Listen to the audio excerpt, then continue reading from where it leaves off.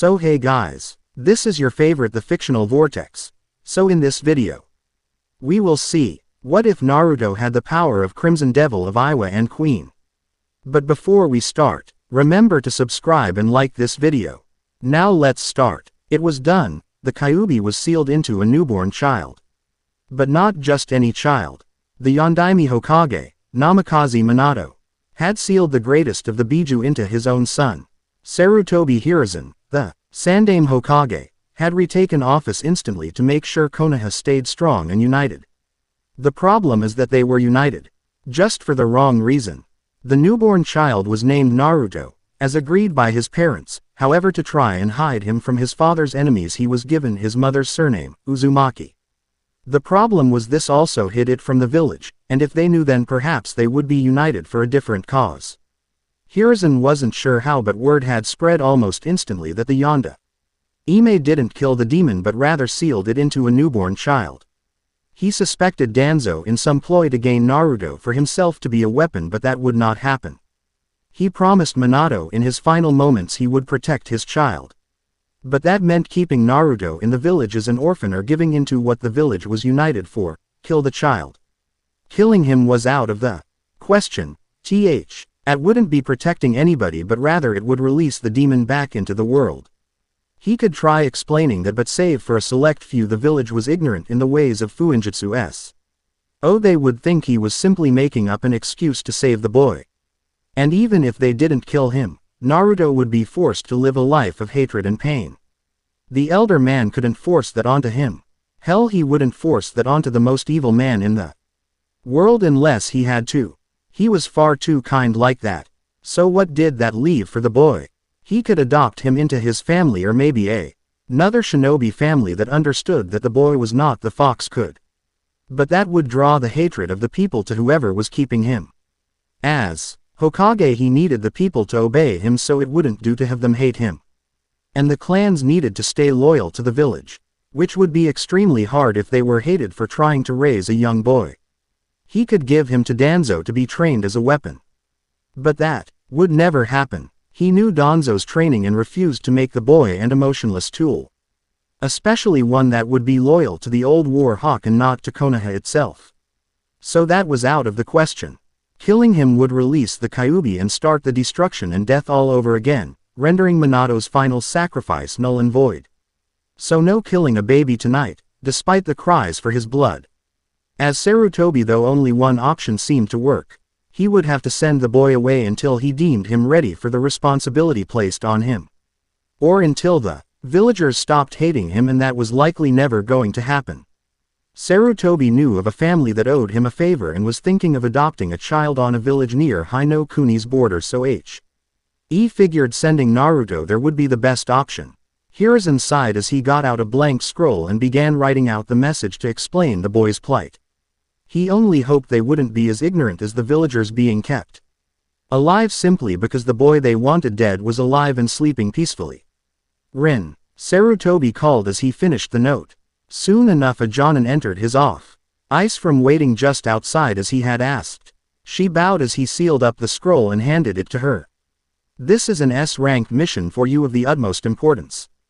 Her eyes widened as she was expecting such a dangerous mission immediately after the attack. I need you to take this to a family by the name of Ikika in the village of Torisei on the border of Hino Kuni. Not only are you taking this scroll, you will be taking baby Naruto to them as well, he said as he handed her the scroll and motioned to the sleeping child in the crib by the desk. Rin knew full well who he was. Her sensei had been overjoyed that he was going to be a father and had shared it with a select few, his old team being part of that small group. She also understood that Naruto was Naruto, not Kyuubi. Protect him with your life, and if you wish you may stay with the family for a few days after delivering Naruto to them. I also need to let you know, you must sneak out of the village. Some will want to kill the child and will likely be waiting to see if I send him away and will likely try to kill him as soon as they see him. Not to worry, Hokage-sama. I won't let a single hair on his head be harmed. Rin responded right away as she pocketed the scroll. She then walked over and after admiring the sleeping child for a moment she picked him up and wrapped him in some blankets to keep him warm before turning to the Hokage. Is there anything else I should know? You must not tell a soul what is going on. Not even Kakashi. Rin winced slightly. Kakashi was her boyfriend and they were getting somewhat serious. She honestly expected him to propose soon. But that would have to wait. She was going to protect her sensei's son and make sure he wasn't harmed. Now go. I can cover for your absence for a short while, but then they will ask questions and I will have to say that I sent Naruto away. I will never say where, and when you return I'll be forced to have a Yamanaka wipe the memory of the mission from your mind. I'm sorry, Rin. She looked down sadly before steeling her features and nodding. With one last look at the child in her arms, she then left via a shunshin and headed off to do her mission. Her breath was ragged and she had blood running down her face. This was both expected and completely surprising. Not even 10 minutes after leaving, Rin was being chased by Anbu, no less. Over they all wore black and had blank masks, meaning they weren't regular Anbu but Root, Danzo's personal force. They were chasing her to get Naruto, not to kill him but to deliver him to their master. But Rin would have none of that. She had already killed one. 3 were left, but they weren't making it easy for her. Jonin she was, but she had the skill of an Anbu. She was just hoping to one day be a Jonin sensei, so she never bothered trying to join their ranks. A Root ninja dropped down in front of her and tried to stab her with his tanto, but she ducked under the attack and struck him in the chest with a glowing right hand. Chakra scalpels, a medic ninja's best combat jutsu. The result was instant. The arteries around his heart were severed and he dropped to the ground dead. 2 down, 2 to go. Rin wouldn't let anything harm Naruto, this she swore. Man, this mission was so boring. Deidara did everything. A man said. He had on a simple Iwa Jonin uniform and gray hair that laid messily upon his head. Behind him were 2 others wearing the same uniform, one with spiked green hair and the other being bald. Oh, shut up, The explosion was such an expression of my art. You shoal. Be proud to have seen it without being the target. A man wearing the same uniform said. He had gray eyes and long blonde hair done up in a ponytail, save for a large bang that covered one side of his face. Both of you quiet. The green-haired one spoke quickly. He looked around as they all came to a stop. I smell blood. Let's check it out, he ordered as they all leapt towards the source he smelled. About 20 meters from where they were was the scene of quite a battle. There was scorch marks from Kaiden Jutsu, a few upturned slabs of the ground that were likely caused by a Doden Jutsu. And shuriken and kunai littered the area. But most surprised was the mark each body carried, the mark of the leaf. Konoha ninja. And apparently they were fighting each other to the death. The Iwa ninja smirked, seeing their greatest and most hated enemy dead from battling amongst themselves before they noticed something. 2 of the 3 bodies were wearing similar uniforms and the third was huddled next to something. While the bald man and gray-haired one began raiding the 2 others for their supplies and maybe something else of interest, Deidara and the squad leader went over to the woman to see what was up with her. What they found was shocking to say the least. She was curled around a small baby boy whose blankets were soaking up the blood coming from a large wound to her chest. Despite being soaked in blood, the baby was still sleeping peacefully, not a single scratch on him. Deidara moved the woman away from the kid as the other man picked up and examined the child. Deidara RCHED the woman for anything while the child seemed to wake up. And it did the first thing any baby does when woken from its nap, it started crying loudly. The 2 that searched the dead Root ninja started clutching their ears as they spun around to see the child their leader was holding. Will you shut that brat up? God, he could wake the fucking dead. And look at his eyes and that hair. He's probably related to the bastard Yondaime. I say we kill him and head home. The other shouted. Hold on. I think we should take him home with us. Deidara said as he read a scroll he found on the woman. The others looked at him in shock as he stood up and pocketed the parchment with a smirk. I have a feeling old Unuki is gonna want to see this kid, he said as he looked at the child. And why's that? I'm starting to agree with them about taking the brat out, the leader said as he stared at the baby in his hands. If Tsuchikage-sama decides to kill the boy, then I'll give all 3 of you my mission payment for this mission and I won't turn anything into my art for a week, Deidara said as he took the child from their boss. The other 3 stared at him. The mission may have been easy, but it was A-ranked. Meaning that was a lot of money even. After splitting it 3 ways. Plus Deidara always annoyed everyone back in Iwa by blowing up anything that annoyed him too much. If he was willing to risk so much over some brat that looked like he could be the Flash's kid, then they knew he was serious. Now let's get back to Iwa. The sooner Unuki sees this kid the better. They all leapt away from the scene of the fight, intent on not only delivering their news of a mission completed but to see what was so important about the kid that Deidara was sticking up for him. Iwagakure, of the 5 greats and the only one that could equal Konoha. Or at least they used to be able to. After the Third War, when Namikaze Minato almost single-handedly beat the shit out of them with his Hiroshin no Jutsu. They could barely claim themselves a great village anymore, but they had been building their strength back up and now they were just waiting for something to weaken Konoha so that EY could take their vengeance and declare their superiority over the weak-hearted tree huggers. The 4, plus a small child, all let out a small sigh of happiness at being home again. They hurried to the Tsuchikage's office as fast as they could because they wanted to get paid. And the brat had been screaming on and off for the past day. They weren't sure if their ears could take much more. P.S. That could be a new torture for the interrogation department. Being forced to listen to crying babies without being able to do anything to shut them up or claw your own ears off. Even though it was unintentional. The 4 were getting close to killing themselves since Deidara refused to let the boy get killed. Despite wanting to stuff clay down his throat and blowing up the brat himself towards the end of the trip. The 4 were led into the Tsuchikage's office to give their report. Instantly, seeing as it was a mission the old cage wanted done right away. As they enter they noticed the old cage was flanked by his 2 favorite jonin, Kurotsuchi and Akatsuchi.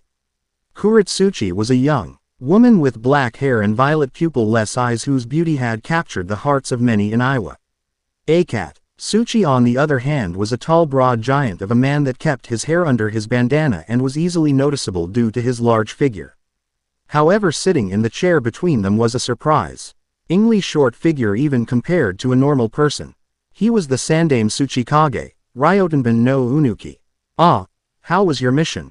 I trust it was a success. Fireworks sure make for some good art. Deidara replied with a smirk before the squad leader went over the details of the mission in greater detail. They found their target and then led him off during the festival so that Deidara could launch him into the air and blow him up with the regular fireworks. Nobody even noticed that one particular explosion was red from blood and not the fireworks. Unuki smiled as the mission was a success. Now the company would be weaker and they wouldn't be able to get more guards, so that would make their eventual destruction all the easier. Good, now is there anything else? He said, wondering why Deidara was towards the back of the group and seemingly carrying something. The squad leader explained that on the way back they found a scene of battle where apparently 3 Konoha ninja had killed each other. However, it was why they seemed to be killing each other that caused Deidara to be acting like he was. Deidara, what's in your arms and why shouldn't I just kill you or it now? Deidara then walked up and placed the child on the desk in front of the Tsuchikage. This kid is what they seem to be fighting for. And this scroll tells why he said before pulling out the scroll and handing it to the cage. Meanwhile though, Kurotsuchi was looking at the baby, barely containing herself from picking it up and playing with it. A dangerous kunoichi of Iwa, but surprisingly a sucker for babies. It was taking all her self-control to just stare at it and keep the smile off her face as her grandfather read the scroll Deidara handed him. Suddenly everybody was shocked as the Tsuchikage started laughing. Deidara, you're getting a bonus for this, he declared, shocking everyone even further. Konoha has truly fucked up this time. What does the scroll say, sir? Akatsuchi asked. The Tsuchikage motioned to the boy sleeping on his desk. This brat is the son of Uzumaki Kushina and her secret husband Namikaze Minato. That got everyone outside of Deidara, who already knew, and the Tsuchikage, who was telling them to growl at the kid and a couple to reach for a kunai. Don't even think about killing the boy, he ordered as he noticed a couple hands. Why not? He's the son of that bastard Yondaime. He should be killed right now just to stick it to that fucking bastard. One shouted. Because Namikaze is already dead. And this boy is valuable, unlike you. He growled, getting everyone to double take at him. Again except Deidara, since he knew. Seeing as he had their attention, he continued where he stopped. The Yondaime Hokage died because apparently Konoha was attacked by the Kyuubi. He died sealing the fox away, into his own son. He said as he looked down at the child. The boy was a Jinchuriki. That got their attention and made them understand why the boy was valuable. A new weapon for Iwa was always welcome. His mother died in childbirth or something, and the Flash died putting the demon in this boy. And for some reason, Konoha was sending him away rather than training him to be a weapon. Well, thanks to your four stumbling upon him and Deidara from keeping him alive, Iwa now has a third Jinchuriki. And not just any Jinchuriki, but the strongest of them all once trained. They all began to nod as they understood their cage's reasoning. So what's going to happen to the boy? Kurotsuchi asked as she started to look at the baby again. The Tsuchikage looked at her and could see she seemed to like the child for some reason. He also looked at the rest and noticed outside of Deidara they still looked like they wanted to kill him. I'm going to place the boy, Namikaze Naruto, under your care. Kurotsuchi, you'll raise him up and train him to be a ninja.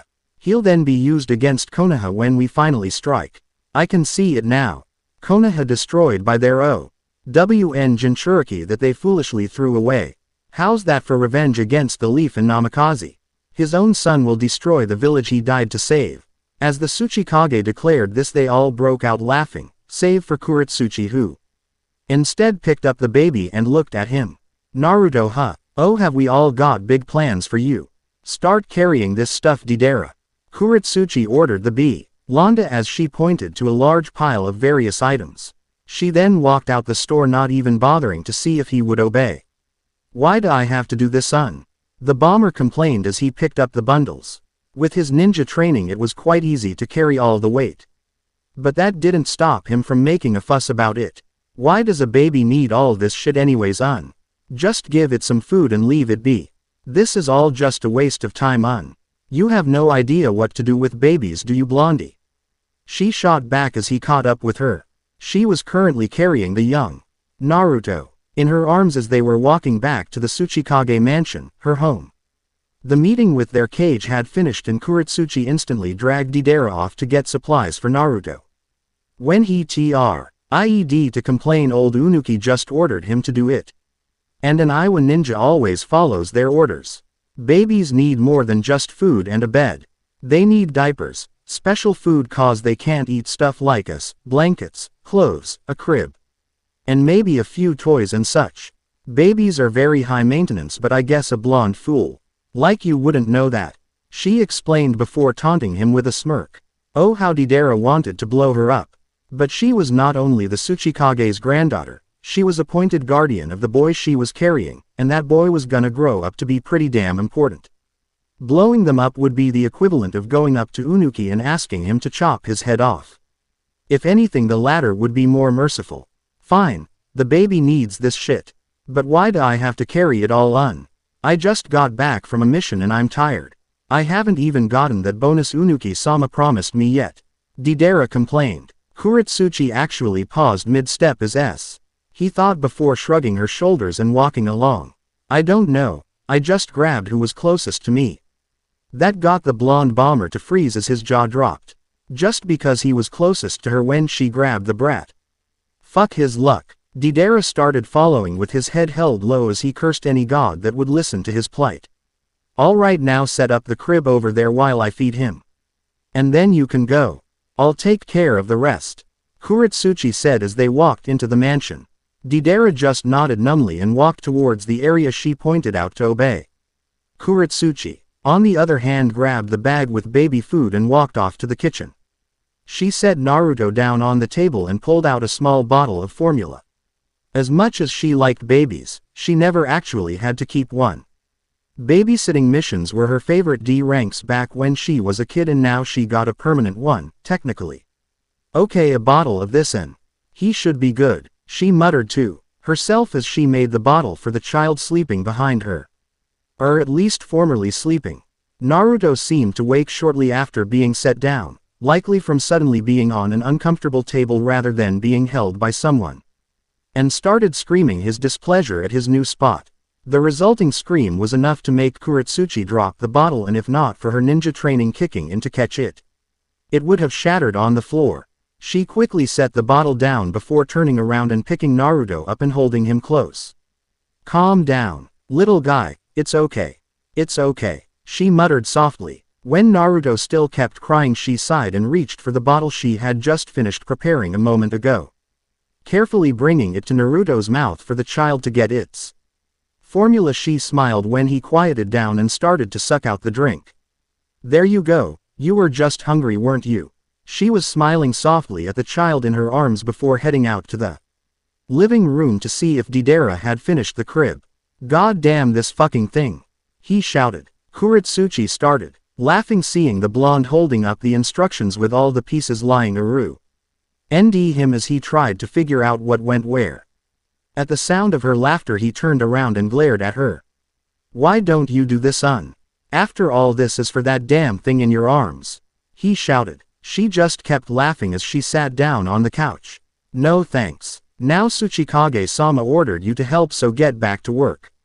His eye twitched and one hand subconsciously reached for his clay as she kept laughing. This was going to be a long night. "Nothing, Hokage-sama. I found 2 dead root anbu of Danzos on the way, and then further along I found another 2 in Rin, all dead and their supplies raided," Kakashi reported to the Hokage. After sending Rin out with Naruto, the council was called to decide what to do with the boy. Most called for his death, mainly the civilians.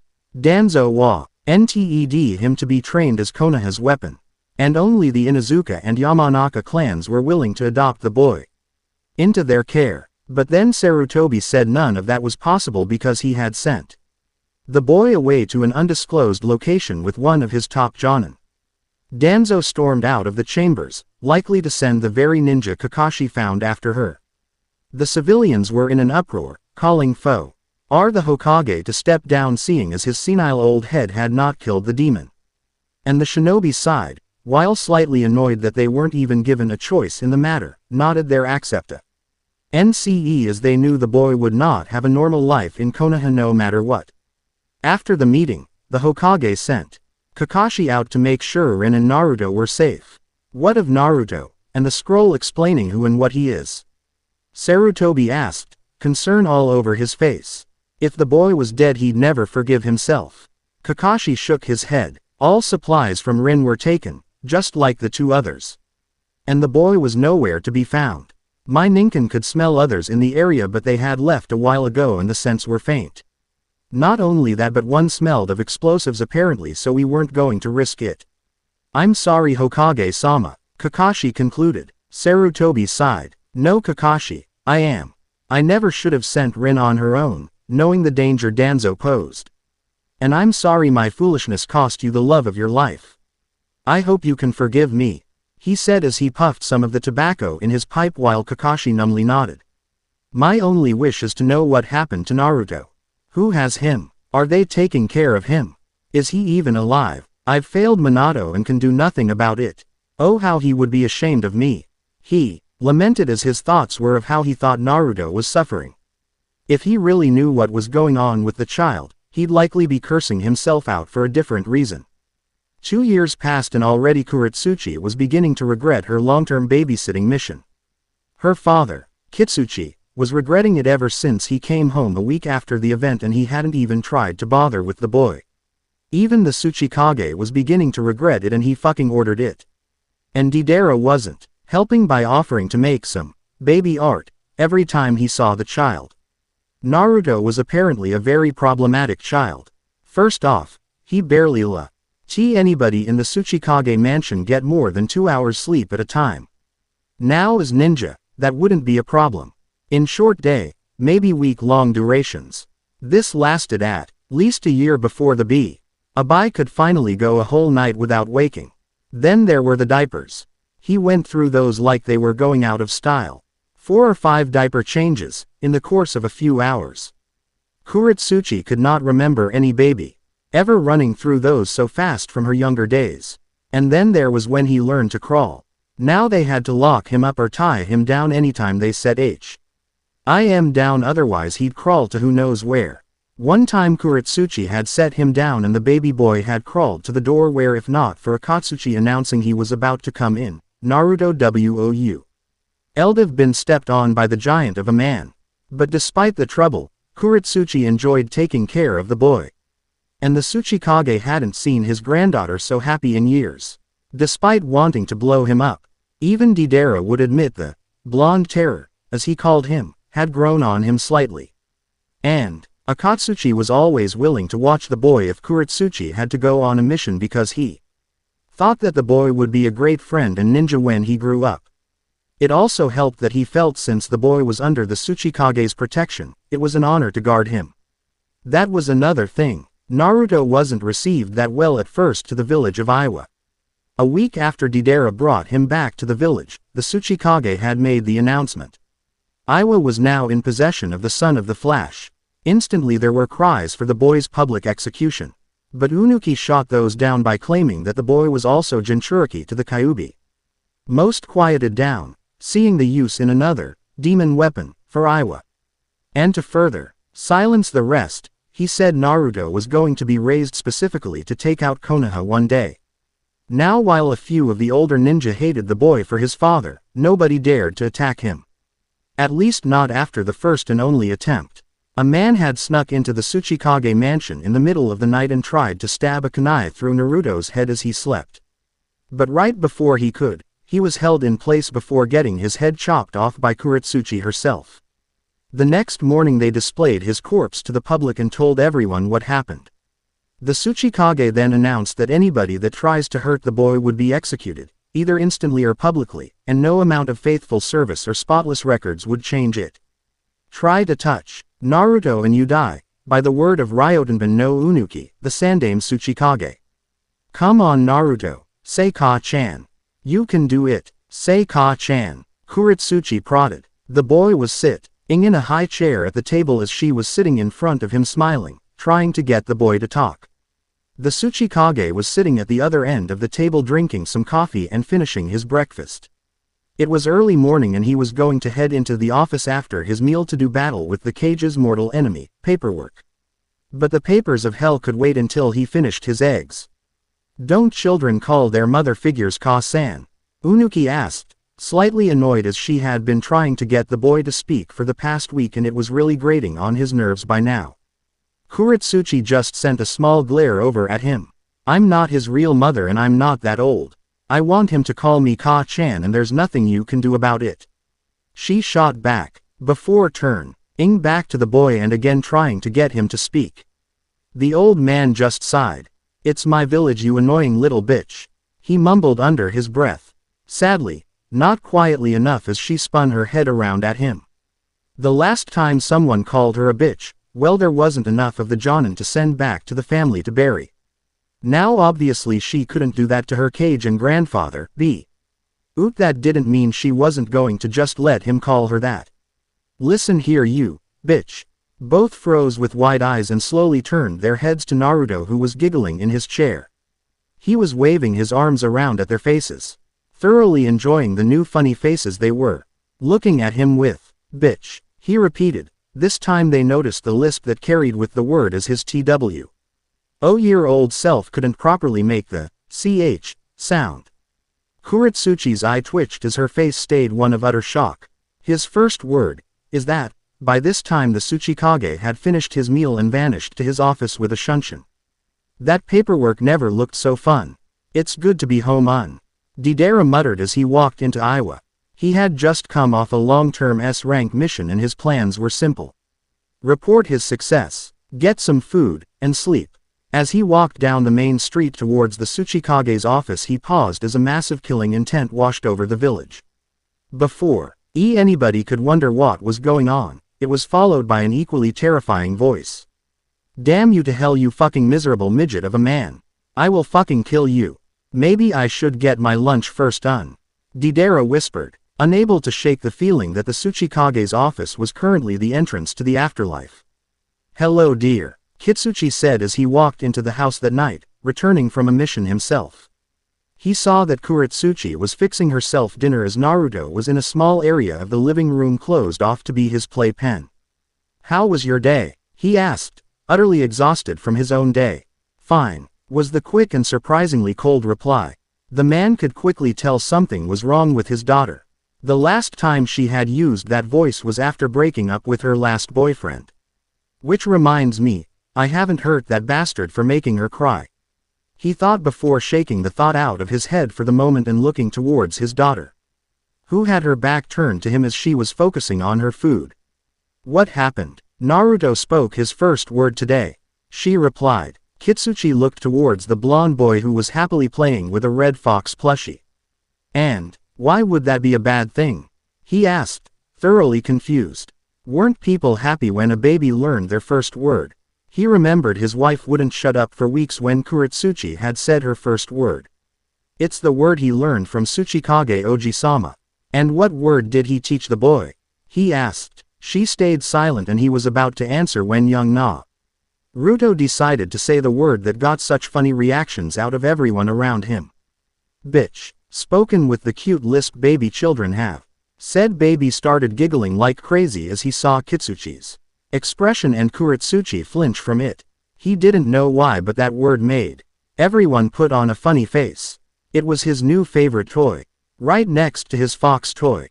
As Kitsuchi got over the shock of the boy cursing, he looked over at his daughter who had set her food in the oven to cook before turning around and walking to the living room with an all-too-sweet smile on her face, completely offs by the tick mark on her forehead and twitching left eye. Say, you wouldn't happen to know where Tsuchikage-sama is, would you? She asked in silky sweet tones. Kitsuchi numbly shook his head before she turned around and walked back towards the kitchen. As soon as she left, Kitsuchi promptly got up and left the building. The Tsuchikage mansion was not going to be a safe place for the foreseeable future. He went into the village and rented out a hotel room for a week, hoping his daughter would get over it by then. Unbeknownst to him, Unuki was lying down to sleep in the penthouse suite of the same hotel with two of his Anbu to stand guard. He was Ryotenbun no Unuki, Sandame Tsuchikage of the great village of Iwagakure. He was the strongest ninja in the village and damn proud of the fact. He had total authority over his village. But if Kurotsuchi found him, he wasn't sure of what would happen. After all, she was just a jonin and his granddaughter. She wouldn't do anything to him for fear of him punishing her. He just needed some time away from the mansion and the boy that couldn't let him sleep. He'd go back after a few days' nice rest and tell her to drop it. The Anbu were just in case an assassin tried anything, since the hotel wasn't rigged with security seals like his home was. He was Ryotenbun no Unuki, Sandame Tsuchikage of the great village of Iwagakure. And nobody told him what to do in his fucking village. That's what he repeated to himself as he went to sleep. What's going on, Ka-chan? A young blonde boy asked. He was wearing a red shirt with the Iwa symbol L stitched into its front in white with gray shorts. On his feet were some shinobi sandals colored black. His right hand was rubbing his face as it was still early morning, while his left was holding a small fox stuffed animal by the neck. Little did he know a certain demon was cringing at that fact. I'm busy, Naruto. Go outside and practice molding your chakra or something, replied a woman with black hair and violet eyes. She was wearing a tight-fitting black short-sleeved shirt and a red skirt. She was messing with something in front of her that Naruto couldn't see because he was behind her. When he tried to walk around her to see what she was doing, she sighed and quickly grabbed him and stormed out of the house before he saw it. I said out, she shouted as she tossed him into the front yard. Naruto landed on his bum and dropped the fox toy as he pouted at Kurotsuchi being so secretive. Geez, what's her problem today? Naruto muttered as he grabbed his toy and walked off to the small park Iwa had. It wasn't like the many massive parks in Konoha, mainly because Iwa wasn't in a forest, but rather Iwa was located in the center of a large valley surrounded by the mountains of Tsuchi no Kuni. So as such, the few parks Iwa had were small. Naruto went to the main one and just hopped down on the swing set as he lightly swung himself with his toy in his lap. Ka-chan sure was hiding something. I just wish I knew what, damn it. Don't let Kuro-chan hear you swear, Gaki, she'll tear you a new one. Naruto's eyes shot up at the voice to see the only other blonde in Iwa walking up to him. Remember last time she found out you cursed? He said with a smirk. Naruto jumped out of the swing and ran up and hugged the jonin. Dai ni-san, he cheered. Deidara just chuckled a bit. Sure, he at first thought the kid was nothing but trouble, but after he grew up a bit and could walk and talk, the blonde grew on him. He just seemed to draw people to him for some reason. The boy had also come to start calling him ni-san, which just made everybody laugh for a while. To get back at what was at first a humiliation to him, Deidara started calling him Gaki, much to everyone's amusement. But after a while, the two just got close and the ni-san, Gaki exchange just stuck. Why are you here, ni-san? Didn't Tsuchikage Oji-sama give you a mission? Naruto asked as he stepped back and looked up to his face. Deidara smirked down at the kid as he ruffled his hair. Like some measly A rank is gonna keep me out of town for long. Oh hey, did you hear? I've got a bingo book listing now. He sighed as he reached into his pocket and pulled out a small black book before flipping through it and handing it to the boy, open to a specific page. Naruto took it and started reading. Name, Deidara. Title, Iwa's Mad Bomber. Rank, Jonin. Village, Iwa. Threat level, A rank. Bounty, 560 million ryo offered by Kumo and Konoha. Skill set, explosive kinjutsu known only to Iwa, Bakuden Kekkei Genkei. Orders, all ninja B rank and below are to flee on sight, and A rank plus are to use extreme caution. Target is known to change the landscape with his jutsus and prefers long-range combat.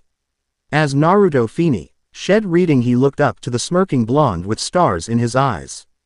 This is totally awesome. You rock, ni-san. Deidara chuckled as he took the bingo book back. Don't you know it? The only problem I have with it is my title. I'm not a mad bomber, I'm an artist.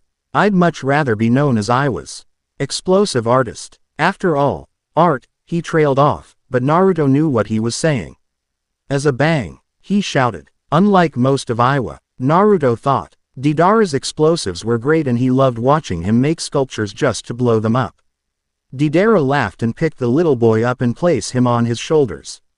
That's right, Gaki. At least you appreciate my talent. That's cause the big booms are really loud and cool. Naruto said excitedly as Deidara laughed. The Jonin started walking back towards the Tsuchikage mansion with Naruto on his shoulders, talking about how secretive his Ka-chan was being earlier.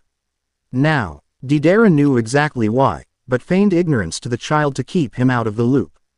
This was the real reason he finished his mission quickly, not that it was hard to begin with. As they got to the door, Deidara knocked. Who is it? Came Kurotsuchi's voice. Deidara, I've got the Gaki with me too.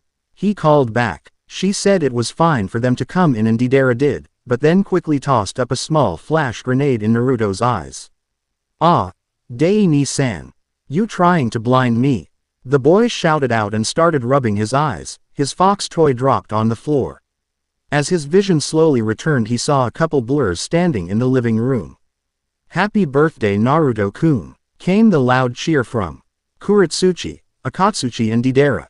Naruto's vision finally got back to normal as he looked and saw his Ka-chan and aka Ni-chan, as he called Akatsuchi, stand behind the table with a large white cake that read, Happy 5th birthday, on it in red. Naruto instantly started grinning as Deidara set him down and he ran up and hugged Kurotsuchi. You forgot Chi was your birthday, didn't you, Naruto-kun? She asked with a slight smile. He looked away in embarrassment as she laughed. Whatever am I going to do with you? Probably kick me out and start smoocha. Dai ni-san like you do when Oji-sama isn't around. He muttered. She froze, her face turning slightly red. As did Deidara's, but nobody noticed it before Naruto ran away from her. You damn brat. Before she could grab him, Naruto had climbed the giant form of Akatsuchi and was hiding behind his head. Help, aka Ni-chan. He cried out as Akatsuchi laughed. The large man just grabbed the boy and held him even higher so that his Ka-chan couldn't get to him without jumping up. Naruto and the big man laughed as she fumed that he was out of her reach before she leveled a glare at Akatsuchi. Oot him down now so I can punish him for that remark. Akatsuchi started to lower him and Naruto's face paled more and more as the ground became closer. Just as Kurotsuchi was about to grab him and hit him, Akatsuchi tossed him into the air, getting the boy to cry out in joy and start laughing. Ah, just let it go, Kurotsuchi. Naruto didn't mean it. the big man said as he caught the boy just to toss him right back up. Kurotsuchi sighed but had a smile on her face as she watched the boy smile and laugh as he was repeatedly tossed up high and caught. Finally Akatsuchi caught him but didn't toss him back up. Anyways Naruto-kun, you ready for your cake? Cake, he shouted in happiness. The big man set him down as the three jonin laughed.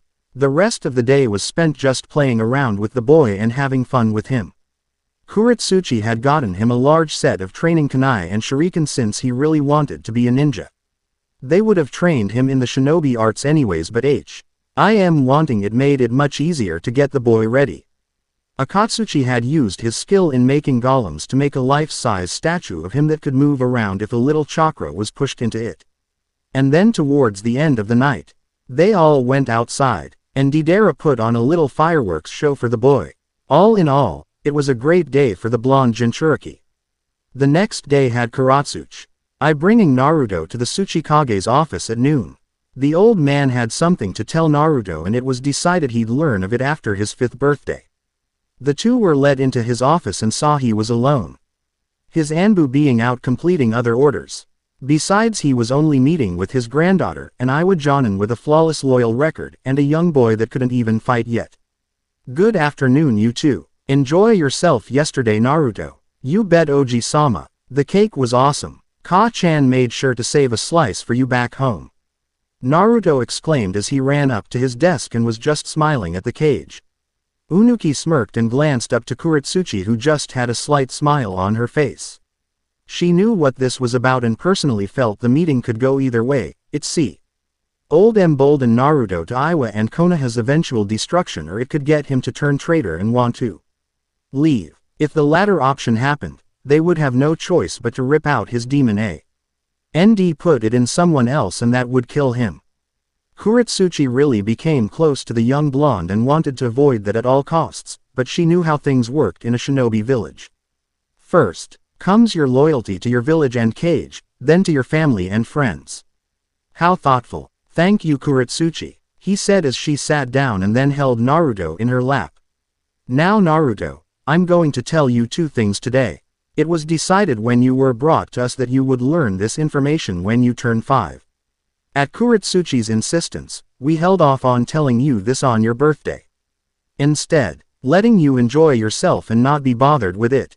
But now is the time you will understand so far, Unuki asked as the young blonde nodded his head with a serious expression on his face. You weren't born in Iwa and we aren't your family. Rather, you were born in Konoha. But Konoha is the enemy. Why would you guys be so nice to the enemy? I don't believe you. I call bull, Naruto exclaimed before getting slapped in the back of the head by his Ka-chan. Language Naruto-kun. He will get to that. Let him finish and then you'll understand why we're taking such good care of you. Kurotsuchi said as Naruto rubbed his head. He nodded and looked back to the Tsuchikage who had a neutral expression on his face. Do not interrupt me again Naruto or the punishment will be severe. After a, yes Tsuchikage-sama, the old man continued. Now as I was saying, you were born in Konoha. In fact, you are the son of one Uzumaki Kushina and the Konoha no Kiroi Senku, Namikaze. Minato. He paused to let that info sink in as Naruto's face went blank. Not only was he born in the village Iwa hated, he was the son of their most hated enemy. Nothing made sense to him. Iwa hated anything to do with those tree huggers as they put it. They wanted nothing more than to resurrect that bastard Flash, just so they could have the pleasure of killing him themselves. Yet he was the son of their greatest enemy. And he was being taken care of by the Tsuchikage's family. Why? He muttered. The old cage let him get away with talking when he was supposed to be quiet but let it slide since it was a viable question. That is the other piece of information I will be telling you. 5 years ago, on the day you were born, the Kyuubi no Yoko attacked Konoha. We are unsure of the how or why. But the demon appeared and went on a rampage.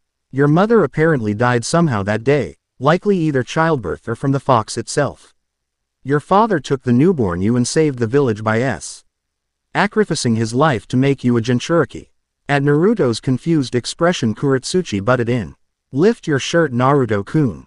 He did and wondered what she wanted. Now channel chakra towards your stomach. Again he did, and his eyes widened as a complex ceiling array faded into sight.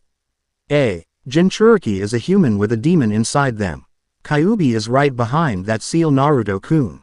She told him, as Naruto was now staring in shock at his stomach like he could explode at any moment. You can calm down, boy, the seal is fine and the fox isn't going to get out. Unuki said as Naruto was still staring at the design. If that bastard Flash was good at anything, it was his fuinjutsu. But anyways, this is why you were kept alive. You're a demon weapon, Naruto. Naruto dropped his shirt before looking up at the Tsuchikage in childlike curiosity.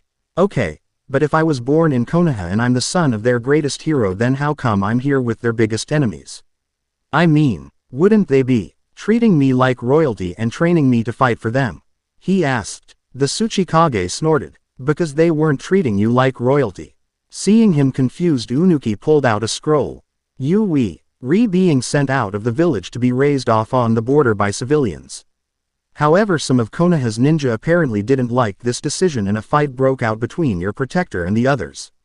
Deidara and his team stumbled across the aftermath and found that you were the only one alive.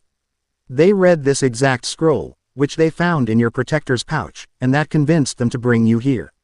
I decided you would be raised by Iwa and placed under Kurotsuchi's care. And we will train you to not only use your demonic power but give you all the skills you need to take out Konoha with us. If you don't want to attack them, then read the scroll the Hokage wrote when he kicked you out. That'll be more than enough to convince you that those cursed tree lovers need to die. He ate as he handed the scroll to the young blonde. Dear Jin, it's Hiruzen, how are you? I know you must be wondering why there is now a Jonin and newborn there with you, but I have a favor to ask of you. You see, the Kyuubi has attacked Konoha and Minato sacrificed his life to seal the best into his son, the boy my Jonin brought.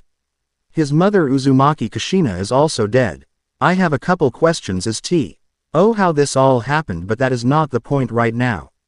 When word of how our beloved Yondaime defeated the beast reached the civilians, they started to cry out for the boy's death. Even many of my own ninja forces are rallying towards the cause. I cannot let the son of their hero and the very reason they're alive be killed for their foolish hatred. So I'm sending him to you. I know from your last visit, you and your wife were wanting to adopt a child. So I'm asking you to take young Naruto here. I just have few things to ask. Treat the boy as just that, a boy. He is not the demon within him like the idiots here think. Also, never tell him of his heritage as the son of Namikaze Minato and Uzumaki Kushina. Iwa would like nothing better than to get some twisted revenge on Minato by killing his child. So raise him as your own. Naruto must not be told who he really is. Never bring him to Konoha. Please follow this above all else. Our censors could likely feel the demon within the boy and then that would alert everyone as to who he is and defeat the purpose of sending him away. If you must bring him here, then alert me beforehand so that I can set things up so that he won't be discovered. But I pray you'll never have reason to. And finally, do not train him in any ninja arts. I know you are a civilian, but you're also friends with a few ninja.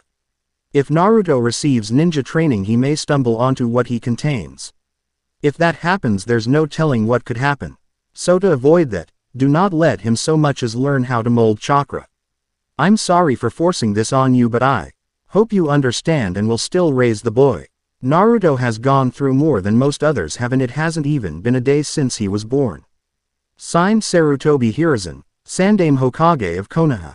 As Naruto finished, his face was held down and the letter was set back on the desk. Kurotsuchi was worried about how Naruto would react because this would decide if he lives or dies. Unuki on the oath. Her hand was quite confident in what the boy would say. Well, Naruto, do you see why we want you to help us destroy Konoha? They wanted to kill the son of their hero because he was a hero. Naruto mumbled. I mean, if their Yondaime didn't put the Kyuubi in me, then they all would have died, right? So I should be a hero to them. But they wanted to kill me. Naruto then looked up, his eyes full of anger and determination. Well, I'll show them. They wanted to kill me cause they thought I was a demon, so I'll show them a real demon. The only one I'll spare is the Hokage for protecting me. The rest of the village can go and die. Unuki smirked as Kurotsuchi let out the breath she didn't realize she was holding. Good choice, Naruto. You start training in a week. The training was tough, no denying that. As soon as they had left the office, Kurotsuchi had gone over the basics of what he would be taught. Naruto was told the training would start next week, but she felt that she could start him on the intellectual training right away. What this meant was memorizing the rules of being an Iwa shinobi and some small-scale tactics lessons. And to help him further, she taught him shogi, an intel Ligence game formerly used to test battle plans. And Naruto absolutely sucked at it, losing to even Akatsuchi, who was well known for being a horrible shogi player. But he was just starting out, so he still had tons of room for improvement. If he was still losing to the giant years later, then there would be concerns. After a week of training his mind, Kurotsuchi started training his body. She started off by getting him weighted wristbands and ankle bands. Starting him off small, just 10 pounds per arm and 15 per leg. But he was only 5, so it was still pretty tough for him. After giving him the weights, she had him run laps around the mansion and then push-ups and sit-ups without breaks. And that was just a warm-up. Poor little boy collapsed on the ground after the laps, which really hocked Kurotsuchi, since the kid never ran out of energy. Exhaustion and Naruto were never used in the same sentence. Still, after a couple weeks he could do everything she told him to do without a problem. To encourage and help him along, Kurotsuchi would do the exercises with him. She also had him working on chakra control exercises and was still teaching him other things like basic math and other things a ninja would need to know. However, she wasn't going to teach him any jutsu. Not yet anyways. There were a couple reasons, but the main was that the academy and then his Jonin sensei would teach him those. Over time she also upgraded his weights by 5 pounds each. He was still a kid, so she was taking it slow. He was training harder than any other child his age in the village, but he wasn't being forced to become a super-powered killer right off the bat. Okay Naruto-kun, take 5. We'll start on the katas afterwards, Kurotsuchi said. She was wearing her full ninja gear because she was going to be leaving for a mission that night. Unuki said he was going to have someone watch the kid and keep up his training, so she wasn't worried. She figured he'd be fine for a few days. Finally, said energetic blonde dropped down on the ground and was breathing heavily. She had upgraded his weights today, so he was tired even though he was used to the exercises by now.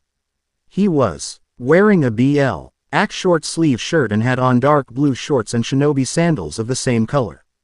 You're a slave driver, Ka-chan, I swear. Kurotsuchi sighed and shook her head.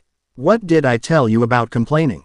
Naruto paled. Complaining gets me double the workout, he muttered. Kurotsuchi smirked as she stood over him. Naruto was easily getting scared she was going to do something to him. She ached down with one hand and he closed his eyes to avoid seeing what he was going to do. Ow ow ow ow ow ow ow ow. Naruto started rapidly repeating as she started pulling him to his feet by the ear. Since I have a mission later today, I can't double the workout for you. So instead, we're going to finish up the routine without any breaks for the rest of the day. She smirked as he stared at her horrified. Now get into the first stance so that we can start. And if you slack off, then when I get back from my mission, you will be doing a lot more than just this. She threatened as he quickly got into position. Ah, the joys of teaching. So what am I doing, Oji-sama? Naruto asked. He was standing at the main gate to the village with Unuki standing right next to him. Unsurprisingly, the 5-year-old was the same height as the old cage. I thought you were gonna have someone come train me while Ka-chan is gone. Sort of. Just they're not coming here to train you.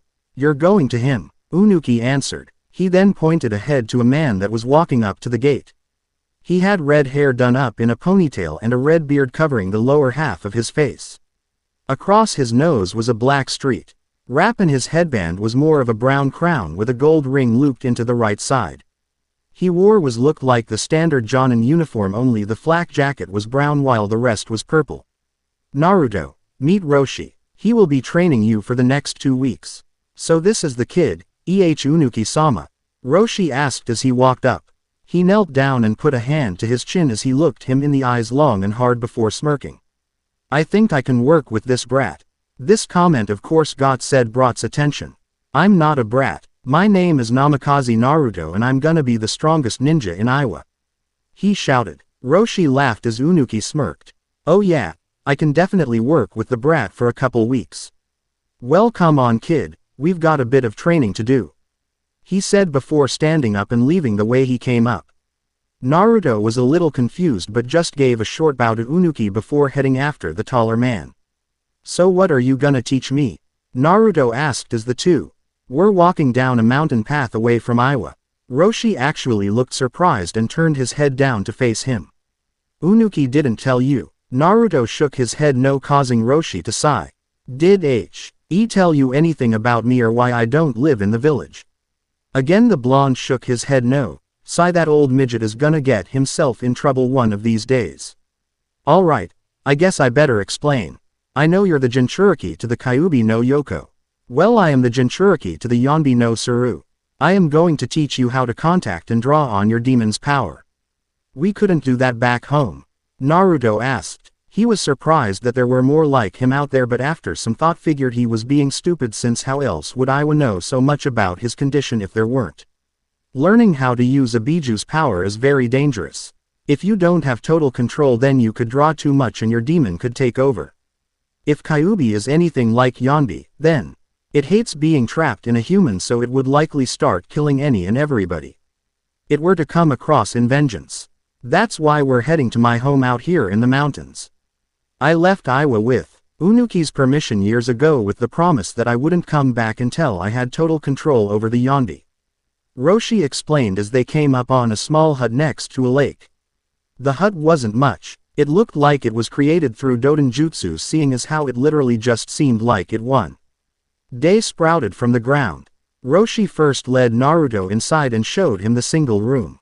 Just a bed in one corner and a small pit in the center for him to start a fire. A few clothes and tools were hanging on the walls, but overall it was very bare.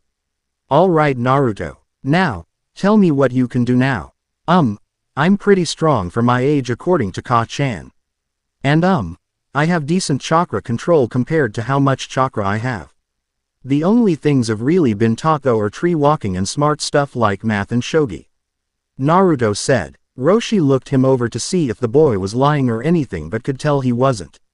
He really wasn't taught much yet, which made Roshi wonder why Unuki wanted him to start learning how to use Kyuubi's chakra already. Okay then, do you know how to meditate? Naruto asked as he tilted his head to the side. Roshi let out a sigh and rubbed his hand over his face. Alright, I guess that's first then. I want you to sit down and stay still. Clear your mind of just about everything, he said as he sat down and crossed his legs. Naruto pied him as Roshi started a fire and set a pot with some water from the lake he had to boil. In order to use your bijuu's chakra, you have to either make a deal with the beast or force it to hand the stuff over. The Yonbi in me hates humans with a passion and refuses to make any deal, so I have to force it. Iwa's other Jinchuriki, Han, has the Gobi no Irakauma. He was able to set up a deal with his bijuu and as such has a far easier time controlling its power than I do. Then why isn't he teaching me, Roshi-san? Naruto asked. Roshi shook his head. It's because of Han's personality and because of who you are. Naruto looked confused, so Roshi explained. Han fought in the Second and Third Great Wars. He hates Konoha and anything related to it. Your father was the Yondaime Hokage. Han would kill you on sight. Tsuchikage's orders be damned. It also doesn't help that you're very close to Unuki and his family. You see, Han has been treated like a monster since the day he had the Gobi stuck in him. And the Nidaime Tsuchikage ordered him to live outside the village, mainly because everyone was scared that he might lose control. This has caused Han to hate Iwa. He won't go rogue because he knows he'll just be hunted and killed and the Gobi would just be shoved into someone else. But at the same time he wants nothing to do with any of us. He barely tolerates me because I have the Yonbi. But you, Kyuubi or not, you represent everything he hates or wanted. You're allowed to live in the village, with Unuki and his family no less. You haven't ever been treated like a monster in Iwa. Despite having the strongest of them all inside you. Add in your heritage of Iwa's greatest foe and to Han you're nothing more than a bastard that has everything he's ever wanted because of everything he's ever hated. Oh, now, clear your mind. Just sit there and think about Kyuubi. If you're doing it right you should be drawn into the seal to speak with the beast. Roshi explained as Naruto nodded and closed his eyes. Roshi was silent as he poured himself some tea and took a drink, just waiting for Naruto to speak. He didn't want to break Naruto's focus, but at the same time he was also a very patient man, and just sitting and waiting while drinking some tea was a very relaxing way to train the boy. About half an hour later Naruto sighed. I don't think it's working. So you just sat still for half an hour without contacting Kyuubi or anything? Naruto nodded. Oh well, we've got 2 weeks for you to contact the beast. Just keep trying for the rest of the day. Tomorrow I'll show you water walking to help with your chakra control. And then we can do a few simple exercises to tire you out a bit. It's usually easier to make contact when you're tired, Roshi said. Naruto again nodded and asked if he could have some tea while he tried to think about meeting his inner demon. Such was how the next few days would go. Get up, meditate for an hour or two, attempt water walking for another hour or so. And then physical exercise until Roshi told him to stop. A simple meal and then meditating for the rest of the night until he fell asleep. Naruto got the hang of water walking on the 3rd day, able to make it all the way to the center of the lake and back without falling or sinking. So Roshi added running laps on the lake to the boy's physical exercise. Needless to say, the blonde started getting exhausted a little more. Jinchuriki or not, there was a limit to a 5-year-old's stamina. Meals would be fish that Roshi would catch while Naruto was training, or some wild deer or boar he hunted from the light woods around them. The elder Jinchuriki was patient with the blonde but also expected more and wouldn't let him stop until he was satisfied. And he was starting to think that perhaps there was something about his seal that was stopping Naruto from contacting the fox too early in life. He had managed to reach the Yonbi after meditating for a few hours on his 2nd try. Naruto still hadn't made any progress. Either the boy couldn't properly clear his mind or the seal was interfering somehow. But at the end of the 1st day he was proven wrong. Roshi walked back into the hut with a small bundle of fish over his shoulder. Alright Naruto, time for some dinner, he muttered as he sat down across from the boy who was sitting cross-legged on the ground with his eyes closed. When Roshi didn't get an answer he looked at the boy and snapped his fingers. This still got no response, causing the red-haired man to smirk. Brat, finally did it, huh? Where am I? Naruto spoke to himself as he looked around. He was standing in what looked like a sewer with a few leaky pipes dripping water all over. He was just wandering aimlessly as he tried to figure out what was going on. He was practicing his meditating while Roshi went fishing when suddenly he just woke up on his back in a sewer he'd never seen before. Was it a dream of some kind? Did he pass out and Roshi took him back to Iwa and toss him in the sewers for failing to contact Kyuubi? Naruto just didn't know. As he kept walking he soon came upon a large room. One wall of the room was a large, barred cage, the lock covered by a small slip of paper with the kanji for seal written on it. No way, Naruto muttered as he started to piece together where he was. So the warden finally visits his prisoner. I was wondering when I'd see you human. A dark and loud voice spoke out. Naruto's eyes were firmly set on the darkness beyond the cage as a large red eye opened up to stare back at him. Well, you're a lot younger than I expected you to be when we had our first meeting. Slowly another eye opened up and a large red fox seemed to fade into view. It was easily as tall as the cage it was in and its eyes just screamed pain and suffering to anybody that angered it. But the thing that caught the young blonde's attention was the 9 long red tails that flowed behind the beast. You're the Kyuubi, aren't you? Naruto asked as he took a few steps closer to the cage. I am. Now what can I do for you, little human? The fox asked as it lowered its head to the ground to try and be closer to eye level with the boy. Naruto just walked up a little closer to the cage as he stared at the Biju with a blank face. After a few minutes of silence the fox was starting to get a little annoyed that the boy was still just staring at him. Do you want something or am I just that interesting boy? He asked with a slight amount of anger in his voice. Naruto suddenly seemed to snap out of whatever he was doing and smiled sheepishly as he rubbed the back of his head. Sorry, it's just I can't believe I did it. I've been trying to talk to you for about a week. The fox just rolled its eyes as the boy then cleared his throat. Okay, what I'm here for is to learn how to use your power. Roshi-san said to try and make a deal with you if I could and to force you if I couldn't. So let's make a deal.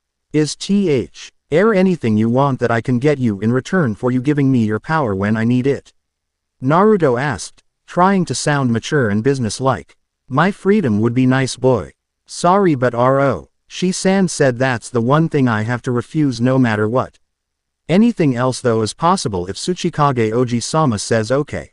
Naruto answered right away. The fox kept its eyes focused on Naruto, too, as it thought about what it could get from him. Sleeping in a cage was definitely a very boring existence. If he refused, then the boy would just train and force it, which due to the seal he could do. But if Kyuubi made a deal, then he could possibly get his freedom anyways by having the boy accidentally draw too much power and break the seal. He could do that if he was being forced to, but it would be harder and take more. I want to destroy the village that imprisoned me for so long and kill a certain man. The fox told him. Naruto squinted his eyes as he looked up at the great demon. Konoha put you in me when I was born, but Iwa hasn't taken you out because they want me to use you.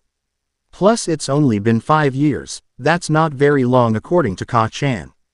The fox surprised Naruto when it started laughing. 5 years? You think that's all I've been imprisoned for? Here's a news flash for you boy. That place you call Konoha has had me for near 100 years. It shouted. Naruto's eyes were wide as he stared at the beast. I was first sealed into the wife of their Shodai Hokage. Then before she died I was transferred into a young girl.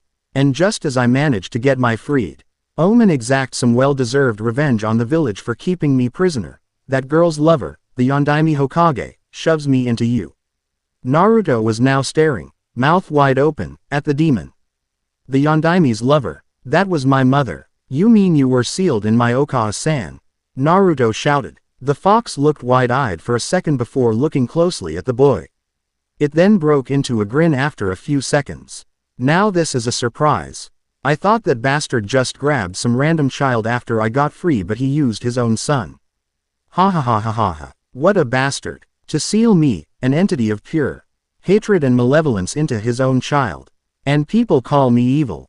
The fox just kept laughing as Naruto was now thinking that his mother was the previous Jinchuriki to the fox. From what he was told by Roshi, a Jinchuriki dies once their demon is removed. All he knew was his mother died in the attack somehow. Well, now he knew she died at the very start of the attack. Naruto then shook his head trying to get back to the deal. So you wanna destroy Konoha and kill someone? Is this guy from Iwa?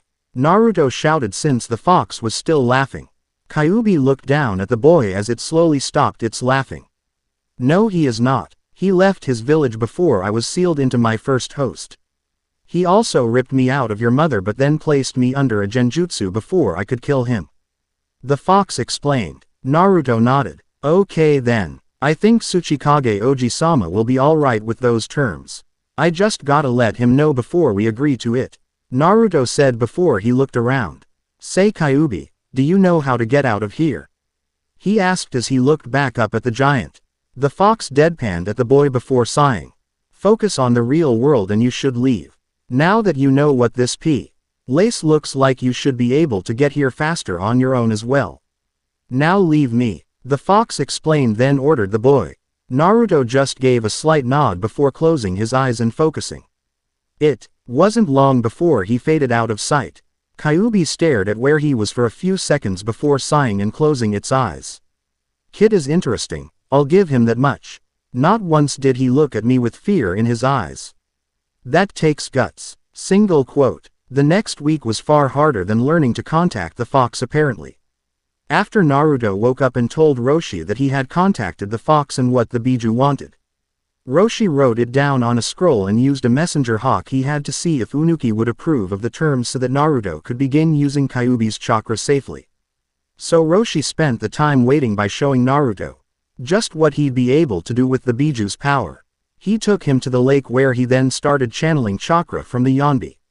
Roshi was soon covered in a brownish-red cloak of energy that shaped itself into the shape of a monkey with 3 tails. I've almost got total control over my demon. This is something all Jinchuriki can do, the chakra cloak. All it is the demonic chakra, leaking out of your body and taking on the shape of your beast around you. This grants you better defensive abilities along with greater strength and speed. However, without training you can lose yourself to the beast. While I'm like this, I have a much harder time holding back from flat out obliterating my enemies and from just going around destroying everything around me. He explained as he turned off the cloak. All Jinchuriki also gain something unique depending on the Biju that can be accessed even without using their chakra. For example, watch, he then turned and started making hand signs before spitting out a large glob of lava that started steaming and cooling when it hit the lake's surface. By having the Yonbi within me, I can use Yoden Jutsu. Lava release. Normally this is only for those with the Kekkei Genkei, however I gained it due to my Biju. Cool. Does this mean I have some super awesome power from Kyuubi? Naruto shouted as he stared at Roshi with stars in his eyes. Said man took a moment to bask in the child's awe before getting serious again. You should, but I don't know what it will be. Han, the other Jinchuriki, has Joden abilities. Steam release, you might get another element or something completely different. I've heard from Iwa's spies that the current Hachibi Jinchuriki didn't gain an elemental ability from his Biju. Nate, her did the Sanbis if the reports are right. Roshi said as an afterthought. Naruto nodded and started thinking about what he could have when Roshi spoke up again. Even if Unuki says no to Kyuubi's terms and you have to force it, you'll still get whatever ability the seal grants you in addition to its chakra. And before you even think about it, no. Do not go into the seal and ask the fox about this. Wait until we get the old midget's answer and then you can talk to the fox about it. Naruto sighed but nodded. The two spent the rest of the day sparring on the lake to help Naruto focus and build up his strength. The next morning however was eventful. The hawk returned with Unuki's response, which was as expected. So long as Kyuubi's target wasn't an Iwa shinobi they were agreeable terms and Naruto was clear to proceed. After breakfast, Roshi told Naruto to meditate and work out the finer points with the fox.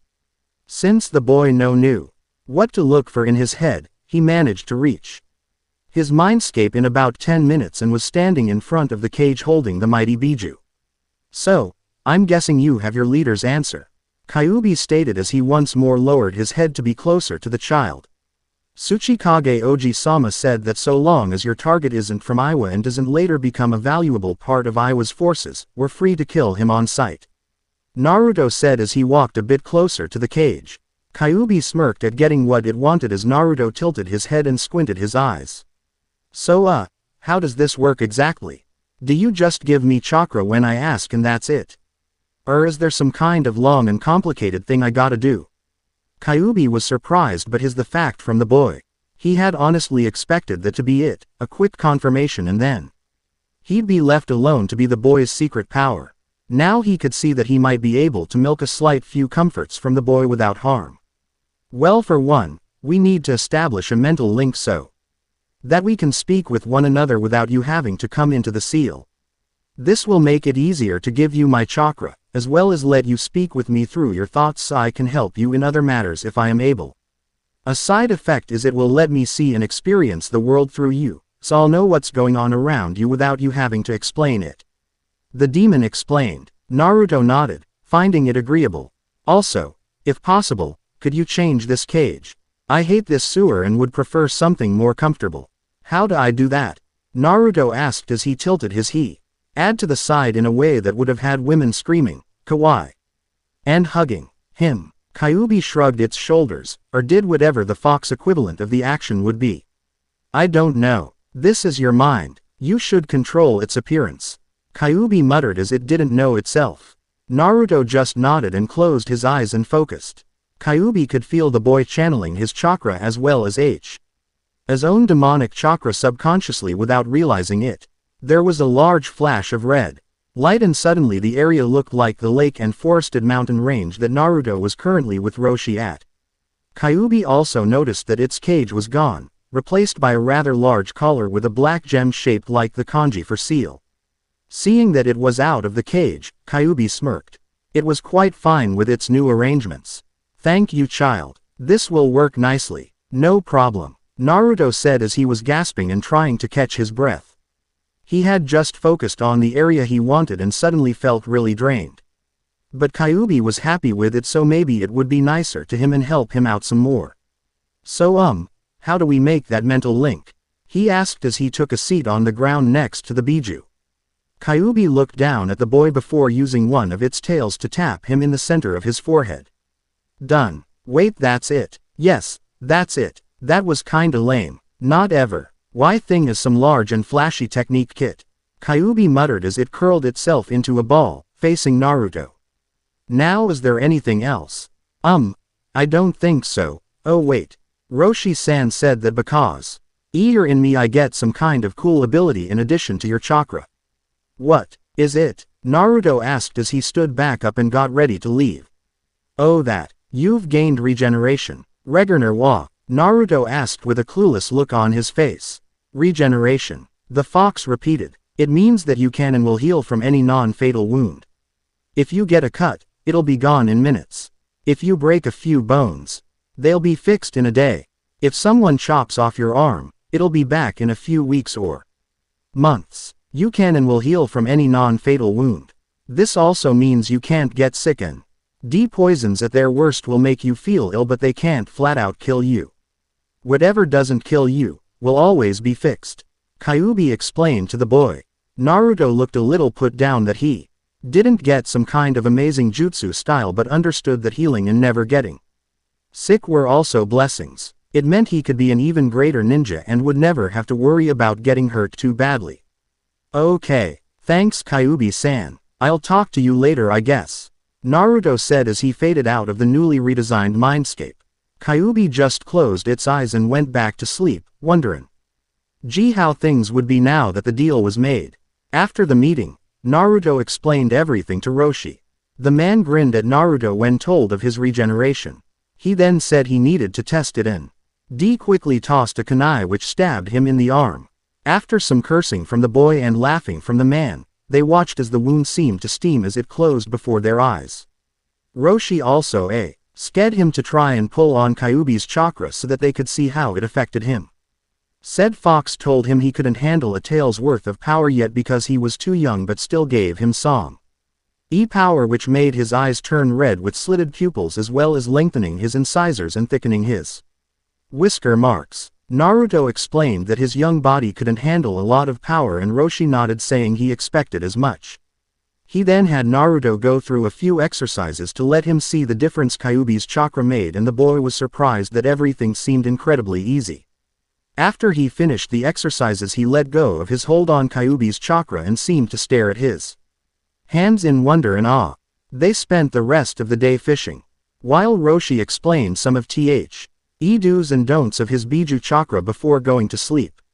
Now that his training with Roshi was done, he would return to Iwa in the morning. Nice to see you again, Naruto-kun. I hope you're ready for some more training tomorrow. Kurotsuchi said as she met the boy and Roshi at Iwa's gates. The boy just ran up and gave her a hug while Roshi kept up his slower pace. I missed you, Ka-chan. But now, I'm stronger than ever. Just you wait. Soon I'll be a better ninja than you are. The girl just smiled at him before giving a short bow to Roshi. Thanks for training him, Roshi-sama. I'll take him back from here. Do you have anything for Tsuchikage-sama, or will you just be leaving again? She asked. Not known to many, Kurotsuchi highly respected the Yonbi Jinchuriki for his skill and ability with Yoden techniques. Especially because she carried that bloodline herself from her mother's side. Give him this scroll. It just tells him what I trained the boy with. Wasn't much really. I just taught him water walking and how to draw on Kyuubi's power. It also lists what he gained from the fox and what changes he goes through when he uses its power. He said as he handed her a scroll. Roshi then ruffled the young blonde's hair before leaving for his hut once more. Kurotsuchi just said her thanks and goodbye before leading Naruto to the Tsuchikage's office. She needed to give him the scroll, and they both wanted to know what Naruto could do now. Welcome back, Naruto. I trust you've accomplished the training? Unuki asked. In all honesty, he knew he did. He just had to keep up with appearances though, so he didn't mention it. Naruto stood in front of his desk and nodded enthusiastically to his superior and adoptive grandfather. Kurotsuchi handed the man the scroll Roshi gave her and then stepped off to the side. After a couple moments reading, Unuki turned to the boy. Roshi says you've received regeneration from the kyuubi. Yeah, and then he said he had to test it and hit me with a kunai. Annoying old fart. Naruto muttered. Unuki and Kurotsuchi chuckled but asked for a demonstration themselves. Not wanting to get stabbed again, Naruto pulled a kunai out and cut his hand before holding it up for them to see. Like before, the wound had a small bit of steam coming out of it as it closed up before their eyes. Afterwards, Unuki asked him to draw on a bit of Kyuubi's power to show them what changes he gained.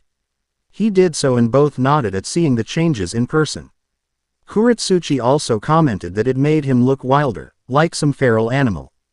Alright then, I think that's all I needed to see. Naruto, it has been decided that Kurotsuchi will continue your training here in the village and that one a year you will spend a month with Roshi working on your control over Kyuubi. Unuki explained to the blonde. The child nodded his understanding and was perfectly fine with it. Also, once you're 8 years old, you will be heading into the academy to learn with other children your age. Naruto nodded before the reality hit him and he gaped at the old man. But why? I mean, Ka-chan told me I'm at genin level in lots of stuff already. Why do I have to go to the academy like the other kids? Because she can't teach you everything. And because I will need her to start taking up the higher missions again. While it's true in some subjects you are far ahead of your generation, in others you are woefully behind them. And rather than hire private tutors to fix those areas, you will go to the academy and learn about them with the other kids. The Tsuchikage ordered. Naruto just slumped his shoulders but nodded his head. Kurotsuchi took this moment to speak up herself. Besides Naruto-kun, this will give you the opportunity to make some friends. And you'll get to show off to everybody. We know how you love attention, she commented with a grin. The boy seemed to brighten a bit at that. The next year was simple for Naruto, but still somewhat difficult. Iwai decided that he'd spend April with Roshi, so Kurotsuchi spent the first 3 months pounding him into the ground with more physical training. Since they discovered the regeneration from Kyuubi, Atsuchi didn't have to bother holding back with his weights. As such, she packed them on as heavy as he could handle and had him exercise. Then once he got used to them to the point that he didn't feel them, he'd spend 2 days without them to get used to his body's true power before she'd throw on weights that were usually double what he just finished training with. By the time April came around, he was glad to be leaving the village as she couldn't up his weights the moment he got used to them. Roshi was fine with having Naruto for another month and spent the time having him practice meditate as well as sparring with him to help his fighting style. He also had him once a week draw as much chakra from Kyuubi as he could and then spar with him. This gave Naruto more conditioning to the demonic chakra, let him get used to the enhancements the Biju's power gave him, and like a regular spar just helped him get better. Roshi never bothered him about his weights as he didn't care. After he was told the Kurotsuchi was being a devil with upping them all the time, the old man had a long laugh and promised him that he wouldn't push him about them or anything other than the training he was already doing with him. Naruto also came to see Roshi as an uncle of sorts, seeing as both were Jinchuriki, and the old man had a calm, knowing air about him from his experience in the wars. When Naruto returned to Iwa, Kurotsuchi would once more up his weights and start training him more. She would also keep teaching him things ninja needed to know. His tactics weren't very good still, and he still couldn't beat Akatsuchi in shogi. But he was improving. Naruto also spent the time speaking with Kyuubi. For the most part, the fox didn't care. It would laugh at his tortoise training and how his Ka-chan would punish him whenever he cursed in front of her. The fox also took any opportunity to mock the boy's intelligence and belittle him. But at other times the fox just seemed to be the wise teacher that had lost interest in everything else. Naruto learned that while the fox hated humanity, it never wanted to attack Konoha in the first place. It just wanted to be left alone when a certain man came and placed it under a genjutsu and forced it to attack. Naruto did his best to keep the fox happy, feeling that it would possibly lighten up on the taunting. Not a chance, but Kyuubi wouldn't say it, and that it might be easier to use its chakra if they were friendly with each other. Which was true, but Kyuubi didn't say it cause he just felt like insulting the boy anytime he could. Naruto's life became very routine. Wake up and eat breakfast. Then train his body with the basic warm-ups before Kurotsuchi would start training him in the katas of the style chosen for him as well as given. Him practice dodging by launching blunted kunai at him. A few times she would mix in real kunai or sanbon to keep him on his toes and make sure he wouldn't just start talking hits because he could heal from them. After physical training would be lunch before she'd spend the afternoon training his mind in various things. Then dinner followed by some light workouts and finally sleep. The only differences were important festivals, birthdays, or the month he was with Roshi. Kitsuchi was still indifferent to the boy his daughter was raising. He didn't like his heritage and openly admitted that if Unuki didn't order it he would have killed the boy. But other than that he put up with him and occasionally helped him with his training.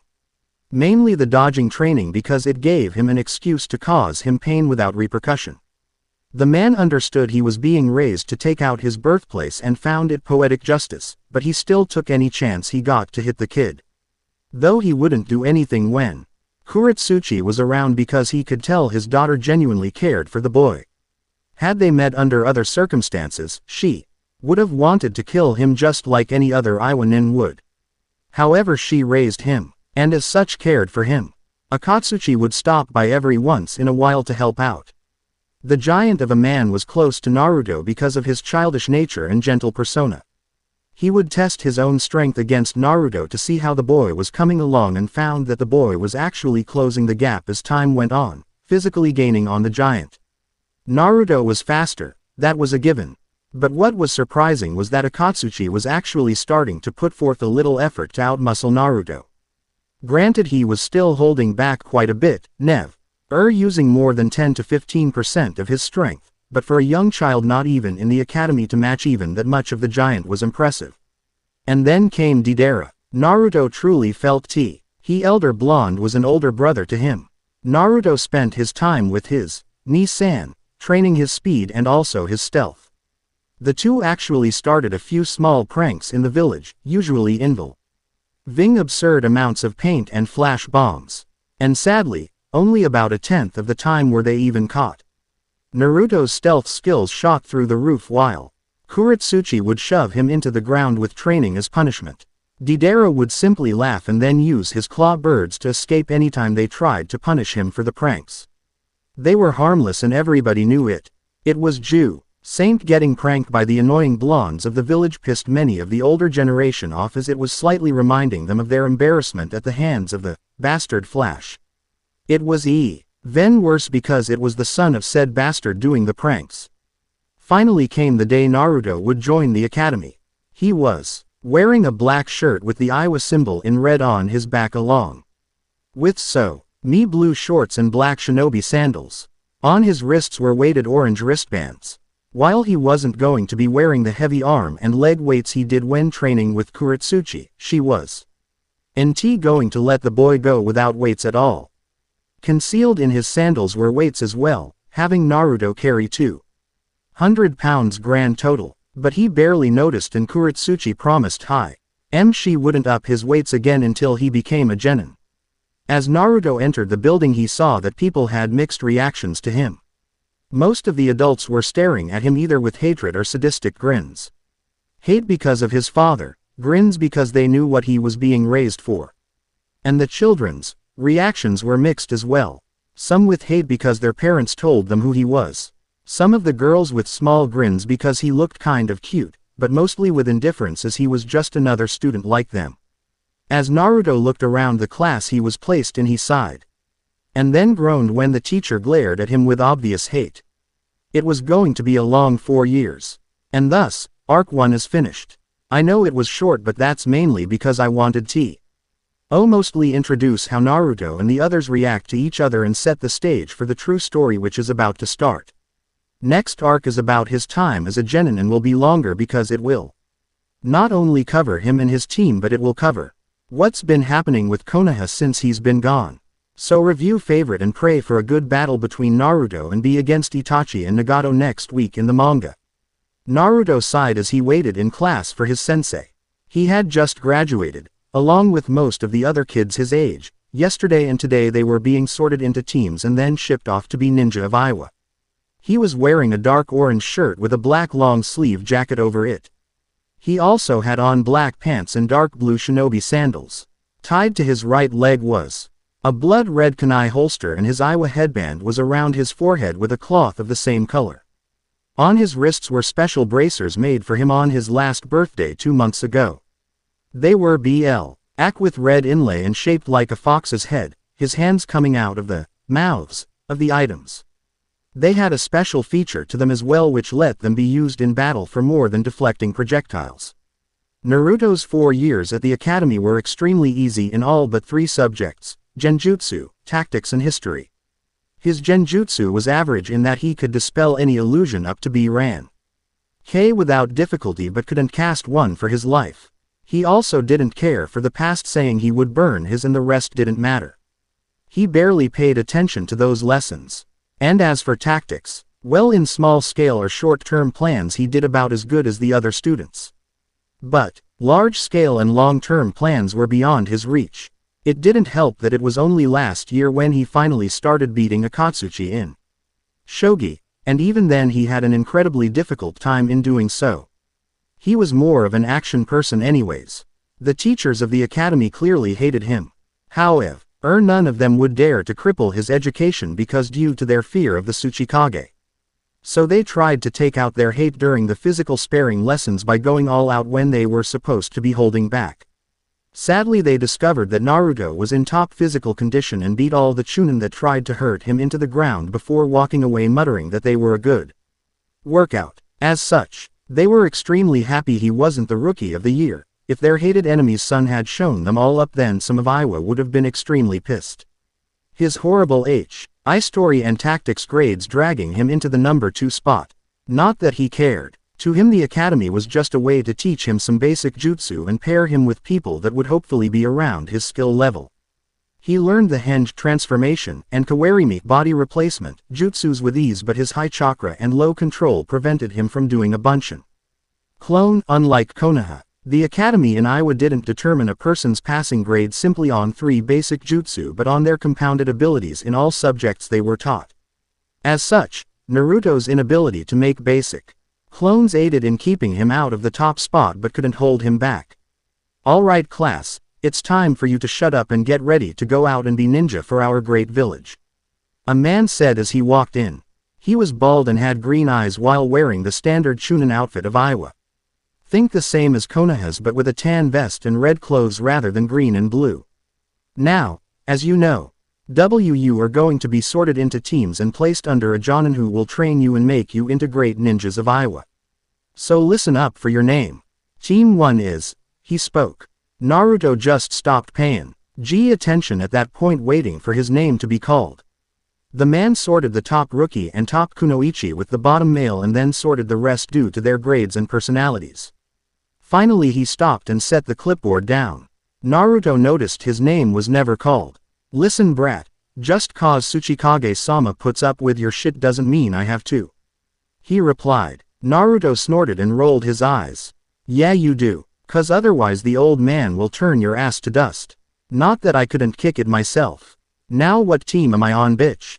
Naruto shot back. During his 4 years he had developed a mean streak and an attitude to deal with the asses that hated him because of his father. Kyuubi would frequently comment he liked the new Naruto, claiming he was the cynical and sadistic little brother he never wanted. To which Naruto would respond, "Shut the hell up you demonic furry before I cut off our deal and just steal your chakra you ass." Which would only make Kyuubi break out laughing anyways. The two had actually grown close, somewhat, in the 4 years. They were definitely more than cordial and some would even say friends if they knew of the relationship in the first place. Sure, all of Iwa knew he had Kyuubi in him. Nobody knew he would frequently talk to the beast like one would an annoying older brother. Due to there not being enough graduates to make enough teams of 3. You and Hamamaru Hikari are being placed under a Jonin sensei and will be joined by another student that lost his last team on a mission. The Chunin told him in a dark voice filled with hate, even flashing his killing intent, getting the weaker kids to flinch.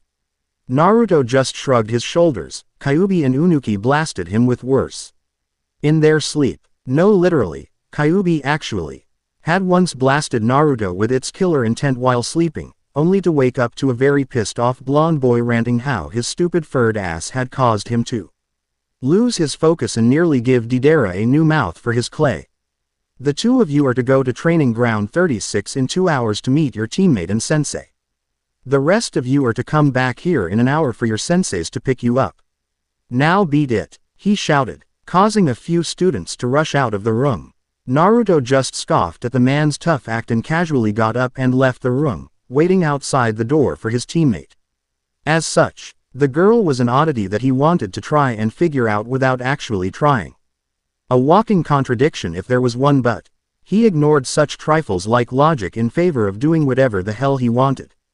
Yeah, same here. So, you wanna get some lunch before we go to the grounds and meet our sensei and third teammate? Naruto offered. She just shrugged her shoulders and then followed him as they left the academy. As they walked, Naruto snuck a glance at the girl to see if she made any changes to her wardrobe since graduating, which she hadn't apparently. Hikari had dark purple hair that went down to about the middle of her neck, save for a small white lock that went from the center of her forehead and curved around her left eye. Around her forehead was her Iwa headband, tied with white cloth. She wore a black shirt with cuts at the shoulders, revealing some skin, while the sleeves of her outfit were large and went down to her fingertips, allowing her to hide her hands in them as she wished. She also had on a black short skirt with some red spandex shorts on underneath them. Completing her look were the white shin guards and black shinobi sandals as well as the red equipment pouch at her hip. So, any preference or would you eat anything right now? Shrimp since you're offering, she replied. The two headed to the local seafood restaurant that had small lines and good food. They ordered and spent their time simply talking about who they suspected to be their sensei or what happened to their teammate since he lost his team on his last mission. The two walked into the training grounds and looked around to see what it was like. The area was mainly bare, a couple trees here or there. A few large boulders and a small stream to complete the area. It really didn't have much to set it apart. The two walked towards the center of the area where they found a teen sitting on the largest boulder and staring at the sky. As they got near, he lowered his head and looked at them before nodding his head as a greeting before going back to staring at the sky. Naruto and Hikari waited for a moment before Naruto spoke up. You mind coming down here so we can see-to-ally introduce ourselves, or do I have to shatter this rock you find so comfortable? The boy looked at him again, specifically his eyes, to see if he was serious, which after a couple seconds deduced he was. The boy stood up and then jumped down, landing in front of them as if a 12-foot drop was nothing.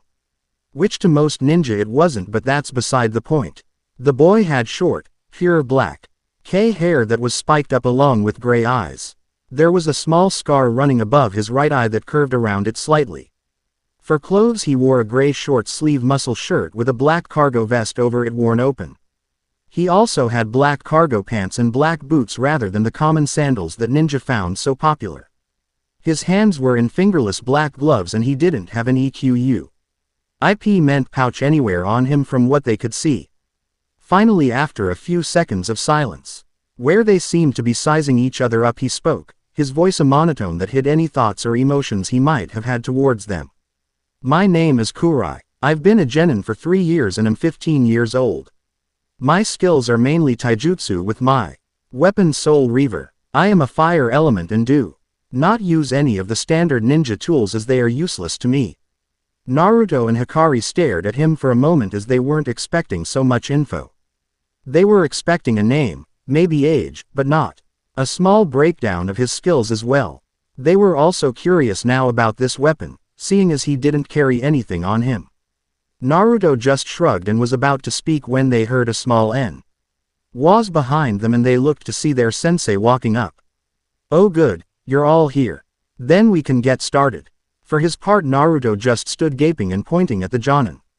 No fucking way, you're our sensei. I call bullshit on Oji-sama. He was then quickly kicked into the boulder Kurai had been sitting on. What have I told you about cursing in front of me, Naruto-kun? Oi, I'm legal. Why an adult now so I can do whatever the fuck I want? Ka-chan. Naruto shouted as he pulled himself out of the rock and glared at the woman who was scowling at him. Kurai looked between the two before seemingly accepting it and waiting for Kurotsuchi to tell them to do something while Hikari seemed confused. Wait a minute, Ka-chan. You're his mother. What the hell? I thought Jonin couldn't take teams with family members on them. She shouted. Naruto ignored the girl, instead preferring to glare at their sensei while the woman sighed and looked over to Hikari. Hamamaru Hikari right? She asked, getting a nod in confirmation. Normally that's the case. However, there are two things different about this. One is that he's not really my son, he's technically adopted into my family and I just happened to take care of and raise the idiot. And two is that this team is special. Tsuchikage-sama has plans for these two and wanted me to watch over them since he knows I can get them to where he wants them. She explained. So I'm just some filler getting dragged along for the ride, huh? Hikari shouted. Kurotsuchi smiled but shook her head. If you want to look at it like that then go ahead, but that's not true. I personally chose you out of the other graduates because I think your skills and clan techniques can and will mesh nicely with these two better than anybody else. The girl still seemed unsure, but Kurotsuchi could tell she is willing to go along with it for the moment, so she turned back to Naruto. And you, while we're with the team or on a mission, it's sensei. Not Ka-chan, got it? She asked, lacing her words with killing intent. Now, unlike the Chunin failure of a teacher, she could actually threaten him, so he quickly nodded his understanding and walked back up to the others while dropping his glare. All right then, for the two of you that don't know me, my name is Kurotsuchi. I'm the granddaughter of the Tsuchikage, this Brock's adoptive mother and your new sensei. I enjoy spending time with my family, cooking and a certain other jonin. She paused at this, lacing a death-filled glare at Naruto, daring him to make a comment about it. Wisely, he got the message and stayed quiet.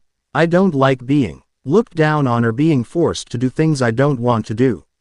My goal is simple, to one day have some kids of my own as well as help you three achieve your goals. Now you, she said as she pointed to Hikari. My name is Kurai, no family name that I know of. I like Iwa and dislike any threat to it. My goal is to simply become a powerful ninja in Iwa's ranks so that I can help us rise to the top of the 5 great villages. He spoke quickly, politely, and in a never-changing monotone that made Naruto wonder if the kid wasn't some statue Akatsuchi brought to life. After waiting a moment and seeing Kurotsuchi looking at him, Naruto started. The name's Namikaze Naruto, Jinchuriki to the Kyuubi no Yoko and son of Iwa's greatest enemy. I like ramen, fighting and spending time with my niece Sandidera. I don't like Konoha and I hate people who judge or hate others for things out of their control. My dream is to raise Konoha to the ground, kill a certain man for Kyuubi, and then to become the greatest ninja in Iwa's history. Naruto spoke with confidence. Kurai and Hikari could tell that he wouldn't rest until he truly completed those goals for himself. They were slightly curious as to who this man Kyuubi wanted dead was, but otherwise accepted his introduction without comment. Kurotsuchi nodded and then cleared her throat to make sure attention was on her.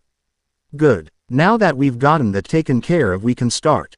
First off, I want to have some training and spars with the three of you to fully get where you all are and what I can do to further you all along. And yes, Naruto-kun, despite the fact I already know your skills, you still have to do them to show your teammates. It'll make you a more effective unit if you know what each other can do. She added on as Naruto opened his mouth to say she knew his already. Seeing that he stayed silent and had an understanding look on his face, the new sensei smirked. It was time to get to work. Kurotsuchi was honestly enjoying herself as a sensei. She got to spend time within the village more often, take care of easy missions that might as well be paid vacations from her normal rank work, and mold the next generation to her liking. While Naruto would still throw up his attitude occasionally and Kurai seemed to lack one entirely, Hikari was a nice balance to the two and things were kept within reasonable comfort and enjoyment. It also helped that she shared Hikari's sentiment of proving that kunoichi are just as, if not better, than their male counterparts. The team was walking back into The village after a simple C-rank escort mission to Kaminari no Kuni. Unlike Konoha, Iwa had the students in their last year at the academy perform D-rank missions. This was to get the used to the idea of working with others on missions. They didn't value teamwork as much as the tree huggers did, but they understood that it was either work together or you all fail. As such, new genin only really formed D ranks for a couple weeks after becoming ninja or as punishments from their sensei. It was highly embarrassing for a team of more than 3 months to be walking dogs or cleaning the streets. The escort mission they had was to guard a merchant on his way to Kumo and then guard him and his caravan on the way back. Since Kumo and Iwa had a shaky alliance, they could do the mission in their lands without incident. Her students also got to see what another hidden village looked like, having been to Kumo herself with her grandfather the Tsuchikage.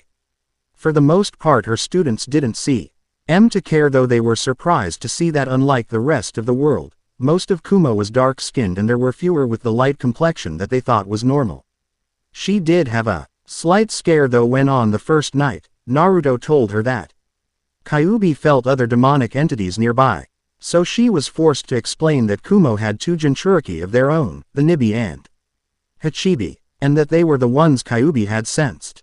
She had ordered him to not seek them out and should he be confronted he was to be polite and refuse to speak and get her as quickly as possible. Yes, Iwa and Kumo were allies. But under the Sandaime Reikage, Kumo had orchestrated many kidnappings of ninja with Kekkei Genkei and even tried a couple on the younger Jinchuriki. They didn't know, and weren't willing to risk. If the new Yondaime did the same. Kurotsuchi banished the thoughts from her head though as she and her team left the man at his shop to go report a mission success. It was only a month since she had been a sensei and her team had grown stronger. Kurai had shown his skill and experience right away and currently she was the only one that could honestly match and beat him. Yuto was close and Hikari could give him a good run for his money but Kurai was still stronger than the two. Naruto though was the fastest, outrunning even her when they did races for speed. Training. Kurai and Hikari were both quite fast and could keep up with her if they exhausted themselves but she was still faster and made it difficult for them. But stealth was where Hikari shined. Anytime the boys lost sight of her they'd find her with a blade to their neck. They couldn't find her unless she wanted to be found and Kurotsuchi actually had to try to find the girl as well. And as for jutsu, she couldn't help 2 of her students and could only help her third. Kurai, as he had told them, was a fire element. However all his jutsu involved his weapon and he didn't need any help. In that department anyways, Naruto turned out to be a wind affinity so she couldn't do much more than point him to Unuki, who with his Kekkei Tota was a fire, earth and wind affinity. Hikari though turned out to be an earth affinity, which she informed them was common in her family as most were earth or water affinities. Though usually it was the men in the family with earth while the women had water. Still one of her students sharing her affinity and needing help with it, Kurotsuchi did her best to train Hikari in the subtleties of Doden Jutsu. Walking into the Tsuchikage's office she smiled at her grandfather and gave a nod to Akatsuchi who was standing behind him like usual. While Akatsuchi was smart, he was slightly slower and more childish than a man in his late 20s, early 30s should be. As such, the Tsuchikage gave him an easy job, to be his personal guard. It had the added effect of an intimidation factor as the young man towered over just about everyone alive. Combine that the fact that Unuki himself was feared for his Jinten techniques and any non-Iwa ninja, and some of the more cowardly members of their own forces, were hard-pressed to keep their cool and confidence. Team 13 back from our C-rank Tsuchikage-sama, she announced as they stopped and she handed the old man the mission scroll. Good. Unuki stated as he took the scroll and after making Sir it had the client's signature to verify completion, looked over the students. So how did you 3 enjoy Kumo? The place sucks ass, Tsuchikage Oji-sama. Iwa is 10 times better. Naruto remarked casually. Kurotsuchi rolled her eyes at the boy's blunt attitude but said nothing since she was of the same opinion. Kurai was silent and made no motion towards feeling anything towards their ally while Hikari just grinned. They had some good calamari though. Gotta admit that much like how Naruto, to Kurotsuchi's horror and disgust at times, was addicted to ramen, Hikari couldn't get enough of seafood.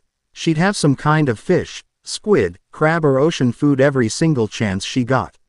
It wasn't much of a problem since she made sure to include other foods in her meal plan and get enough of everything for a balanced meal, but seafood still made up a good half or so of all her diet. I'll get some more next time we visit. That's fine. I'm quite partial to their sake myself. Unuki commented. Did anything I should know about happen on the mission, or was it the standard fare? He asked as he turned his attention to his granddaughter. Naruto told me Kyuubi sensed Kumo's Jinchur. Iki, so I had to warn him to be cautious and find me should he be alone and confronted by them, but otherwise nothing. Unuki looked at Naruto, who just shrugged his shoulders with an indifferent look on his face. That's fine. You're all dismissed then. Come back for another mission in a couple days. The three kids gave a short bow and then left, while Kurotsuchi simply had a quick word with Akatsuchi before leaving herself. As she exited the building, she found her students waiting for her. Okay, you three, go home and rest up or whatever. Just meet at the training grounds tomorrow morning at 9. They nodded as she then vanished in a Shunshin body flicker for whatever she was going to do. Kurai said his goodbyes and left for his apartment. It always seemed to go that way. After training or missions, Kurai would simply go off to be on his own. He was always polite and kind, but his monotone voice and constant blank face made it seem like he just didn't care for anything. More than once Naruto had joked that he was just a moving statue and tried to agitate him and provoke an emotional response just to fail every time. The boy had no feelings or worries, it seemed. Well, I'm off for some ramen before I go home, Naruto said as he started walking off. Not surprisingly, Hikari shrugged her shoulders and just started to walk with him. Usually after Kurai would split for his own devices, Hikari or Naruto would mention going to get something to eat and the other would just go without of boredom.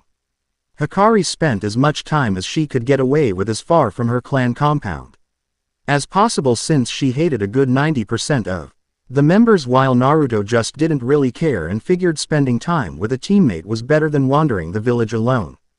The two walked in a comfortable silence until they came up to a small eatery. The owner was a man that used to hate Naruto, since his brother had been a ninja killed by the Flash. But since the boy had become a regular that literally filled his wallet every visit, he'd tolerate the boy. And over the years he stopped hating him for his father's actions. Hey Naruto, back from your mission huh? You having the usual, he called out as he and Hikari sat down at a booth. The man came over to talk for a moment as the shop was having a slow day. He was bald and had multiple wrinkles on his face, but they only seemed to draw attention to his contrasting bright green eyes. He wore a simple brown kimono top and black pants. Yep, easy deal too. Thanks Kenji. And what about you Hikari? The girl stopped in Naruto a lot over the past month, so he had gotten to know the Hamamaru heiress a little better as well. Shrimp like always, he joked, knowing she likely would get that very meal. You know it, thanks, she replied with a simple grin. He just chuckled and walked back to the kitchen to get started on their orders. As he left, Naruto and Hikari just turned to each other. So anything new with the asses back home? Naruto asked. He called her family a bunch of asses for two reasons. One was she did, so she obviously didn't care. And the other was because they were staunch Namikaze haters, and wanted to stick a knife between his eyes every time they looked at him. The usual, I suck compared to my male cousins, I should kill you on one of our missions and make it look like an accident, and I should learn how to actually fight. Nothing new from them, she replied. Naruto just scoffed. Yeah right, if you need to learn how to fight then I need to learn how to run. You kick ass as it is in. They're just pissed cause you won't kill me. They really hate that we're friends, don't they? That's half the reason I keep hanging out with you Naruto. They hate me, I hate them, and it's fun as hell to do exactly what pisses them off. Hikari responded cheekily. Naruto just chuckled. She had told him after following him for food the third time that besides actually getting food cause she was hungry, she also hung out with him more than needed because it pissed her clan off that their heiress was close to the Flash's bastard son. They hated the Flash because in the battle where he slaughtered over 200 men single-handedly, they lost over 20 members. And now their heiress was on the same team as him and she refused to kill him in his sleep. Rather, she was friends with him. It was the ultimate insult to them and Hikari knew it. And when she told Naruto, they shared a good laugh at their frustration. Anything up with Sensei or Tsuchikage-sama? Their thoughts and conversation were put on hold as their meals came out. Like he normally did, Naruto had 5 bowls placed in front of him of various flavors and was told the other 10 would be coming out soon. Hikari only had a single bowl of shrimp ramen and started eating at a slow pace as Naruto practically inhaled his food with a smile. Unknown to them, watching from the other side of the street was Kurotsuchi and Deidara. "See Kuro-chan, you didn't believe me when I said the Gaki has a girlfriend," Deidara taunted with a grin. Kurotsuchi scoffed as they watched. "Please, she hasn't shown any interest in him and he doesn't care either. She's just using him to get away from her clan duties and he just likes the company. Nothing romantic at all," she argued back. They hadn't shown any romantic interest in each other at all during their team meetings, so she was hard-pressed to believe there was any, like Deidara argued. There hadn't even been any hintings of a blush when they put the other in compromising situations during spars and training. The two didn't have any feelings for each other as far as she could tell. "So you say, but I can just tell those two are gonna start making out one of these days. You just can't see it like I can." Kurotsuchi deadpanned at him as he had a slight grin. "And what makes you so damn sure that I'm wrong and you're right?" "Well, considering you didn't even notice I was flirting with you until we got drunk at that one party 4 years ago and I kissed you, I'd say you're clueless about this sort of thing, Just trust me, will ya? They'll be getting together soon, or I'll proclaim I'm wrong about art being an explosion to all of Iwa. No matter how wrong that opinion is. He then shook his head and started walking away. "But that's for another time, Now come on. I thought you wanted to see that new Princess Gale movie." Deidara had to make sure he hadn't fallen asleep and gone to dreamland as he suddenly found himself in front of the theater with Kurotsuchi holding onto his arm. "Well, come on then. You're paying." "Of course I am, Alright you three, we're going to get another mission today rather than training, so let's all get going." It had been a week and a half since they returned from Kumo and the team had met at the training grounds like they normally did every morning. It was the same training ground they had met in since Bikami. Being a team in the act had become routine to them. Kurai would usually be first, sitting on the large rock at the middle of the grounds, staring at the sky as he waited for the others. Then would usually be Hikari, coming in a few minutes after he did, and she'd just sit down and wait with her eyes closed. And finally Naruto and Kurotsuchi would show up at the same time since they lived together. Then would come training or a mission, depending on the day. Today was a mission apparently. A few minutes later and the team was standing in front of the Tsuchikage as he went over some paperwork. He looked up as they entered and gave a grin. "Here for another mission already? I figured you'd wait the rest of the week first. These three work well together and I don't really have much I need to truly teach them. All they really need is experience and to strengthen their basics, and they'll be ready for Chunin in no time at all. So, got anything for us?" she explained with a smirk. While the Genin made no indication to care for her words, Hikari and Naruto were inwardly smiling at how she felt they were pretty much ready for Chunin so quickly. Kurai was emotionless and couldn't care less. One way or the other, like usual. His teammates still hadn't found out why he was like that. "Alright, take this one. There's a group of bandits harassing people near our border with AIM. Kill them or ace them into AIM's territory so we don't have to worry about them. Do not cross into AIM's territory yourself. Start searching for them by the town of Kisai, that's where we received the last complaints about them." Unuki gave out the details as he pulled out a scroll with the official mission specifics written on it and tossed it to Kurotsuchi. She gave it a quick glance and noticed it was pretty much what Unuki had just told them, only worded differently. She nodded and then turned her attention back to her students. "Okay you three, gather what's needed and be at the south gate in an hour." They all nodded and left to get their supplies and Kurotsuchi left in a shunshin. Unuki turned back to his paperwork and read over a few things and signed what was needed before a certain form caught his eye. "Oh, the leader of Iwagakure is requesting a meeting. Let's see how this goes." Another mission Hikari-sama. Hikari had headed back to her clan compound, which was conveniently on the edge of Iwa near the south gate, to get her supplies. She paused as the voice called out to her and turned around to see the only person in her clan she hated more than her own father. "What the hell do you want, Yamai?" Yamai was a young boy a year younger than her that was the son of the clan head's brother. He had black hair that was slicked back and cut off just above his neck. He had dark black eyes and wore a red kimono top with black trim as well as black hakama with red tribal designs running down the sides.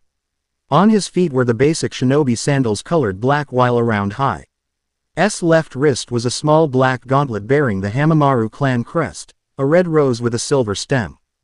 Just curious as to what our heiress is going to be doing, Hikari-sama. His voice was dripping with sarcasm and Hikari knew it. In fact, Yamai didn't even bother trying to hide it. You know, Daisuke-sama is disappointed in you.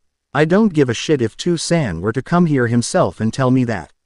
You're just waiting for your chance to take me out so you can be the heir, and since you can't do it in a straight-up fight, you're hoping I'll die on a mission. Seeing him grit his teeth brought a smirk to Hikari's face. Oh, did I touch a sore spot, weakling? Listen here, by our clan's traditions I should be heir. Not a weak little girl like you. He shouted. The Hamamaru clan was extremely old-fashioned in that they still treated women like they were inferior, and as such the clan head was supposed to have a male heir. However, his wife had produced Hikari before dying from the childbirth. Normally this would get them to just have the head have another wife and hopefully get them to produce a male. But another tradition of theirs was that they can only marry once, and none of them would break this rule. As such, when the head's brother managed to have a male child, he was to become the heir if he proved stronger than Hikari. Yamai had been training his entire life to take over the clan, as most felt the clan couldn't be led by a weak woman. However, Hikari had defeated her cousin in every contest they tried to put her in. She was smarter, faster, stronger, and had a better mastery over their clan techniques than he did, and she frequently rubbed his face in it since he refused to admit he was weaker than a girl. If I'm weak, then what are you? In case you still haven't learned it yet, you haven't beaten me ever. In fact, you haven't even come close. She taunted, getting him to flush red in anger. Now go away, Yamai, I have a mission to prepare for, she said as he turned and started walking away calmly, having nothing more to say to her weaker cousin. The boy was seething at her common dismissal and was about to throw himself at her to kill her, but a sudden spike of killing intent froze him where he stood. What's going on here? Both turned to see a man in a formal black kimono with the Hamamaru crest on the right side of his chest. Walking up, he had black hair that was thinning slightly and a scar that went across his forehead, a memento from a Konoha ninja he fought in the war. He turned his steel gray eyes on Yamai before locking them with Hikari's own gray eyes. I have a mission to prepare for when Yamai came and started spouting shit like usual. When I dismissed him to gather my supplies, you came up to San. Hikari explained calmly. Her father made no motion to either anger or shock at her blunt description of Yamai's conversation with her. The two hated each other, and to be honest, Yamai pretty much talked like that all the time. And even the more supportive clan members have said he needs to learn to hold back the attitude if he wants to be a better clan head. If she has a mission, then you cannot bother her, Yamai. Leave us, he ordered. The boy glared at her before spitting out a, "Hi, Daisuke-sama," and walking off. Hikari smirked as he left before turning back to her father. So what do you need? Telling me when his next challenge is going to be, or how much better a male heir would be, she said as her smirk turned into a scowl.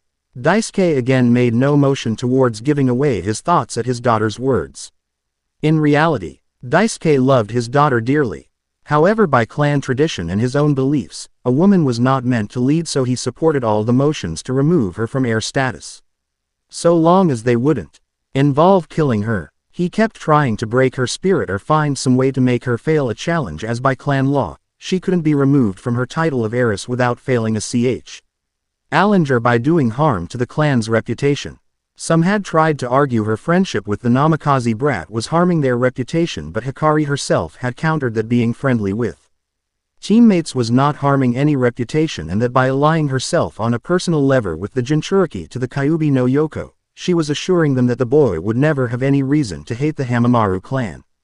Thus she proved being friends with Naruto was not only helpful, but that if they tried to make a fuss about it, then they would be harming the clan's representative and not her. Another victory for her and another failure in the push her out of heiress status movement. I'm merely curious about your mission, Hikari. I do care for you, daughter. Hikari scoffed. Barely, she muttered before shaking her head. We're heading out to take care of a bandit problem near Kisai. That's all. There shouldn't be any trouble at all, so don't worry. I'll be back for the clan to hate in a few days. So if that's all, she trailed as he nodded his head. She turned and left back for her room as Daisuke merely sighed and walked back to his office. His conflicting thoughts draining him. On one hand, Hikari was perfect. A skilled ninja, an intelligent and outgoing woman, and a perfect model for the next clan head. But on the other, tradition dictates that she should not take over should her cousin prove superior in a single matter. It frustrated him to no end that the clan's needs and wants were costing him a friendly and loving relationship with his daughter. But the needs of the many come before the needs of one. And that frustrated him to no end. All right, everyone ready to go? Kurotsuchi asked as Hikari showed up at the gate. Despite living so close, she was the last to arrive. I used nothing more than his weapon, which they had learned he kept hidden through a special jutsu until needed, so he was the first to arrive, merely sealing a few bentos of food into a scroll and place. Acing that in a pocket before waiting at the gate. Naruto had gotten his stuff together and then waited for Kurotsuchi before they just headed to the gate together and waited.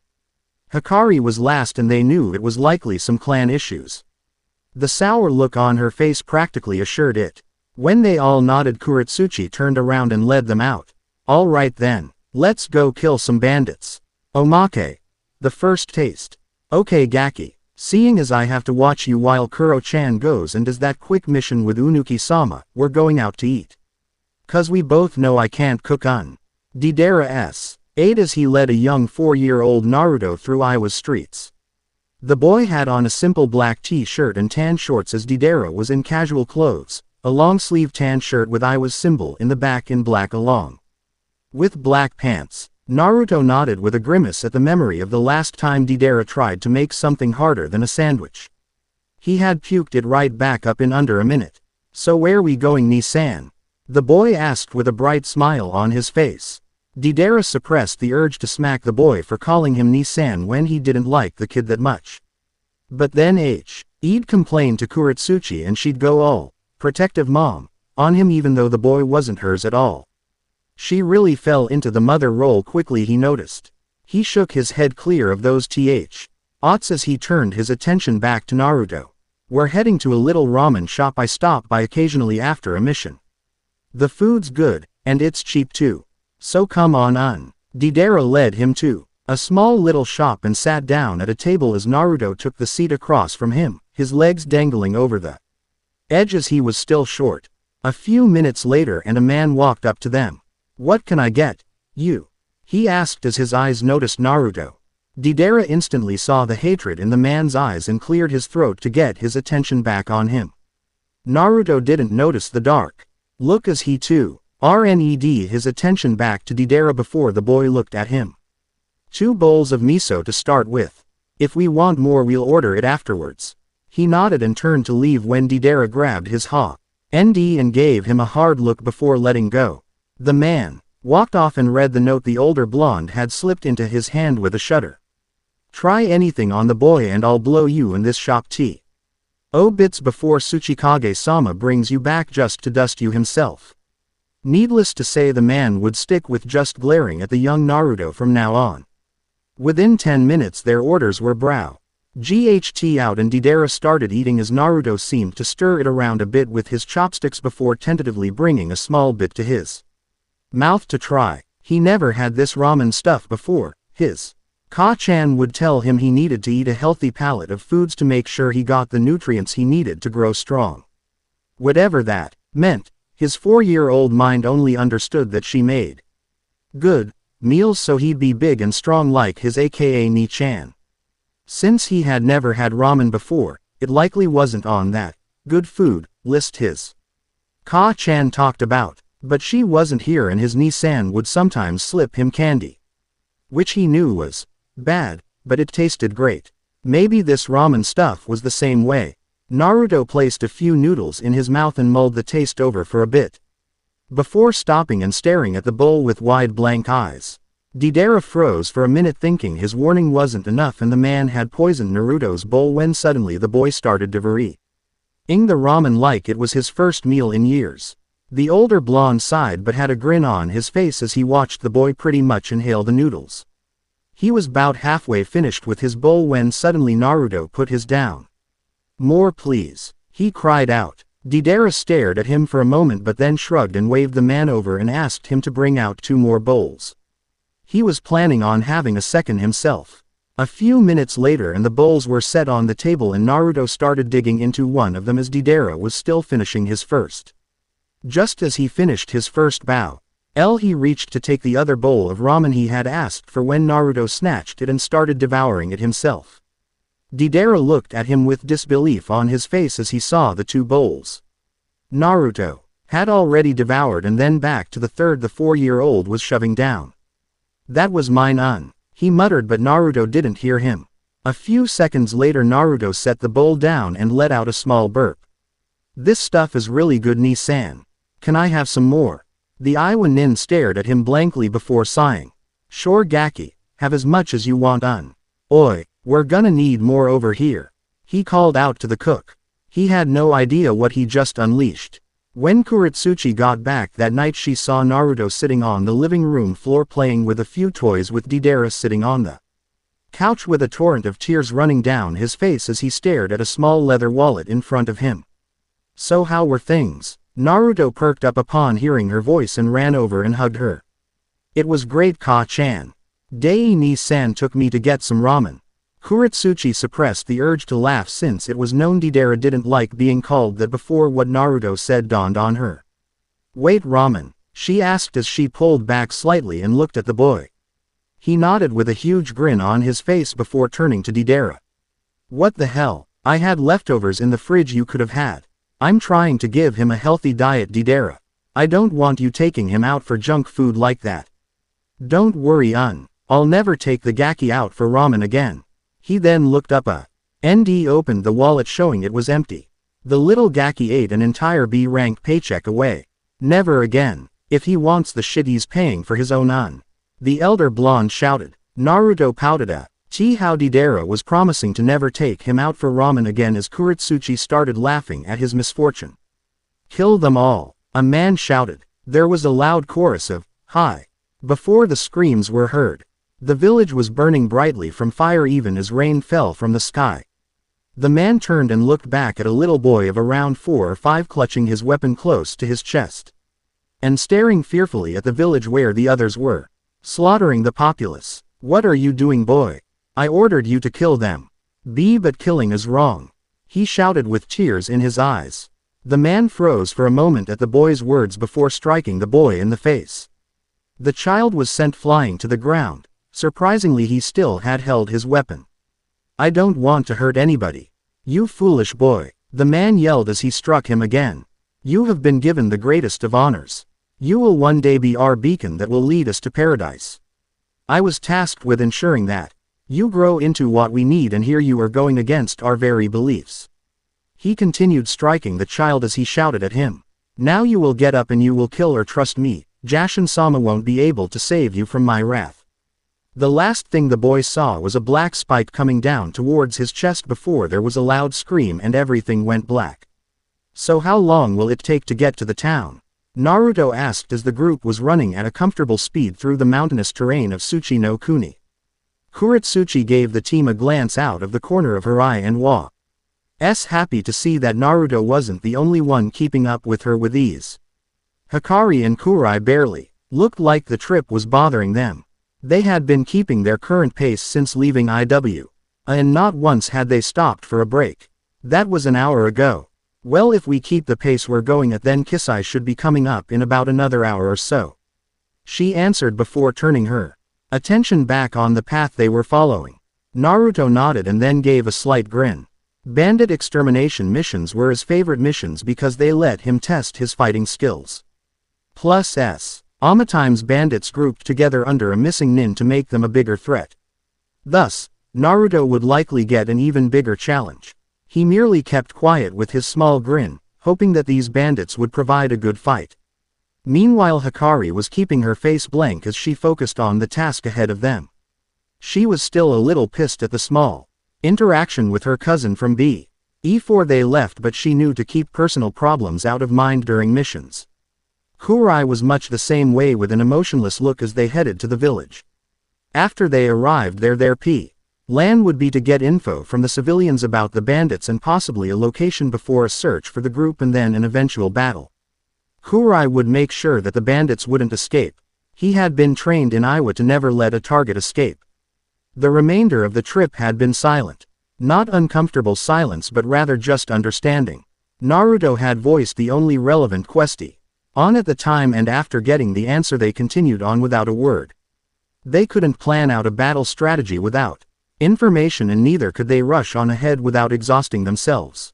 It was a simple understanding, and nobody really had anything worth talking about anyways, so they wouldn't try to force conversation. That just annoyed them. Okay, you know the drill. Find out what you can and meet back here in 2 hours. Kurotsuchi ordered before they split up after arriving in town. They were going to ask the villagers about any and all info about the bandits they could get, while their sensei would speak with the mayor, who had requested the mission, and speak with him about it. Naruto wandered around town with his hands in his pockets as he tried to think of a good place to ask people about their problem. Eventually he just walked up to a street merchant that was selling some fruits. Hey there. The man looked up to see the young shinobi in black and wondered what he wanted before noticing the headband. Oh, a ninja. You must be here about them bandits. Naruto grinned and nodded his head. Oh good, you know about them. I'm looking to get some info before I regroup with my team and we take 'em out. Got anything you can tell me? He asked as he grabbed an apple and tossed the man a couple ryo for it. Sure, they've been messing with us for about a week or so. There's at least 10 of 'em, and word is they got some missing nin to be leadin' 'em. The man replied. Naruto nodded his head with a thoughtful look as he took a bite out of the apple. Anything else I should know? Last I think they messed with me brother's shipment of food that was supposed to come in from the south. That was 2 days ago. They might still be around there. Naruto grinned and tossed the man another ryo. Thanks. The blonde then continued on and asked around. Most said the same, although the number seemed to vary from 10 to 30, but that only made him grin more. More enemies meant a better fight. A better fight was exactly what he wanted. Besides, if things got out of hand, he'd just use Kyuubi and rip through everything before he'd head back to Iwa with his team. I'm not your goddamned cheat code to life, boy. The fox grumbled in his head at that last thought. Naruto merely put his body on autopilot as he focused on talking with the fox. Well, why not Kyuubi? I was under the impression you liked it when I used your power to kill things. I do, when it's actually a challenge. Bandits are people you could kill when you were 10. They would only haven't you been a challenge when you first contacted me? Well, don't you also like when there's an overwhelming number to slaughter? But you have to split the work with that team of yours. You can't Saint let me loose to do some damage, so don't bother using me. I find it insulting. Whatever. Still though, you gonna watch the battle. What do you think? I love watching you kill things. Try and make it interesting, Kit. Kyuubi replied with what Naruto could obviously tell was amusement in its voice. The blonde just smirked as he pulled his focus back to his surroundings and took another bite of his apple. He'd enjoy this mission. That was for sure. I see. Alright then. We'll start our search from the southern edge of town and spread out in a south-southeast fashion. Use your radios if you find them. Remember, do not engage until the entire team arrives unless you must. Move out, Kurotsuchi ordered. The group had come together and shared what they learned, which was pretty much the me thing, only that the supposed missing nin was apparently from Suna. Other than that though, they all found out the same thing. Somewhere between 10 to 30 enemies, and the bandits had been harassing the area for a couple weeks. The group quickly checked to make sure their radios were working and were set to the correct signal before heading out. Now let's see, I'm the best at tracking things on our team, so I'll likely find them first. Hikari thought as she leapt up to a tree and looked around. From her high vantage point she could also see her teammates and sensei as they spread out. A small grin came to her face as she thought about the fun she's had with them, especially with Naruto. She quickly shook her head to get her focus back on the mission before jumping down to keep up her search. As soon as she landed, she dashed forward and kept her eyes peeled for any signs of activity. The mission would be simple and over quickly. No signs of life outside the local animal population. Have the targets already moved on? Or did they gain notice of us and are waiting in ambush? Too many variables to make a proper decision at this time. I must simply continue my search. Kurai though, UGHT as he stood up from kneeling on the ground to inspect what he thought could have been a clue but turned out to be a simple bear print. As he stood he heard a twig snap and spun to face the source. Only to see a small raccoon running away from his sudden action. He sighed but straightened himself before looking around and continuing his search.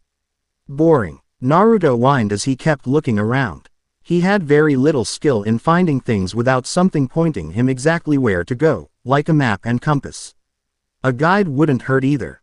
He was just looking around for people, and then if he managed to find the bandit camp he would call his team and make sure the camp wouldn't run off somewhere. As he looked around with his hands folded behind his head, his tenant started to complain. "Will you shut up, boy? You're just letting them know you're looking for them. If you shut up, you may find someone. And I should listen to your furry ass. Why? Because we both want you to kill S. Omething, and because you're retarded and should listen to your superiors. Oh, fuck off, you stupid fox. Just do what I say, Kit. I think I can sense some group of life to your left." That actually got Naruto's attention. He quickly crouched down and did his best to suppress his massive chakra signature before silently running through the undergrowth of the few trees that they were surrounded by. Pretty soon he came upon a small encampment of men that were mostly eating or messing with their weapons, which were mostly swords or knives. "Thanks, Kyuubi," Naruto muttered out in his head before backing off a ways and contacting the team. "Targets have been found. I'm about a 10-minute run southeast of where we started." "Good job, Naruto-kun. Wait for us while keeping an eye on them," came Kurotsuchi's voice. "Got it. You can come out now, little genin," a voice called out, getting Naruto to spin around and glare at the small group of 3 that had come out to confront him. 2 were nt really dressed any different from the other bandits, but the one who had spoken was different. He had dark green hair that was tied into a spiked ponytail that stuck out from the back of his head. Worn as a face mask was a black bandana with a slashed Suna plate on it. His black eyes narrowed at the boy as he held a large shuriken in both hands. He had on a worn tan Suna flak jacket worn open W. It had a shirt underneath showing his scarred but muscled body. He had on dark brown shorts as well, along with black sandals, and tied to each leg were 3 scrolls each. "What's a little blonde twerp like you doing out here? Were you sent to take us out?" "Ha, don't make me laugh. Oh darn, you found me." Naruto sighed out in a tone that showed he clearly did not care he had been discovered. "I guess that means I have to fight." He then raised his fists and smiled. "Make sure not to hold back now." "Don't hold back. Boy, do you realize who you're?" the Suna nin shouted before jumping back as Naruto was right where he just was and had stabbed both the men next to him in the chest with kunai. Well, someone's fast. But that doesn't matter to me. Nobody can stand before Suna's jitten. G-net release, he shouted before whipping the 2 large throwing stars at the boy's head. Naruto simply let out a feral smirk. "So Naruto found them. That's surprising considering he can't find shit," Hikari commented as she regrouped with Kurai and Kurotsuchi. They had then quickly headed to collect Naruto so they could plan an attack and then eliminate the bandits. Kurai nodded his agreement. His teammates opened backhand to Naruto's skills. That was one thing all 3 on the team shared: they didn't brag about stuff they couldn't do. If they were horrible at something, they wouldn't try and hide it. They'd freely admit they were bad at that subject and then humiliate and or kill you with another. Naruto was the worst tracker on the team. Him finding the bandit camp so quickly he was either lucky or they were advertising and shouting for attention. Considering the lack of them noticing, and the boy's infamous luck at poker back in Iwa, they were betting on the former. Uki and Deidara swore off playing with the kid after 3 nights of trying and failing to beat him. Said story spread through Iwa within a week and the 2 were laughing stocks for losing to a gambling 10-year-old. Yeah, he probably just stumbled across them. To be honest, I'm surprised we haven't heard an explosion yet. I mean, he can't really stay hidden either. Kurotsuchi said. Kurai again nodded at the open insults to his teammates' skills without comment. He wasn't one for insulting or praising someone. He gave you the cold hard truth, and that was that. The cold hard truth about Naruto's stealth and tracking skills were that they were barely above your average genin and were easily the worst on the team. But he made up for them with his speed and everything else. We should hurry. I wish to complete the mission and return home. Kurai monotoned, getting the girls to let out a small right as they picked up their speed before finding the bandit camp all cheering and surrounding something in the center of them. Hikari and Kurotsuchi were speechless and staring at the bandits in shock as they seemed to blatantly cheer and jeer at whatever they were watching. What the hell is going on? Kurotsuchi accidentally exclaimed. She then slapped her hand over her mouth, but none of the enemies bothered turning around to see who spoke. Rather, they must have assumed they were members. Had just gotten back from something as they answered the question. Boss said he felt some chakra signature nearby and went to check it out when he returned, fighting this blonde kid from Iwa. He oldest to stay back, and the kid just seemed to get happy and they started ducking it out. I don't really know what's going on, but this fight's damn entertaining. Plus, if by some impossible miracle the kid beats boss, then we'll just kill him ourselves. The bandit replied without turning around. Kurotsuchi was livid at the thought of Naruto disobeying her orders. She made a single hand sign before henging into a bland bandit and pushing her way through the group to see who Naruto was fighting. Kurai and Hikari quietly did the same and followed her to see. Jiten. Kyokusei Kichigai. Magna. Chi release. Polarity madness, the Chunin shouted as he threw his large shuriken at the blonde again. Naruto ducked under one and used the gauntlet on his left wrist to deflect the other. He then charged at the man but had to flip to the side to avoid the shuriken as they flew back to him and spun around him. We've been going at this for about 8 minutes now, Genin. I gotta admit, you're the first to last this long against me since I left Suna. How about I up the stakes again? He taunted before grabbing one of the scrolls tied to his leg and unsealing its contents. 3 more shuriken the same size as the others appeared, and he quickly grabbed them and channeled chakra to them before tossing them at Naruto. The blonde began to rapidly dodge them before the 2 from earlier flew at him as well. The strange thing Naruto noticed was that the shuriken wouldn't simply fly and then stick in the ground, but rather they would spin around and try to strike him from multiple angles. You're controlling these things with your chakra, aren't you? He asked as he dodged them again, the same smirk on his face that he had ever since the fight started. Correct. My Jiten. Kyokusei Kichigai allows me to control metal. I've channeled my bloodline chakra into. And best of all, he started as he grabbed another scroll and unsealed another 3 giant shuriken. Is that it? Doesn't take much chakra and I can control multiple targets at once, he shouted as he added the newest 3 to his attack. Naruto was still dodging with ease, but he lost his smirk now. Something the ninja noticed. Oh, not having fun anymore, little Genin. Well, that's too bad. You were stupid to think you could take me on. I sensed your chakra as soon as you got close to the camp, and I plan on killing you before you can call for reinforcements. This got Naruto to laugh as he continued dodging. What's so funny? I called them right before you approached me. Everyone's eyes widened at the boy's remarks as he grinned darkly. They should be here any minute now, and the only reason all of you aren't dead yet was because I didn't want to steal all the fun for myself. My mother always taught me to share, you see. He joked before jumping straight up. The Chunin gritted his teeth but waved his hands towards the boy, sending all the shuriken at him at once. Futon. Senpu Bakua. Wind release. Whirlwind blast N.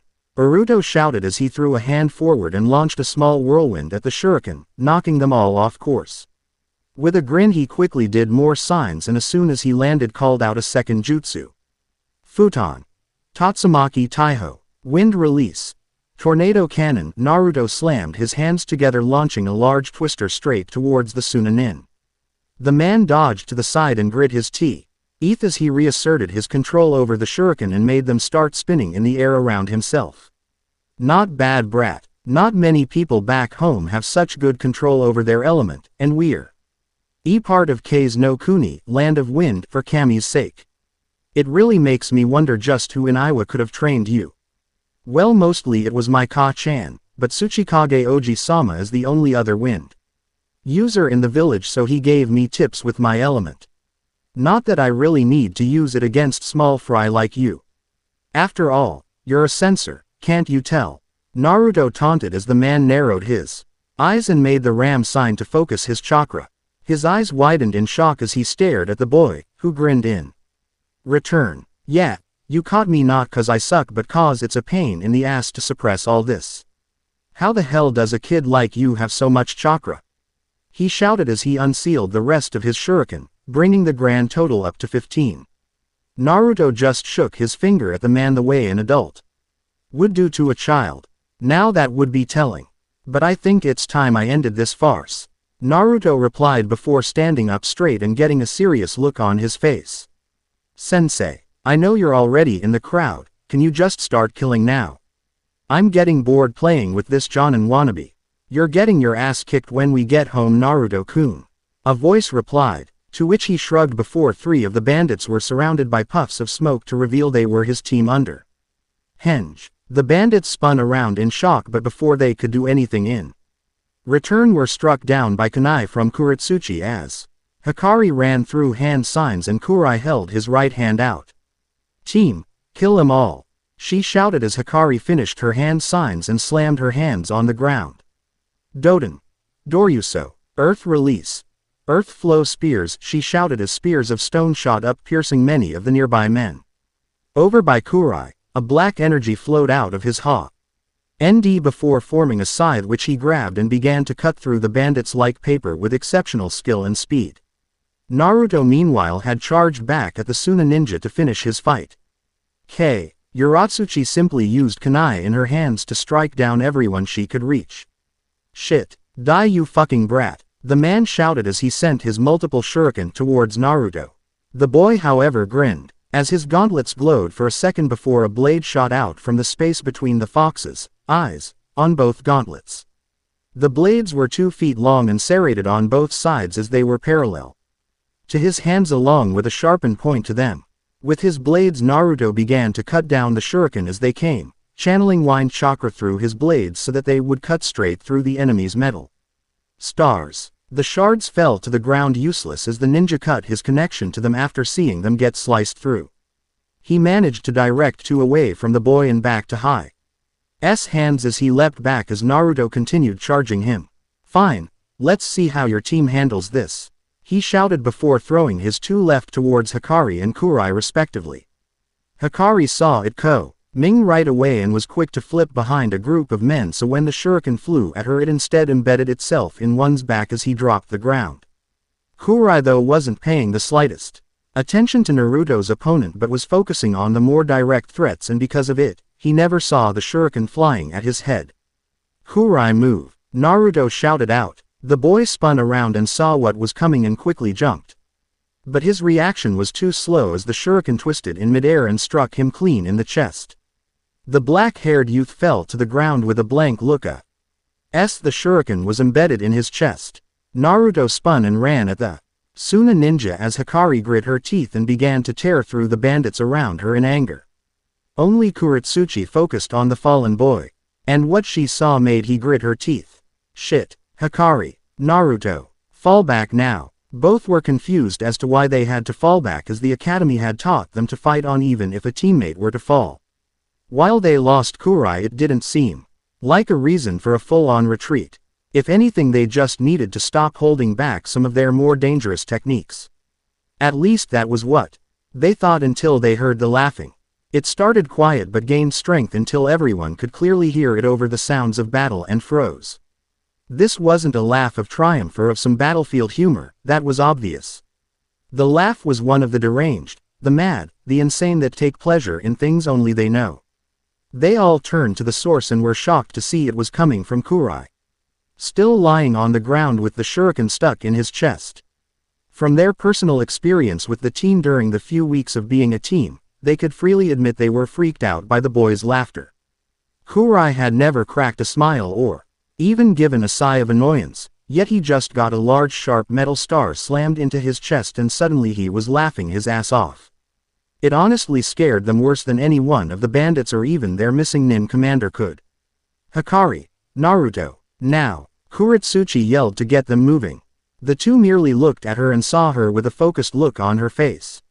She clearly knew what was going on, so they would follow her without complaint like they were supposed to. Why are we running? Naruto asked as he leapt into surrounding trees and met up with his teammate and sensei on the outskirts, still watching the bandits and laughing Kurai. Because all hell is about to break loose now that Kurai is bleeding. Kurotsuchi answered. The two shared confused glances before asking why, and she just ran her hand through her hair as she watched the event unfold. The two of you never asked what happened to his last team, did you? They shook their heads no, so she began to explain. Alright, then listen and listen well. You're technically his third teammates. The first were killed by an enemy during a mission, he was the only survivor. The last one though, Kurai got hit and started bleeding. Then this happened, and he killed his team himself. What the fuck are you laughing about? A bandit shouted as he bravely walked up to the laughing teen on the ground. Kurai paid no attention to the man as he kept laughing with his eyes closed. Thinking he would shut up the creepy boy, he raised a sword up ready to slash it down and cut off his head. Just as he was about to, the boy stood straight up and was gripping him by the throat, his eyes still closed and he was still laughing. Let me go, you freak. He choked out as Kurai opened his eyes. They were still gray like before, only now they shined with an obvious madness that wasn't present before. With a slight gasp of pain, Kurai used his free hand to pull he shuriken out of his chest with a sickening squelch of blood. He stared at it as he spun it a few times in his hand before turning back to the man he held. You know, he started in a deceptively monotone compared to the maniacal laughter he was giving just a second ago. My teammate was right about something. We've all been taught at one point to share, he said before grinning madly. He then spun the shuriken in his hand and laughed. So why don't we share the pain? He shouted as he rammed the shuriken straight into the monk's chest and dropped him to the ground. The others backed up, in shock as the team looked around and then held his right hand out. Soul Reaver, come back to your master please. He asked calmly as the weapon lying a few feet away from him dissipated into a black mist before swirling around his outstretched hand and reforming. It was now that the bandits got a good look at the weapon he was using. The shaft was black as midnight and at least 5 feet long. At one end was a small purple gem that seemed to glow, with what they had no clue. On the opposite end in gold was a large circle with a triangle imposed on it.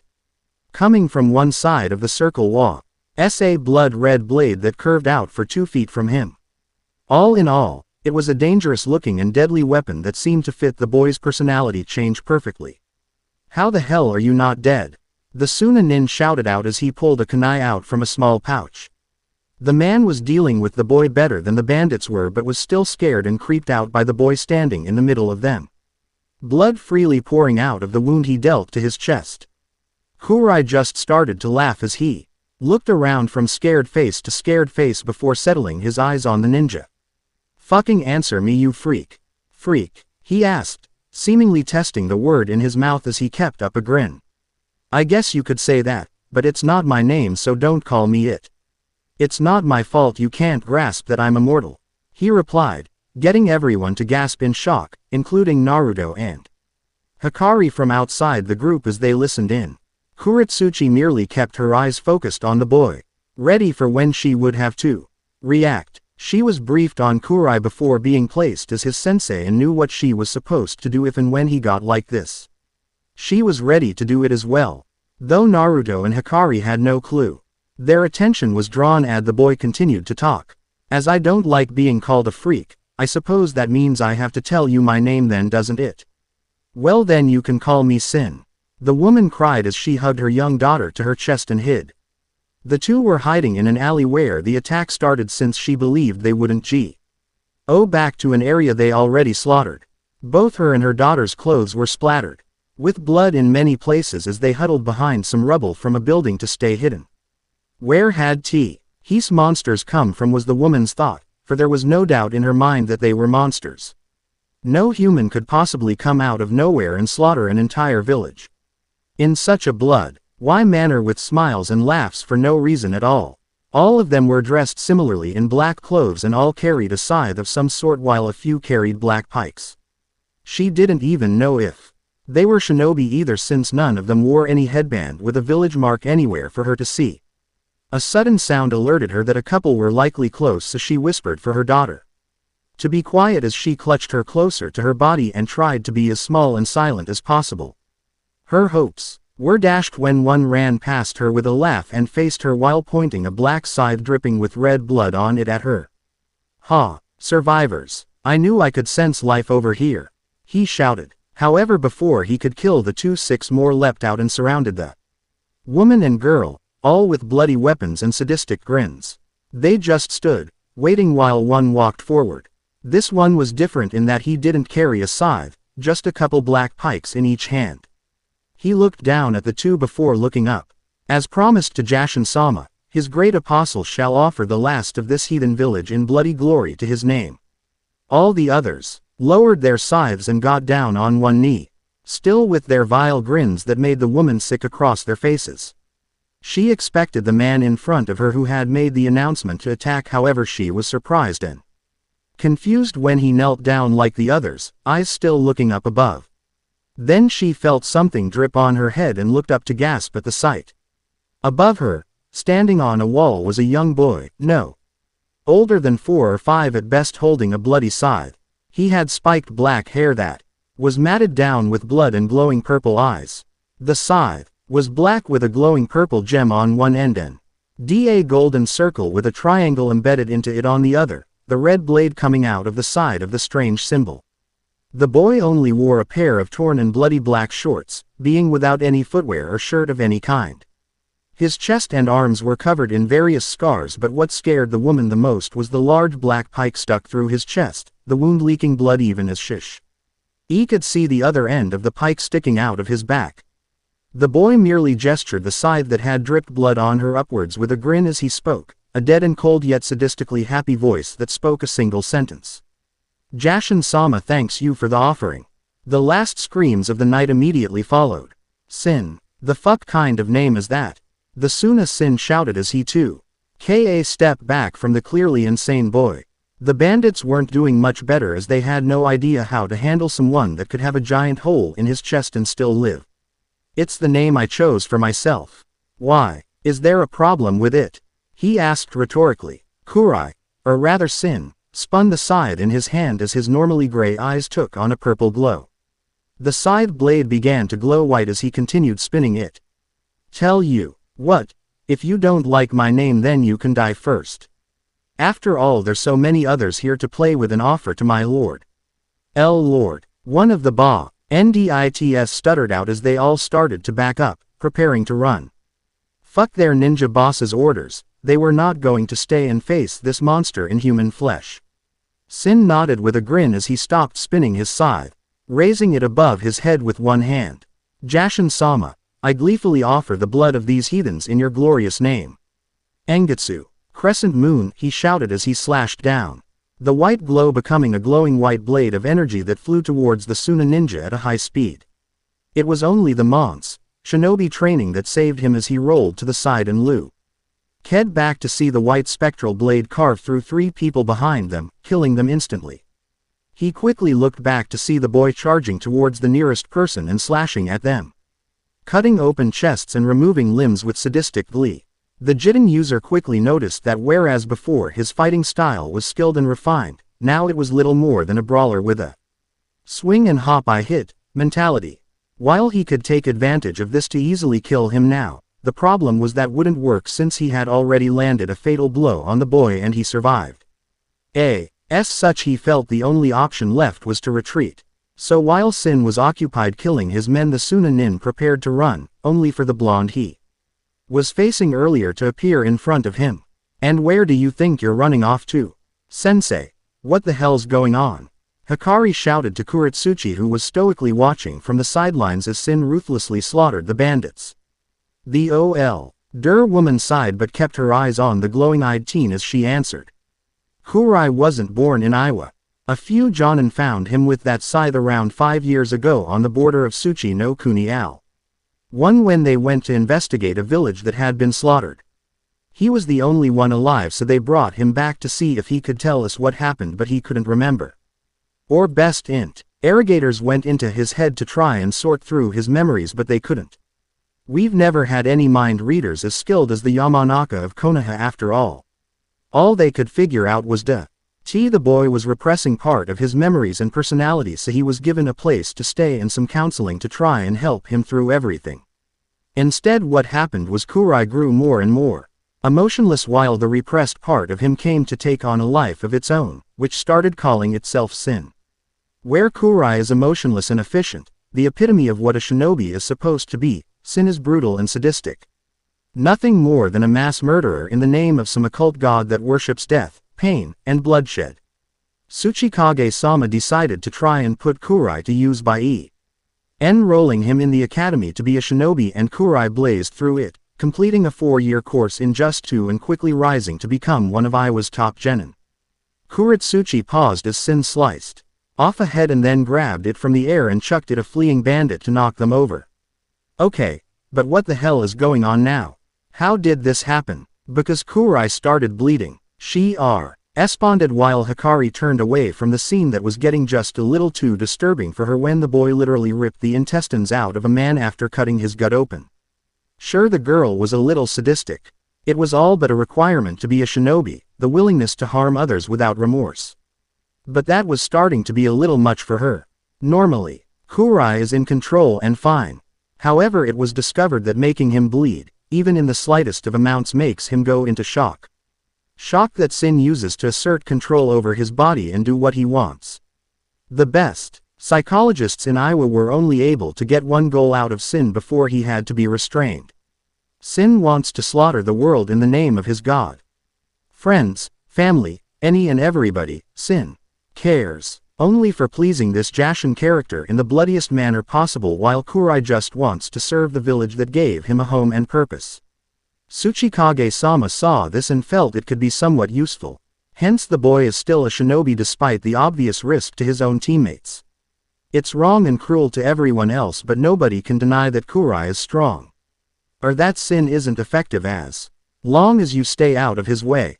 What do you mean? I mean, besides the obvious crowd killer here. Imagine it for a moment, Hikari. You're fighting an enemy that at first is emotionless and efficient. That puts people off somewhat, as it's by reading emotions and responses that most high-level shinobi fight so well. Now as you're struggling against such a foe, you finally inflict an injury of some sort to him. Instead of getting to feel some small pride and hope for that fact, the boy changes into an insane bloodthirsty zealot that charges you with an unending passion. Most people are so shocked by the change that they stumbled or freeze up, which gets them killed.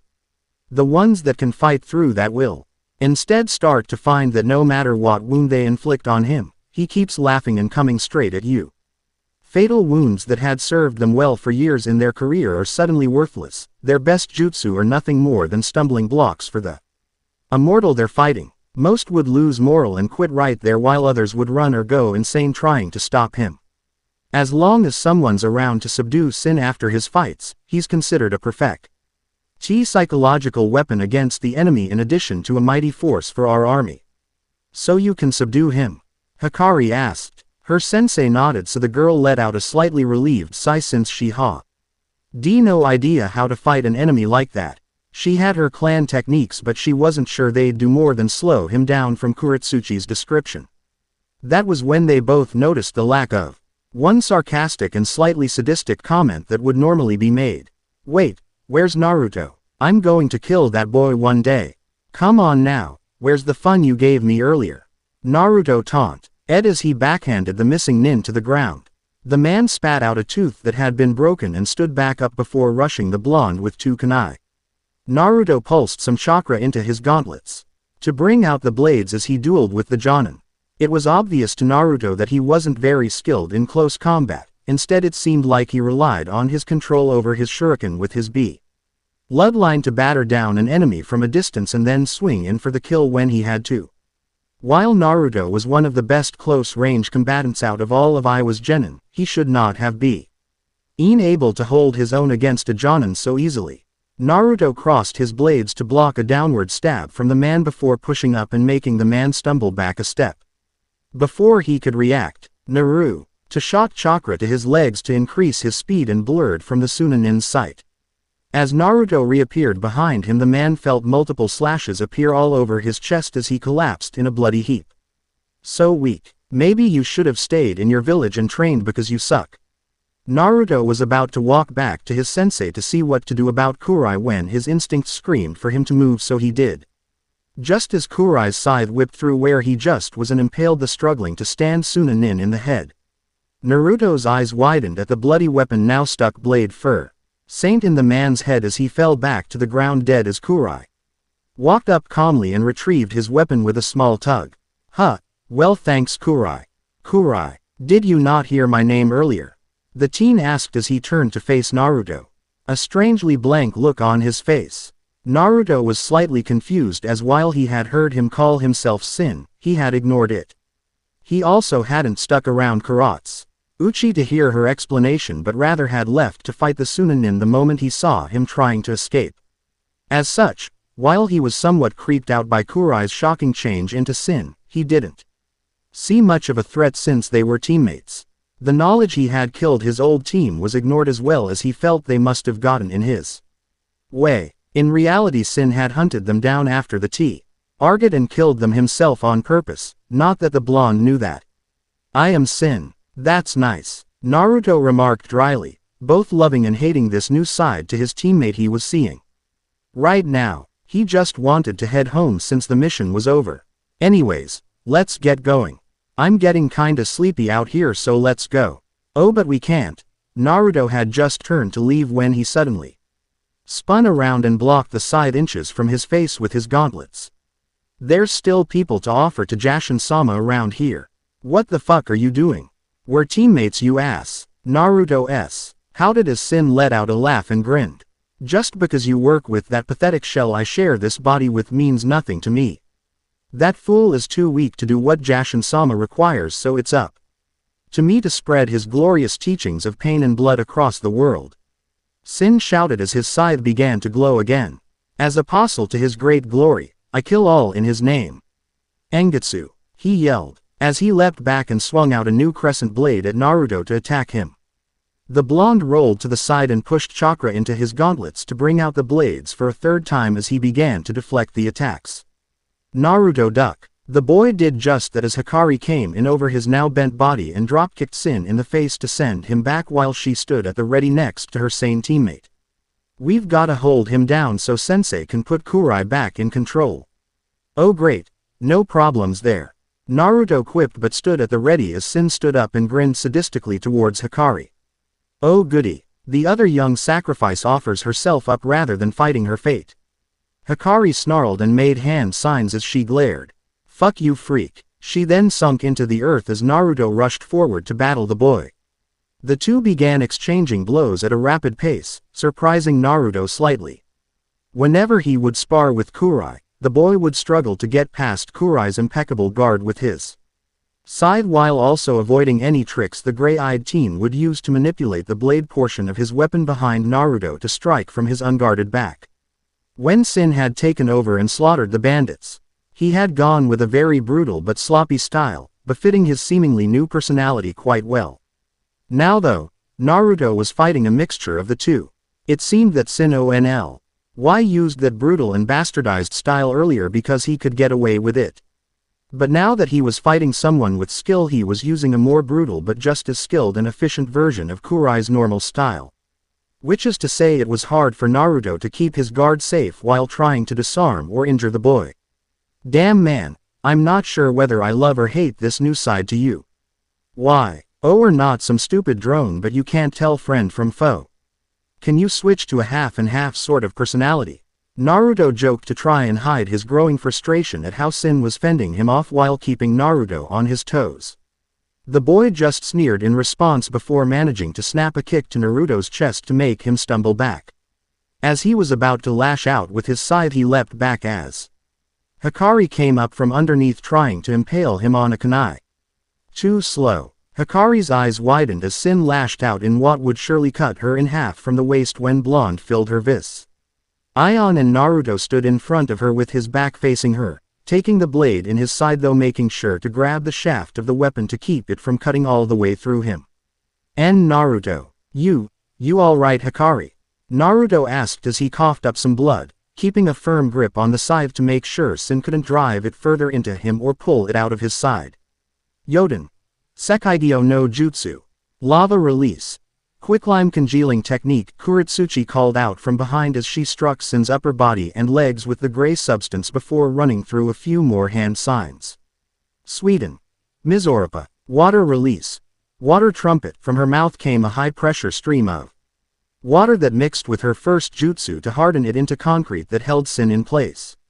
The boy struggled to get free. She made another set of hand signs and placed her hand on his head. His eyes widened before he slumped in his captured place, unconscious from the genjutsu Kurotsuchi placed him under. With a sigh she then turned to Naruto. "Kyuubi, damage assessment. It nicked your kidney and stomach but mostly got just muscle. As soon as you remove the blade I'm gonna shove so me of my chakra through you to heal you up fast enough not to die instantly. Just cause you can regenerate from just about everything doesn't mean you can be so reckless, you moron. I don't wanna die here, dumbass. Oh, just shut up and heal me." Naruto shot back as he yanked the blade out of him with a grunt and began coughing up some blood.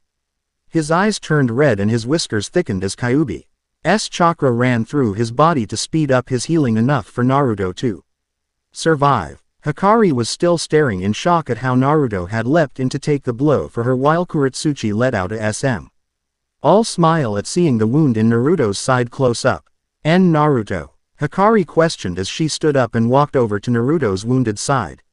Are you going to be okay?"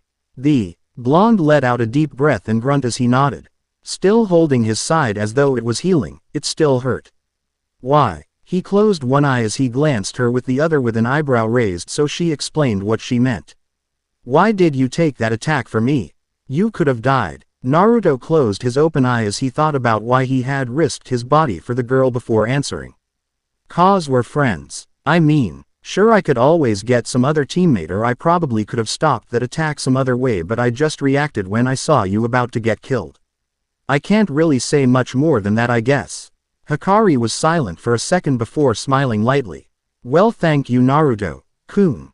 Naruto's eyes went wide as Hikari turned and started walking back towards the village where they informed the town that the bandits were gone. Kurotsuchi had broken Kurai's unconscious form out of her concrete mix and had bandaged the wound up enough so that it wouldn't bleed before tossing the boy over her shoulder and walking off herself, leaving Naruto there alone for a moment before he shook his head and followed. Unseen to the rest, a small smile came over his face. "So we've just gotta wait for the bastard to wake up before we can head home?" Naruto asked as the group was in a hotel room Kurotsuchi had gotten for the night. To be honest, it was doubtful they'd even be there the whole night, but they had wanted a place to rest and clean up while waiting for Kurai, and a hotel fit nicely. The three conscious Iwa went in and each showered and changed into a spare set of clean clothes they each kept sealed in a scroll with other supplies for any possible long-term missions.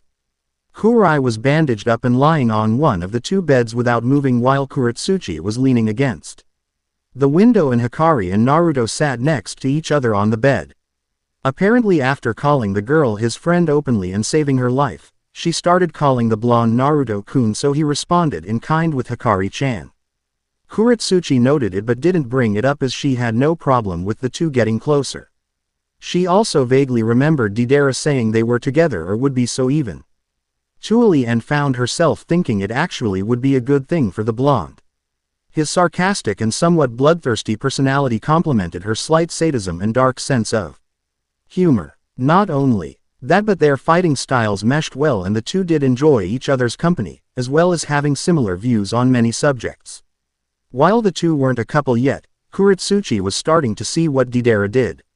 It had apparently just taken a life-saving experience to get it started. Kurotsuchi nodded her answer to Naruto's question and looked at the unconscious boy. The genjutsu she put him under would wear off in a few minutes, and then after he cleaned up they'd either leave or stay the night, depending on if Kurai felt up to travel with his wound. She made sure to actually close it up and make it so the whole Wouldn't bleed so that Kurai would actually remain himself when he awoke, otherwise she'd have to put him back under because Sin would come out. He should be up any minute. Now, and if he's up to traveling, then we'll make the trip home to report our success. If not, then we'll just leave tomorrow morning. A groan caught everyone's attention as Kurai's eyes flickered open. He rubbed his chest slightly before pushing himself to a sitting position and looking around to see all eyes were on him. He looked down to see he was without his shirt and jacket and that his chest was bandaged before looking up at Kurotsuchi. Sin was released again, he asked, his voice the monotone Naruto and Hikari were used to. Kurotsuchi nodded. You took a large shuriken to the chest and that got you bleeding. He came out, killed the rest of the bandits and the missing nin before trying to kill Naruto-kun and Hikari. They're fine and I stopped you before you could do anything else. We've just been waiting for you to wake up to see if you felt up for the trip home or to wait for the morning. Kurai nodded his understanding before stretching his arms to return feeling to them before getting off the bed and grabbing his shirt and jacket that were placed next to him. I feel fine, sensei. We should return to Iwa as soon as we can. Once his clothes were back on, he turned to his two teammates. My apologies for what Sin attempted to do to you. Naruto and Hikari couldn't tell if he was saying it because he meant it or just to be polite, as his empty voice betrayed nothing. Hikari just shrugged, already having forgiven the boy since he wasn't in control, while Naruto just shook his head. Don't worry about it. I'd probably do the same if I lost myself to Kyuubi. The boy didn't respond but merely looked to their sensei to see if she would accept his claim of being well enough to travel. Kurotsuchi eyed him for a moment before nodding as they all left the room to return to their village. Welcome home, Hikari-sama. One of the clan servants bowed as the girl walked onto the clan compound and headed straight for her room. It wasn't long since they got back to the village and gave their report. Kurotsuchi had dismissed them and Kurai headed home like usual, while neither Naruto nor Hikari actually felt like getting food, so they all just headed home. She was sure once word spread about her being home, either her father or the elders would call on her, either for a report on what she did on her mission or to inform her of another challenge to her heiress position. As such, the girl was not going to even bother telling anybody she was back or doing anything besides going to her room to rest a bit. Hikari was drawn from her thoughts as a servant knocked on her door to tell her the clan elders had requested a meeting. Hikari scowled as she knew just how much of a request it really was and got off her bed that she had been relaxing in to go see what her most hated people wanted. So it's Hikari-chan now, Hugaki? Deidara asked as he and Naruto sat in a ramen shop eating. Naruto had been confronted by his Ni-san shortly after they split from reporting a successful mission to the Tsuchikage and offered some early dinner. The younger blonde hadn't been planning on it but agreed anyways, so he followed while chatting about random things, like Naruto's recent mission. Yeah, so, we're friends. I just saved her life, and she started throwing kun to my name, so why can't I add chan to hers? Naruto asked in between bowls. Deidara shrugged with a slig grin as he ate his own at a slower pace. I don't know. I was just messing with you anyways. Deidara leaned his head to the side to avoid a salt packet that had whipped at his head, courtesy of his Otudo. So, a question. Do you like Hikari? Was Naruto's blank response, so the bomber chuckled. You know, do you like her at all? Naruto was quiet and set his empty bowl down as he thought for a moment. I don't really know. I mean, I like spending time with her after training and missions, and she's definitely beautiful. You'd have to be blind to miss that. But right now, I don't know. I think of her as a friend, but I think I could see us getting together one day. If she wants to, I wouldn't really have a problem with it, I guess. But I don't think that would happen for a while anyways. Naruto answered, while another few bowls were brought out for him. Deidara had watched the boy's face silently as he spoke before inwardly nodding to himself. It was there, no doubt at all. The small attraction just hadn't grown into anything serious yet though, so he'd wait. Let the kid figure out his feelings on his own before ripping into him with taunts and jokes that would get him flustered and mad. That's what older brothers were supposed to do anyways. So what about you and Ka-chan? Still failing to keep it secret? Deidara choked for a second as Naruto brought up his relationship that the two were hiding from Onoki. Naruto started laughing at his red face while he worriedly looked around to see if anyone heard him. He knew the blonde was trying to embarrass him just as Deidara was waiting to do to him once he got into a relationship. The older blonde sighed as that bit of irony hit him. Oh yeah, that's what younger brothers did too. Sir, we've just received a message from the leader of Iwagakure saying he thanks you for accepting his proposal to meet and that he will be in Iwa to discuss things with you in 2 days. An Anbu reported in front of the shortest and oldest Kage alive spoke. The small man nodded and waved him off before going back to the paperwork that was the bane of all Kages in existence. He had accepted Odo's proposal of a meeting merely because he wished to see 2 things. One being what the minor village could want from Iwa. If it was an alliance, then Odo would have to offer something beneficial to Iwa, or the most he'd do is off a small non-aggression treaty with the smaller force. That's just how things went. You don't ask the major force for a long-term helping hand unless you can offer something to aid them in return. His second reason he had accepted the offer was to see if it was possible to bend the leader to his will. If he could somehow get the leader of the minor village to obey his orders, then Iwa could slowly and silently sweep in and take over, thus expanding their influence in the borders of Tsuchi no Kuni. So long as Onoki avoided war, their daimyo could care less how the midget ran his shinobi. As Onoki turned from his thoughts about his upcoming meeting with Odo's leader, they turned to Naruto instead. The boy was progressing admirably. He was well above his graduating class and most of the genin overall. In pure taijutsu, only the best genin could keep up with him. He also back in the academy would frequently defeat the Chunin instructors that were teaching his class. While they weren't experts at the hand-to-hand portion of shinobi combat, it still showed that Naruto could handle himself well in a fight without chakra. Then, when chakra was added to the mix, the boy became a powerhouse far above his age group. Kage level reserves thanks to his Jinchuriki status as well as the deadly and powerful wind element. A shame Onoki was too busy running the village to actually focus on training him in the subtleties of the wind. But seeing as he was only one of 3 wind users in Iwa and the other 2 hated the boy, it had to happen. He still had given Naruto a few jutsu of the element as well as giving him a basic exercise to enhance his control and ability of it. A step the boy had almost completed. His control of the Kyuubi was currently at 3 tails in both the Shroud and Blood Cloak versions of the state. Roshi wouldn't let Naruto move up to the next tail until he could fully control and fight in both levels of the tailed state, and it was actually a good move. Because the boy actually never went past 3 tails, Roshi had privately informed him that the Blood Cloak version was significantly harder to control and that Naruto truly could go up perhaps 5 of the basic Shroud and retain control. Roshi just wouldn't let him so that his control would be better overall and to help ensure Naruto wouldn't accidentally draw on too much. The blonde's only weak point seemed to be his horrible aptitude for genjutsu. If the illusion was too high level or too subtle, the boy wouldn't notice, and that could cause his death. He knew from a couple small messages with Irakage in Iwa that a Jinchuriki with perfect control was immune to all but the highest level of genjutsu. Something only a Sharingan could apparently conjure, so as long as Naruto stayed away from Uchiha clan he'd be fine once he mastered his tenant's power. However, Onoki had plans for Naruto to be even stronger. As the son of the Kuroi Senko, he had to be able to learn the technique that was considered the bane of Iwa. It was in his blood. Also, as one of Uzumaki lineage, Naruto was going to learn Fuinjutsu eventually. Iwa just didn't have many experts and the Uzumaki put them to shame anyways. Onoki knew that there had to be some kind of inheritance in Konoha that the boy was supposed to get. It didn't make sense not to. Now he just had to figure out a way to get them without starting a war and while preventing Konoha from trying to take Naruto back. It was going to be difficult, but once he had that inheritance, Naruto would quickly rise to a level only Onoki himself would be able to match.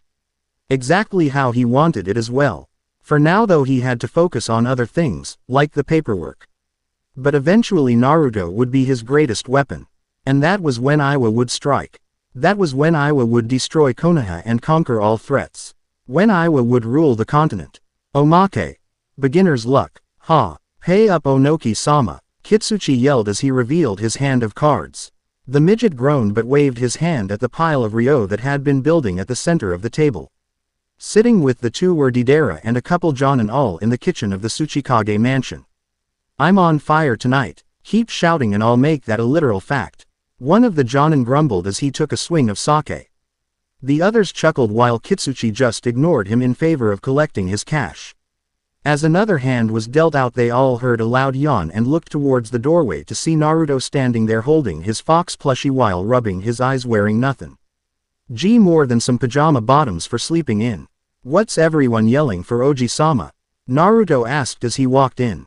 Onoki sighed while one of the jonin and Kitsuchi scowled. We're just playing a card game, Naruto. Sorry for waking you. Go back to bed. In all the excitement of possible money, they had all forgotten the boy was sleeping. Luckily Kurotsuchi was on a mission and not set to return. For a couple days or she would have tried melting them. Onoki's words, however, didn't make the boy leave. Rather, his attention had been caught by the first sentence. A game. Can I play, please? The young blonde begged. Onoki grumbled under his breath and pinched his nose and was about to say no when Deidara spoke up. Sure Gaki, but you've gotta have money to play on. Naruto's face lit up. I've got some of my allowance left over. I'll go get it. He then quickly rushed out of the room while everyone was staring at Deidara like he had grown a second head. Why the hell did you do that? You know, Kurotsuchi will kill you if she finds out you got him gambling at that age. Kitsuchi growled. Deidara shrugged. Hey, you know the Gaki wasn't gonna leave once Onoki-sama said, game, so this way he'll get to calm down a bit, and when he starts losing his money he won't ever want to play ever again and it'll turn him off from gambling period on. Honestly, I think it works better than never letting him try and then one day getting blindsided and addicted to it. The elder blonde explained. While Kitsuchi and one of the jonin got his reasoning and figured it'd be fine, Onoki snorted. Like the incident with ramen. Deidara shot a glare at his midget leader just as Naruto ran back into the room holding around 50 ryo. He didn't spend his money much since Kurotsuchi got him anything he really needed or wanted, and he received 5 ryo a week. So how do I play? Naruto asked as he grabbed a chair and sat between Deidara and Onoki.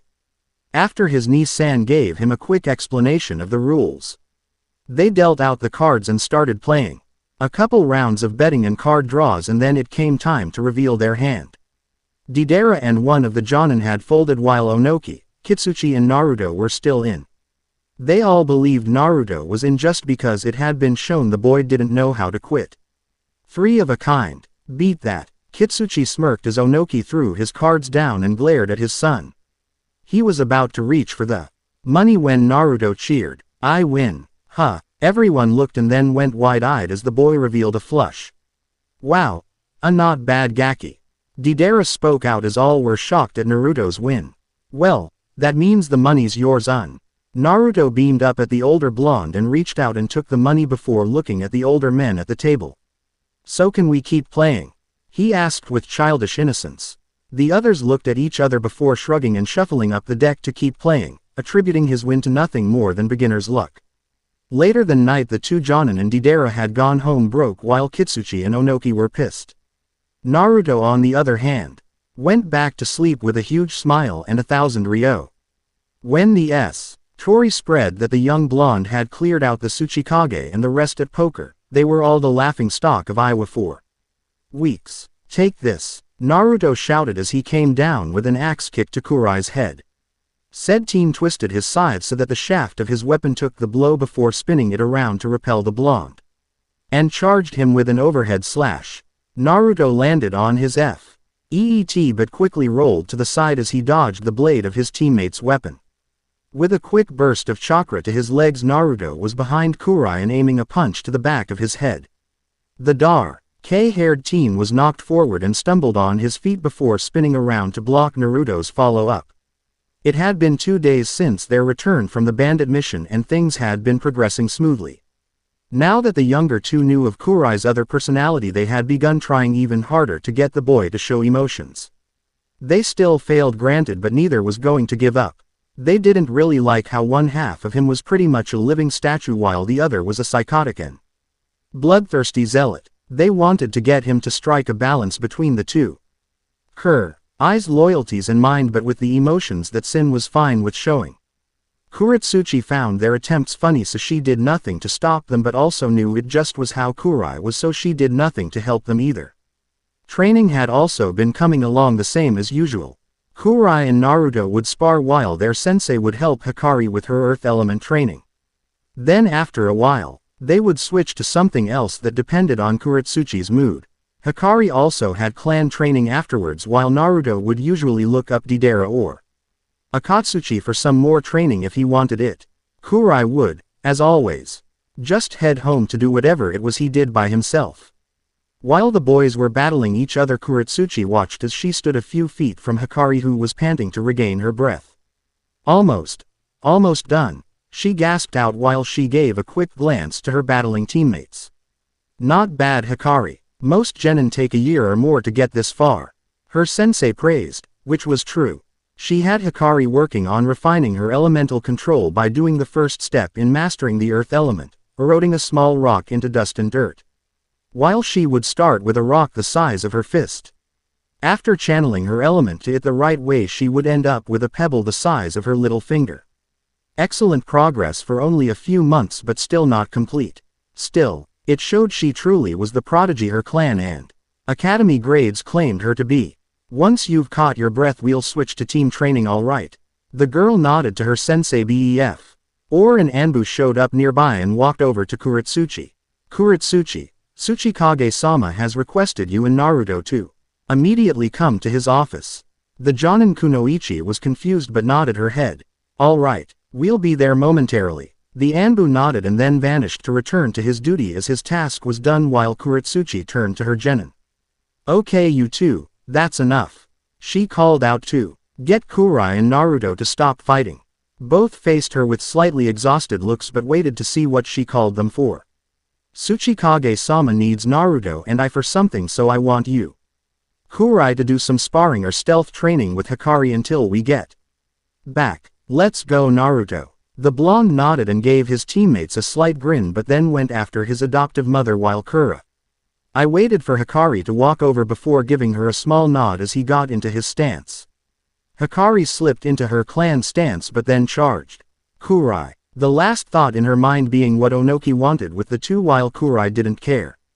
Earlier in the day, welcome to Iwa, a jonin offered as he stood in front of a hooded man in a tan cloak with a music symbol over his heart while behind him was a white-haired teen with two red dots on his forehead. The hooded man merely inclined his head as the jonin gave a slight bow. Tsuchikage-sama has been expecting you and ordered me to escort you to his office. Please follow me, the man explained before turning to walk ahead of the two. While the hooded man gave no notice and merely followed quietly, the teen behind him was constantly looking around as if watching for any threat to his leader. Eventually the two came to the office as the jonin left to return to his post while the cage's secretary announced them and let them in. With a slig, nod of the head, the hooded man entered with his young protege following. A pleasure to meet you, Onoki-sama. The man spoke and the old cage nodded.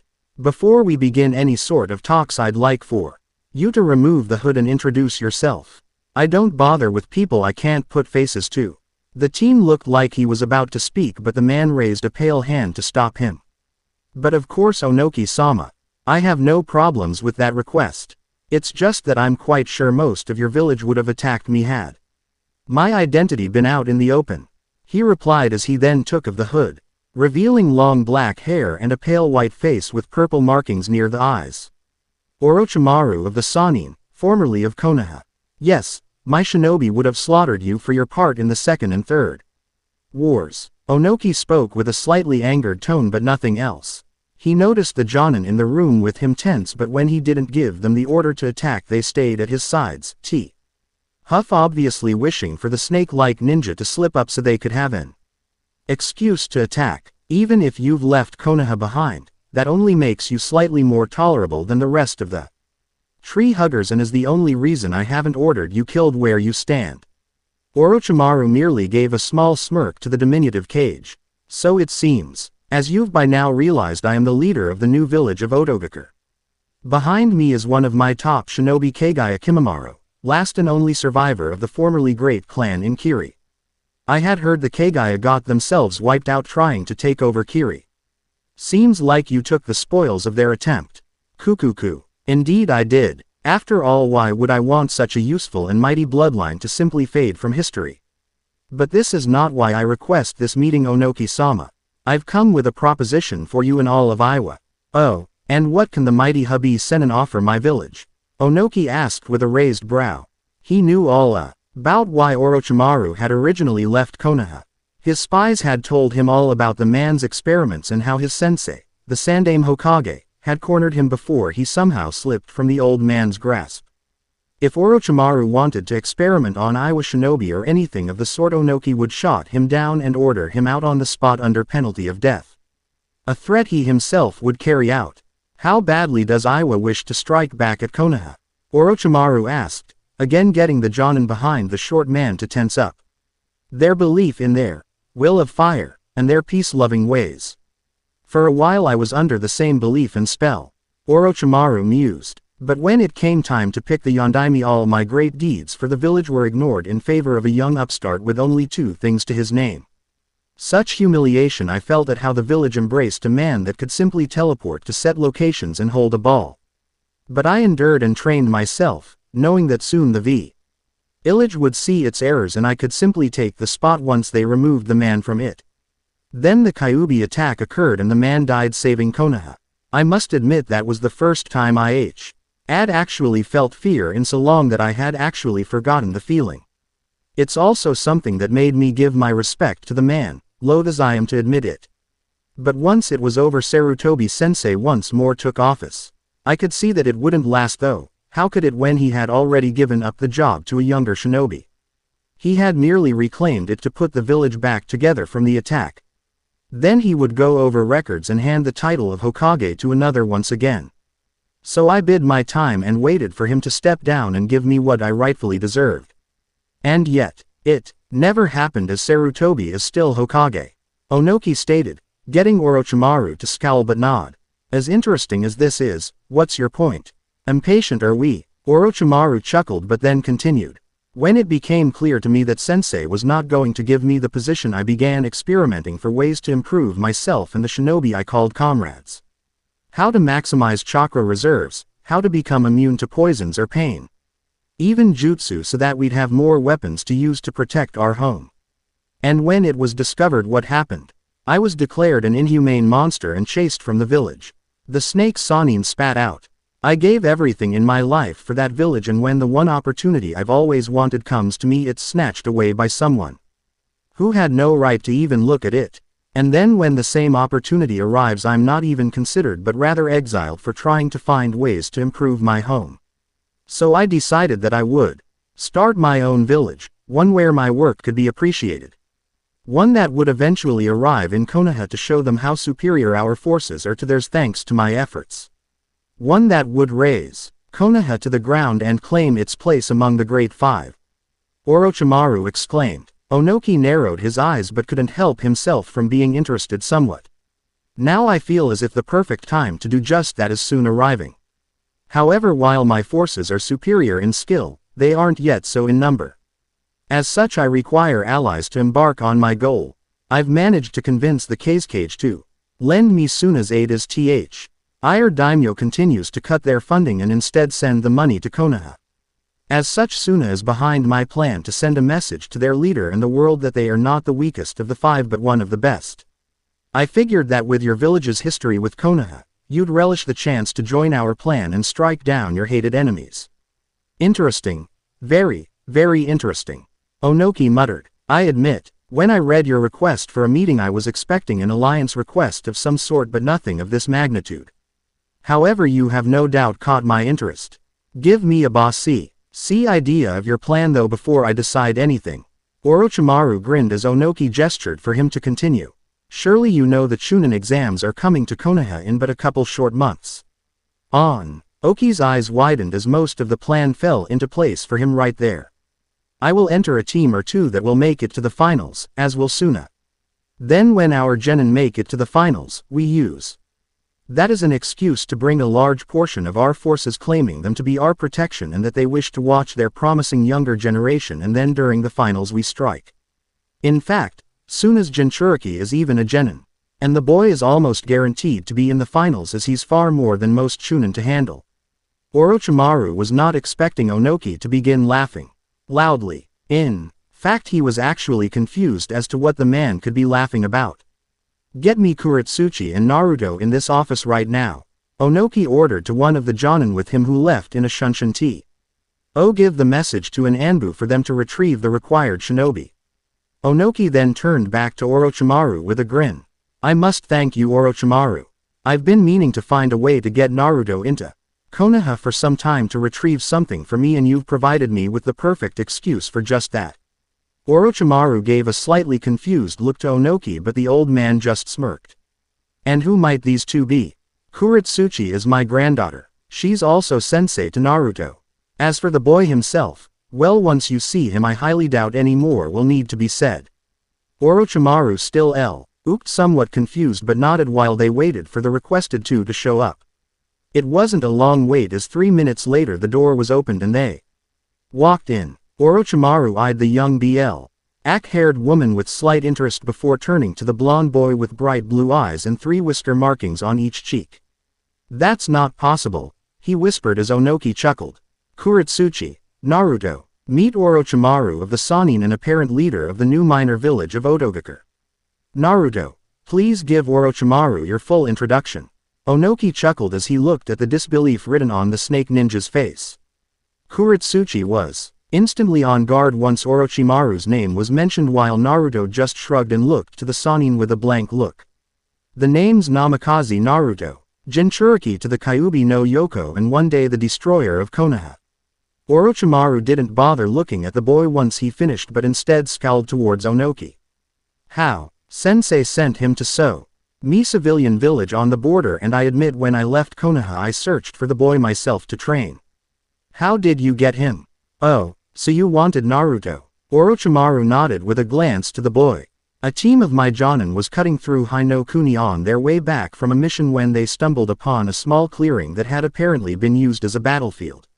Within this clearing were Wo Konoha Anbu as well as a jonin holding a blood-soaked blanket. In that blanket was Naruto.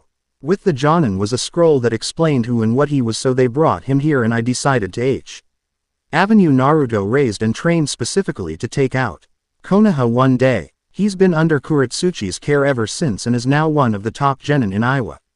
Orochimaru let out a chuckle before turning to Naruto. So it seems Kakashi's love died to protect you from Danzo's men. Tell me, boy, do you know your affinity? And are you any good with a sword? Naruto raised one of his arms and channeled Akra into the gauntlet to bring out the blade while giving the man a blank look. Wind, what's it to you, snake face? You will respect Orochimaru-sama. Kimimaro snapped as he glared at Naruto, who merely glared back. Orochimaru held a hand out to his subordinate as Onoki told Naruto to back off. That's enough, Kimimaro. The Sannin scolded lightly before looking back to Naruto with a sickly grin. Oh, such missed opportunities. Had I gotten a hold of you before this village did, I would have made you my apprentice. He mused before looking back to Onoki. I can see why you thanked me earlier. You want the Uzumaki clan items as well as whatever Minato left for Naruto, am I correct? Onoki nodded with a grin that Orochimaru mirrored. Well, I can tell you that Sarutobi-sensei has them under his control and has been making sure that Danzo and the Konoha Council doesn't touch them. He believes that one day Naruto here would someday be found and brought to Konoha, where he will try to reverse his mistake from those years past. Meanwhile, in the shadows under Sensei's watch, Danzo still has teams searching the continent for the boy. Thanks for the warning and heads up, Naruto quipped as he put his blade away and walked over to Onoki's side. Was there a specific reason Sensei and I were needed, Oji-sama, or are you just showing me off? Kurotsuchi, do you believe Naruto and his teammates are ready for the Chunin exams coming up in Konoha? Onoki asked, getting Naruto to go wide-eyed before grinning. Said Kunoichi was also grinning as she came to realize what her grandfather wanted. Definitely. Kurai and Hikari are just as ready as Naruto-kun is, and I can guarantee they'd make the finals if not sweep the whole event. Onoki nodded and then turned back to Orochimaru. I'm not sure if I can devote anything to your plan yet, Orochimaru, but I will send a team to the exams so that Iwa can partake if I decide to. None of us will alert Konoha either, so if I find that I cannot aid your plan, then I will make sure none of Iwa's shinobi hinder it either. You'll have my final answer by the time of the finals. Then I thank you for your time, Onoki-sama, and look forward to a positive answer. Orochimaru replied before placing his hood back up.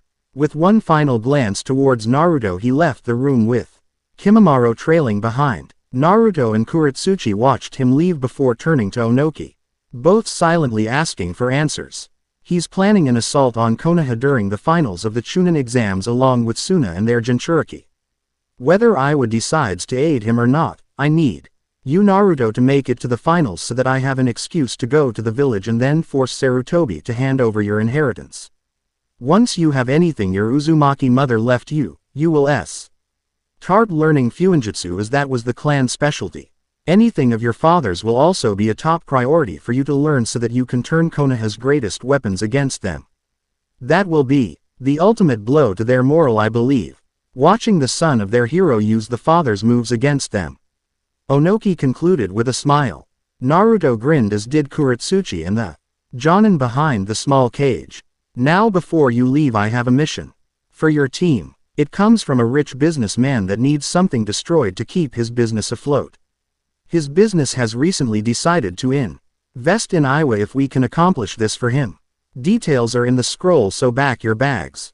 You're headed to Nami no Kuni, Onoki ordered as he tossed a scroll to Kurotsuchi for both to give him a show. RT before leaving to do as they were told. How very interesting that Minato's child would end up in the hands of his most hated enemy. And not only that, but the boy is a wind element with some blade skill. Oh yes, had I the chance, he would have made the perfect apprentice. Orochimaru mused to himself as they left for Otogakure. While Orochimaru was known mostly for his snake-like ninjutsu thanks to his ties to the creatures, due to his holding of the summoning contract for them, he was a wind element of extreme skill as well. His first apprentice, Anko, was actually an earth element, so he couldn't pass down most of his skills to the girl, which is why he decided to instead test her in other ways, such as the curse seal. She also never took to a sword very well, which eliminated the bees of the snake style of close combat he utilized. While he was still loyal, he figured he would eventually take on a second apprentice when the girl hit Jonin, and this new one would hopefully be able to learn all of his legendary skills. After the Kyuubi attack, he had wanted to take care of Naruto, believing he, like a few of the clans, apparently could raise the boy into not only a loyal Konoha shinobi but a powerful one at that. After Sarutobi told them all of what he did, the snake Sannin had sent a few of his summons out to try and locate the child to raise and train in secret so that when he became Hokage like he believed he would, he could reverse his sensei's decision and bring Naruto back home where he belonged. Yet they never found him, just as he never became Hokage. When he was run out of the village for his deeds, he had spent the first half a year looking for Naruto before being approached by the Akatsuki with an offer of membership. Things had gone from there, but he never expected to find Naruto. And in Iwa's hands no less. The man was positive that if his training was even half as good as what he himself would have given, then Naruto was already at least Chunin level in skill. Orochimaru let out a smirk hidden by his hood as he suppressed the need to laugh. Oh, how he hoped Naruto made it to the finals of the exams, just so he could watch and see the true potential Minato's child had. Perhaps there would be a way to get the boy under his wing from Onoki if he proved worth it. Not as a vessel like Kimimaro or the last Uchiha were candidates for, but as the next legacy for the great Sannin's teachings. So we're headed to the Chunin exams after this mission? Hikari asked as the 3 genin and 1 jonin left the village. Naruto grinned and nodded, which was soon mirrored by the girl. Sweet. Only half a year and I'm already heading for the exams. If I actually succeed, then that's a clan record for fastest promotion and youngest Chunin. That ought to shut the bastards up. Hikari boasted as Naruto let out a sharp laugh. Kurai merely nodded as Kurotsuchi went over the mission details. Worry about the exams, I'm entering you 3 in after the mission. After a quick, "Hi sensei," she continued. All right, apparently the employer is the business tycoon Gato of Gato Company. He apparently has a hold over Nami no Kuni, and one of its people is building a bridge which would break it. He tried hiring someone to take out the head builder, but they failed and were killed by Konoha ninja. Knowing our village has a grudge against them, he decided to hire us to stop this bridge from being built. We'll be meeting with him first to discuss specifics, but then we will make a plan and carry the mission out." The three genin nodded, so she put the scroll away as they leapt off. 5 days later. "So you're what I get from Iwa, huh?" A short man in a business suit in a cane sneered as he looked over the genin and sent a hidden, lustful look towards the jonin, though as shinobi all four saw it. They also noticed one of his hands was broken apparently. The 4 genin were in an office speaking with Gato about the mission he hired them for. The office was in a private mansion Gato had built hidden on a cliff that the people of the country didn't go towards, so while he had run and holed himself up after his failure, he was still safe since he had a few bandits left along with one of his Ronin guards. "Well, I guess since Zabuza failed against a man and his brats, you could do the same to them. Just tell us what's going on and we'll get it done. My team has a perfect mission completion rating and we will not fail," Kurotsuchi told him. Gato looked them over again before scoffing and pulling out a small file. "I have this country under my thumb since as a ship. Ping country, it requires the docks to send out goods. As I now control all the ships in those docks, I've pretty much become the man in charge rather than the daimyo. However, this man, Tazuna, is building a bridge to Hai no Kuni. As you can guess, with a bridge they won't be forced to rely on my ships and will be able to break my control. I've tried intimidation, but he and his workers didn't stop. I've sent an assassin against him. He hired Konoha ninja to protect him. I tried to remove the ninja, but my assassin failed and died in the attempt. I even tried using some paid-off bandits to kill the exhausted ninja, but that failed as well. I'm out of options, so I figured Konoha's greatest enemies would be able to take care of this situation. It doesn't help that ever since my men failed Agai NST the ninja, the people have gained hope and began partying every night in their honor." Gato explained. "What I want is for the bridge builder dead and the people's hope crushed, so they'll never try this stunt again. Nami is mine now and that's final." "Do you have a description of the Konoha ninja?" Kurotsuchi asked. "A tall man with white hair and one red eye, a young girl with pink hair and green eyes, a pale boy with black hair and eyes, and another boy with dark hair and eyes that have been both black one time and red another. He also has this symbol on his shirt that looks like a red and white fan. Why, are you going to get rid of them too? Would we get a bonus?" Naruto quipped as Kurotsuchi shook her head. "No, I just want to know who we're possibly dealing with, and from the sounds of things it's Hatake Kakashi. A couple no-name genin and possibly the last of the Uchiha clan." Kurotsuchi mused before sending a look to Naruto. "You made sure to pack that hooded jacket, right?" He boy nodded as he knew what she was getting at. "Then use it. It wouldn't do good for Iwa if they knew about you. As for the mission, this'll be simple once the Konoha ninja leave. But by then the bridge will be finished and everything ruined anyways." Gato raged. "I don't want that thing done, you hear me? But you do want their hope crushed, right?" Naruto spoke up, getting the midget's attention as well as Kurotsuchi's. "Hear me out. Hatake Kakashi is not someone we want to go up against. Plus I'm pretty sure that both he and the people know that since you escaped alive you may try something again, so they'll still be on guard. Plus, if we did somehow kill the bridge builder, it's likely his workers would finish it anyways in his name, since from the looks of things, that thing was almost done already. We'd only have a couple days to kill him before it wouldn't matter. So rather than target the man, why not target the hope they all have?" "What are you saying?" Gato asked, so Naruto grinned. "What I'm suggesting is we wait for the bridge to be finished and the Konoha ninja to leave. Then we swing in, grab the bridge builder and kill him while destroying the bridge at the same time. This will not only send the message that even their mighty bridge was actually useless to stop your reign, but also that he one that gave them hope was just as powerless. That'll break their spirits, so that they'll never try to oppose you again." Gato stared at the boy for a few seconds before looking to his Jonin sensei to see she was grinning at his idea.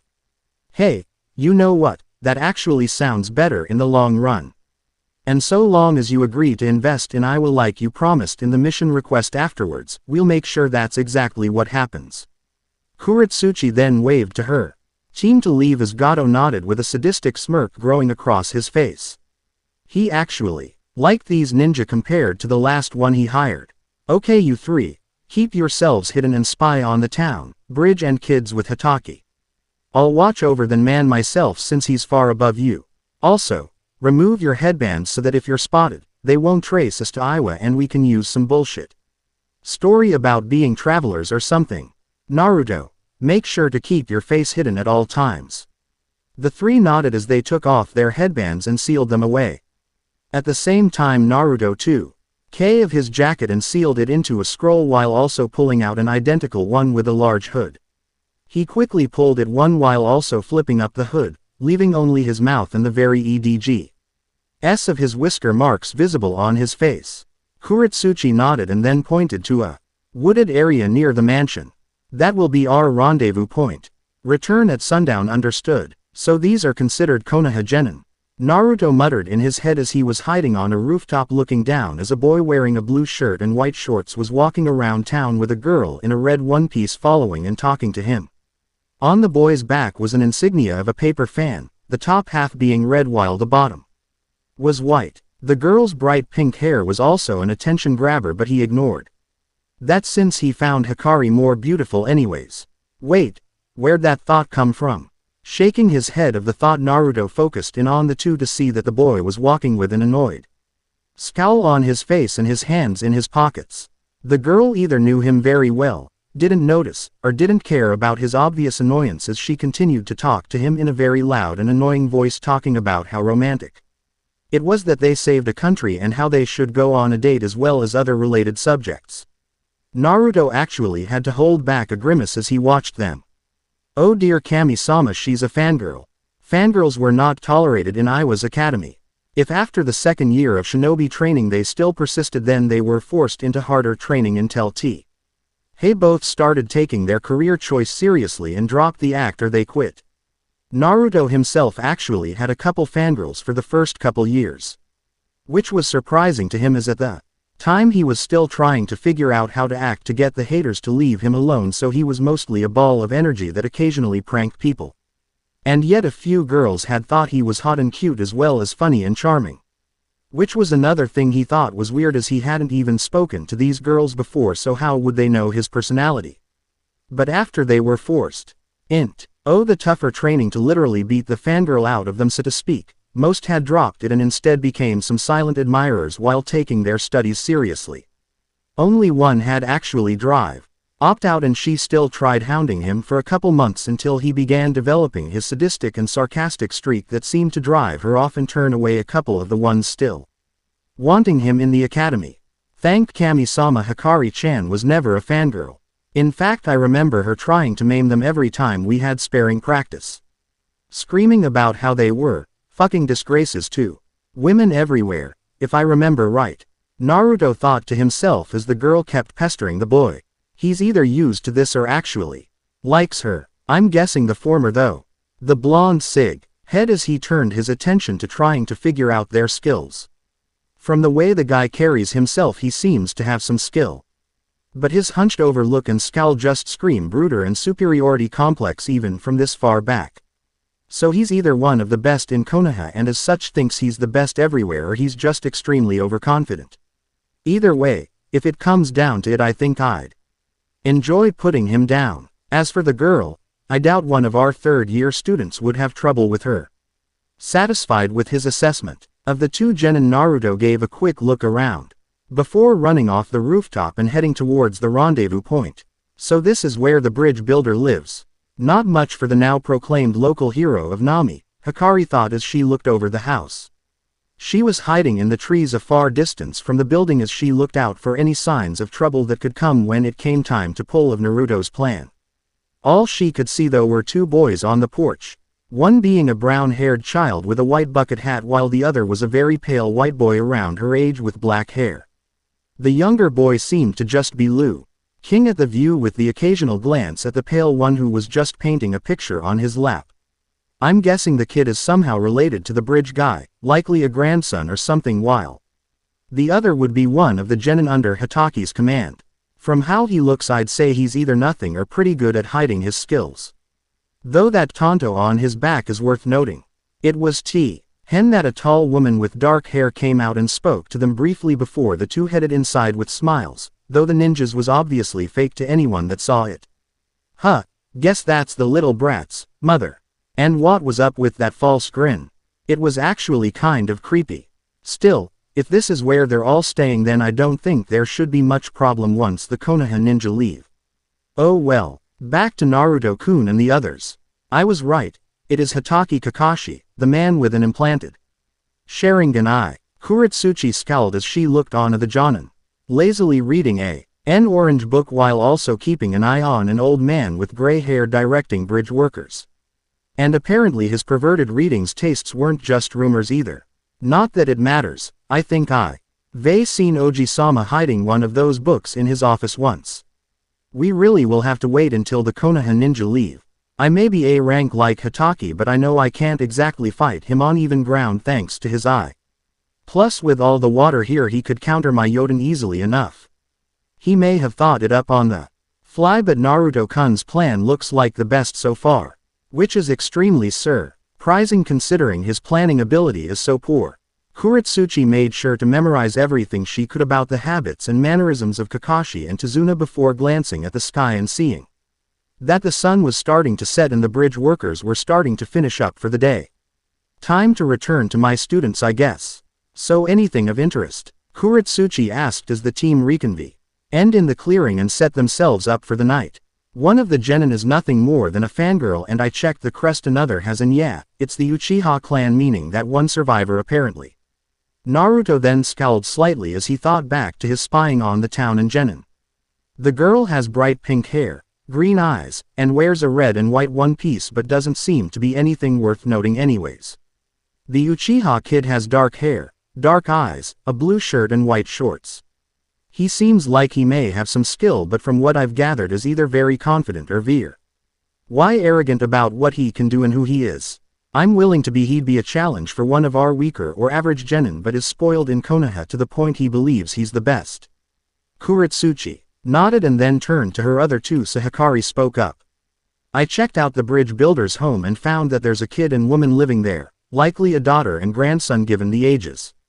The third Konoha genin was there and he's very pale, almost pure white, with black hair and eyes and black clothes. He was silent and just spent his time painting something in a book on his lap. He kept watch on the others at the house. While I can't say anything about skills or personality, he had a tonto on his back, so that's something. I scouted the town, and while under henge is a traveler that just arrived, inquired about the town and recent happenings. Kurai began once Hikari finished. The town was completely under Gato's thumb after he killed a man a year ago by the name of Kaiza. It was only recently that this Tazuna seemed to get the idea and funds together to make a bridge. He was only a third of the way completed when Gato started threatening him to stop. And he did, to sneak off to Konoha and use what money he had left to hire the team he currently has. When Gato discovered this, he apparently hired a missing nin with a large sword from Kiri, but the man and his helpers died fighting Hitaki's group. Gato apparently tried using a small army of bandits, but the genin and Hitaki tore through them, and the villagers, seeing that Gato wasn't truly invincible, rallied and drove him out. Though they are unaware he is merely hiding in his mansion. They believe he has fled for another country and took his belongings with him. Konoha is now revered as a village of aviators, with Hitaki's group being the personal heroes to the country.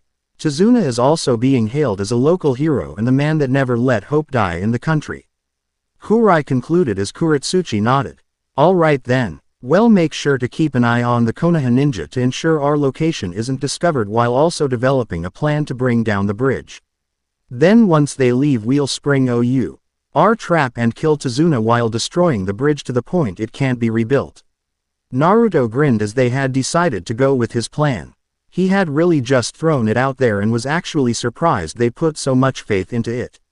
Maybe my tactics really are improving, he thought to himself. Nope, you just got lucky.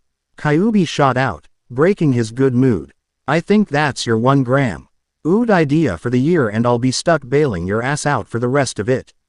Oh fuck off, furball. You couldn't let me have one little moment. No, because then you'd start strutting around Lee. You're the best and I don't feel like healing all your injuries when someone beats the shit out of you to prove you're not. Naruto sighed but didn't comment. Kyuubi never let him have any sort of accomplishment without shooting either it or him down. The next few days passed slowly as the Iwa shinobi waited for their chance to complete their mission and deal a proverbial slap to Konoha. During the time they watched the Konoha group as well as the bridge, Kurotsuchi had devised a way to take out the bridge. She had decided then that she would be the one actually doing that part with the help of some explosive tags from her genin. Meanwhile, Naruto, Hikari and Kurai would be in charge of grabbing the bridge builder and ending his life in a public area in a demeaning way so as to ensure that the message from Gato was sent. He rules Nami and nothing will change that. So when the day for the bridge to be finished finally came, the whole Iwa group was giddy with excitement. They saw as the villagers gathered at the bridge to wish a fond farewell to their shinobi saviors, and from their hiding spot under the bridge they could hear cheers for them and well wishes all for them as well. It was when they peeked out and saw that the Konoha shinobi were almost the entire way across the bridge and the villagers getting ready to disperse that they struck. Making sure his hood was still in place just in case Konoha turned around, Naruto rushed out. The mighty leaf bridge, it has a sort of ring to it, doesn't it? Tazuna asked as the villagers let out cheers for the name choice. They happily watched their saviors leave and were going to head back to their homes when a voice rang out from seemingly nowhere. Don't leave yet, the part hasn't finished. Everyone spun around to see teens around the same age as the Konoha kids, save for one being a couple years older, standing side to side a few feet away where the Konoha ninjas had been mere minutes ago. Even more shocking, though, was that Tazuna was on his knees in front of them with a kunai to his throat when he had been next to them just moments before. The two with their faces visible had on headbands with a rock symbol, signifying their allegiance to Iwagakure. The one on the right was a girl wearing mostly black clothes with purple hair. The one on the right was the older one and he had black hair and black-gray eyes. The one in the center though was wearing a hood that covered his face, save for a sadistic grin, as he was the one holding the blade to Tazuna's neck from behind as the old man was wide-eyed and kneeling before him. The hooded boy whistled as he looked around at the bridge they were seemingly admiring it and ignoring the shouting of the villagers to let Tazuna go or cries for the Konoha ninja to come back. Not that their voices could reach that far. Wow, this is some bridge. You know, Gato actually said something about it being a work of art if I remember. Naruto casually commented, while Gato said no such thing. Instead referring to it as an abomination, it helped set the mood by telling them who they were working for as well as lowering their hopes in that their troubles were over. Let Tazuna go, you bastard. Gato's gone now and can't do anything now that the bridge is done. One of the villagers yelled, though none made any move to save the man since they knew Tazuna's life was currently in the balance. Naruto glanced at him before looking to his teammates and shrugging. True, this wonderful piece of art is finished, but false about Gato being unable to do anything. You see, Gato hired us to tell you all a message, and a message we shall tell. Naruto started as Hikari picked up where he stopped. Nami is his country to do with as he pleases. If you don't like it, he'd be happy to provide you with a VIP ticket to the afterlife like Kaiza and the others who opposed him. His rule over this land is not over merely because of this construct of stone and metal. Kurai added as Naruto grinned and made a half-ram seal with his free hand. As Gato said, this bridge is something of a piece of art. Well, in the immortal words of my niece-san, art is a bang. A large explosion went off, the sound carrying for miles, as did the cries of Nami's people. Well everybody, this is one half of Arc 2 for you. Now I'll be turning back the clock and telling this tale from Konoha's point of view. So, look forward to that as I start to show some of the changes that happened in Konoha since Naruto wasn't there at all. As you can already tell, the Uchiha massacre still happened and Danzo has men looking for Naruto while Sarutobi holds Naruto's inheritance away from those who would abuse it. Other than that though, the mighty village has been kept a mystery for all of you to figure out on your own. The next chapter will be a bit, but then I'll start showing and revealing some of that mystery for you all. So please review and favorite. Hokage-sama, Danzo-sama is here to see you. Send him in, replied an old voice to the woman's announcement. Sarutobi sighed and placed his pen down as the man walked in, covered mostly in bandages save for a single eye and using a cane to walk was Shimura Danzo. Once rival and friend to Sarutobi. Hiruzen, When Sarutobi was chosen as Sandaime Hokage instead of Danzo, it left the man bitter and angry to the point that their friendship had all but vanished, instead being replaced by a fierce battle of wits and political arguments of which neither was sure was the original aggressor and yet neither cared. While Sarutobi followed the ideals of his two predecessors and teachers, the Shodai and Nidaime, Danzo opposed them. The conflict was as simple as it was endless. Peaceful negotiation with force as a last resort versus using force to ensure safety and power. Both had their ups and downs which led to their arguments as both believed their way had the better perks and more acceptable costs. The worst argument between them though had come just 12 years ago, directly after the Kyuubi attack. Sarutobi had sent the newly born child who had become the newest Jinchuriki to the Biju away from the village. Danzo saw this as both an insult and the biggest risk to Konoha's security Sarutobi could make without simply opening their gates and telling their enemies to destroy them outright. Without a well-trained Jinchuriki in their forces, how could Konoha defend itself against the Jinchuriki of other villages? While Danzo had wanted the boy to be under his direct control, even he knew that keeping the boy in the village to be a normal shinobi was a better option than sending him away. And yet Sarutobi had made the worst possible decision for Konoha and Danzo had laid into him for it, to the point that even old Hokage himself regretted the decision and agreed to have him brought back to Konoha. But it was already too late as the child was missing and had never even made it to where he was supposed to be sent. Danzo capitalized on Sarutobi's weakness to discreetly push through a few motions for his route program that otherwise would have been shot down while making sure to have a few of his teams on permanent search detail for the child.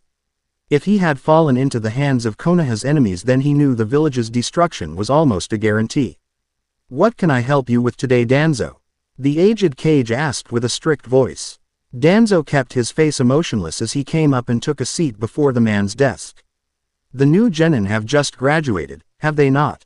Danzo asked rhetorically. Sarutobi narrowed his eyes but said nothing as he wanted to see what his former friend wanted first. "What is to be done with the last Uchiha?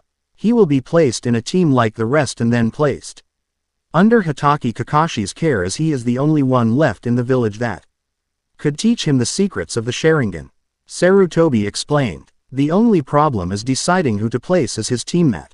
As there were a lot of prominent clan heirs in this class, as you know, and their parents are making suggestions for their team placements." Danzo nodded his head slightly as he knew that himself, although he could technically argue against Kakashi being the only Sharingan user left in the village, he wouldn't do it as nobody knew of his implants and revealing them was not worth the trouble it would cause compared to the gains. "Correct me if I'm wrong, but isn't this class one graduate short of making enough full 3 genin cells?" "You're not wrong. What's your point?" The Kage had narrowed his eyes at this point, as this was where Danzo would make his move and reveal his demand. "I'm offering one of my men to stand in as a genin to be placed on the Uchiha's team. As the last of his clan, it will be up to him to rebuild it for Konoha. As such, he must be protected and trained extensively. While I'm sure Hitaki can achieve both objectives splendidly, he must divide his attention between 3 students. As such, I'm offering one of my men to stand in as a genin. You may let Hitaki know this so that he can instead focus on the other 2 while my agent aids in keeping the Uchiha safe. While Hitaki trains him in his bloodline and other areas." Danzo's proposal actually had no true bad side to it, at least at first glance. Sarutobi on the other hand knew better. "I specifically remember Itachi telling both of us that Sasuke is to be left alone in the regards you're thinking, or else our village's secrets will be revealed." While the threat was more towards Danzo than Sarutobi, old Kage had said both simply to avoid Danzo trying to counter-argue him. "I know what you're getting at, and I will be leaving him alone. My agent would be there just as extra protection to ensure his safety. I've read the psych profiles on the boy and can tell you that only the most extreme conditioning could change him. I'm not inclined to waste those resources even if he is the last of his clan." Danzo admitted. This casual jab at root without actually revealing it irritated Sarutobi, as he knew he couldn't use it to shut his program down, but the Kage held his tongue and pulled out the file with the graduates' information papers on them. "Honestly, Danzo was actually right in this instance in that Sasuke was going to require extremes to change his thought process. While the boy seemed loyal to Konoha and would obey orders from his superiors, he also showed arrogance to the highest level due to civilians spoiling him in the hopes of getting at his clan treasures. He also had an attitude problem and refused to work with anyone unless absolutely necessary. Honestly, if it wasn't for the fact he was the most skilled student since his brother the Hokage wouldn't have authorized his passing. In fact, he was still tempted to deny it and place him on the reserves under observation until his attitude improved. However, since the Kyuubi attack, Konoha needed soldiers out in the field. Bring this agent here so that I may evaluate him and decide whether or not to accept your proposal. Sarutobi sighed out. Perhaps he could have Kakashi keep an eye on this genin, and maybe the Hokage see old use him as a gateway to exposing and subsequently shutting down Root. Not likely but possible, and if not then at least Sasuke would have a bit more protection so that he could eventually rebuild his clan for the village. So do you hope we're on a team, Sasuke-kun? A girl with pink hair asked as she sat next to a boy with dark hair and a blue shirt with white shorts. On the back of his shirt was a fan where the top half was red while the bottom was white, the clan symbol of the Uchiha clan. The boy, Uchiha Sasuke, was ignoring the girl in a red and white one-piece with dark blue spad X shorts as she continued talking and trying to get a date or something out of him.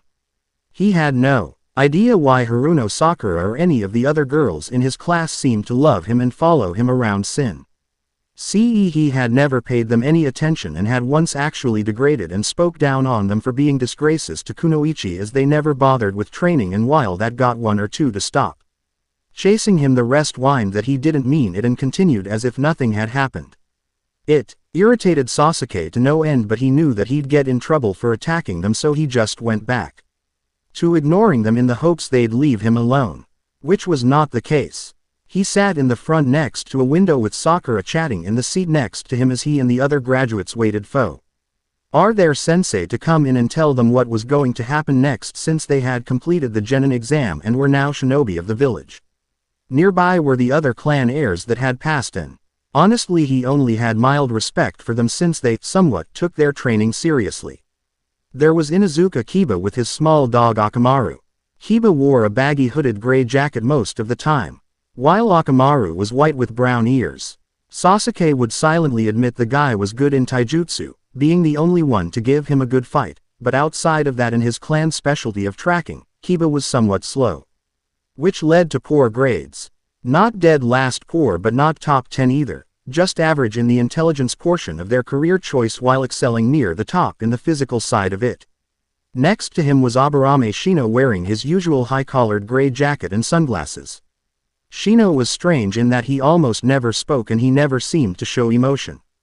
Sasuke knew from his brother and father when they were around that the Aburame used insects in their jutsu to track and drain an enemy's chakra.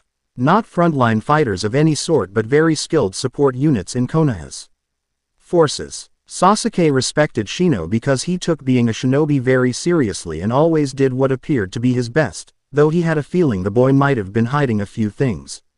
As such, Shino was the fifth in the class, though Sasuke was sure that if his hunch was right and Shino was hiding things, then he'd have an actual rival for the top spot. Farther back, sitting next to one another, were Nara Shikamaru and Akamaiki Choji. Shikamaru was wearing his regular short-sleeved jacket and had his hair in its normal pineapple ponytail style as he slept at his seat, like always. While Choji had a shirt with the kanji for food on it and was snacking on chips, again like always. While Shikamaru was technically the smartest in the class, he was so lazy he never showed it. Sasuke knew his clan could manipulate shadows for various things and were renowned geniuses, but he had trouble seeing it with how lazy the boy was. Choji, on the other hand, was the only student physically stronger than him, but that was it. He was slow and too much of a pacifist to truly be a threat in his mind. The Akamaiki could manipulate their body size through some secret clan jutsu for various acts, but other than that Sasuke didn't see any usefulness in the clan of Big Bone Ninja. A couple seats behind him was Hyuga Hinata, the dead last of the class. She was wearing her usual beige Eden had her dark blue hair styled in its normal way while her pure lavender pupil-less eyes were locked on her desk as she tapped her fingers together. Sasuke knew that she, like all of her clan, had a dojutsu called the Byakugan, which allowed them to see chakra and even the tenketsu of a person's chakra network. In conjunction with their clan's prized taijutsu style, the Hyuga could easily shut down an enemy's ability to use chakra and even paralyze or kill them with a tap of the fingers. However, as skilled and hailed as the clan was, Hinata was none of that. She was shy and had confidence issues that people only knew stemmed from something in her clan. In fact, the issues were so bad that she didn't believe she could do anything, and it had only been by the bare minimum that she had passed her graduation exam.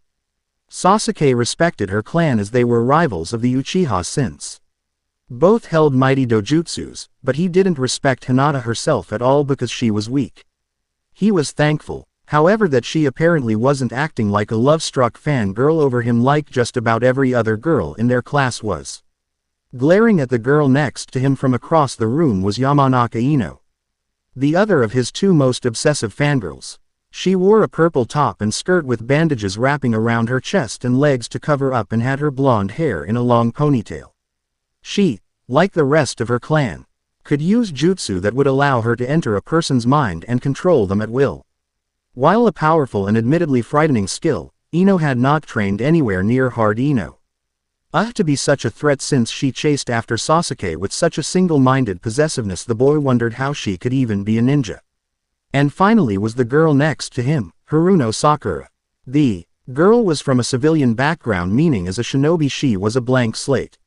She had no outstanding traits that would lead her towards any one section of the ninja arts, but at the same time that would be a blessing since that meant she could pursue whatever interested her. However, that was the problem. The only thing that interested her was Sasuke himself, so she never trained or did anything to become strong and only did enough to pass her graduation test, and that was it. She was quoted of being highly intelligent, but she had none of the skills to back it up. While Sasuke couldn't understand how Ino could be a ninja, she at least had a clan to back her and aid her. The boy couldn't understand how Sakura even lasted past the first year of academy work. Everyone's eyes snapped to the door as it opened, and in walked the two Chunin that had been teaching them for the past 4 years. Yumino Iruka and Mizuki. The two smiled at the class before taking their place in front of it.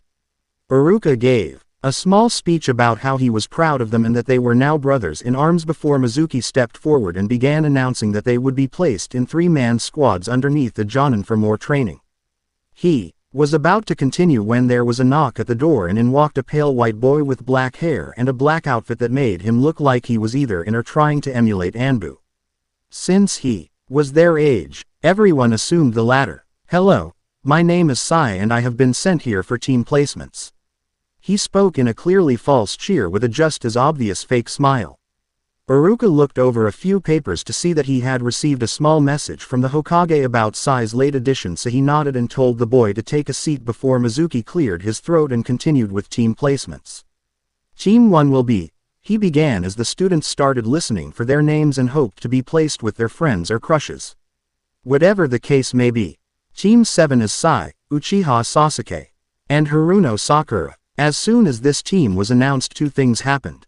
Very loudly, Ino shouted in despair as Sakura cheered about getting with Sasuke, while the Uchiha cracked his knuckles and had to resist the urge to bang his head on something. Sai merely glanced at the two before returning his attention to the Chunin senseis. "Quiet down," Mizuki shouted, to get Sakura and Ino to silence themselves before picking up where he left off. Team 8 is Aburame Shino, Hyuga Hinata and Inazuka Kiba. Team 9 is still in circulation, so Team 10 is Akamaiki Choji, Nara Shikamaru and Yamanaka Ino.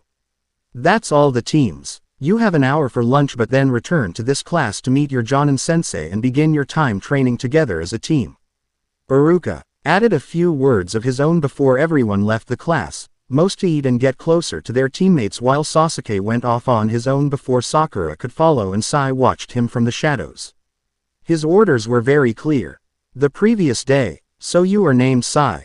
"That's correct, Hokage-sama," the young boy answered as he stood before the village leader. To his right was a man in the Tandered Konoha Jonin outfit but with a half mask that covered his nose and mouth and his headband tilted to cover his eye. This was Hatake Kakashi, who had been called to meet the boy that would be working underneath him as additional aid and protection for the last Uchiha. Before I give you your exact orders, I need to know what you are capable of and where exactly your skill level lies. Suru, Tobi asked with narrowed eyes as Kakashi watched Sai with his one eye. I am skilled in stealth and infiltration type missions mostly. I am decent in taijutsu, specifically kenjutsu using my Tonto. My main skill though is with my ink ninjutsu that allows me to bring my paintings to life to attack and defend. I can also record and send messages with my jutsu or even fly when the situation demands it. My abilities are overall valued as a high Chunin or low Jonin in skill level. Sai explained. While there was a little more he could do with his jutsu, he was told by his real leader, Danzo, to give out a lot of what he could do but keep some skills to himself for when they would be needed if his hostile takeover of Konoha had to happen. I see. Kakashi, do you have any opinion or anything to say? The Kage asked as he turned to his Jonin.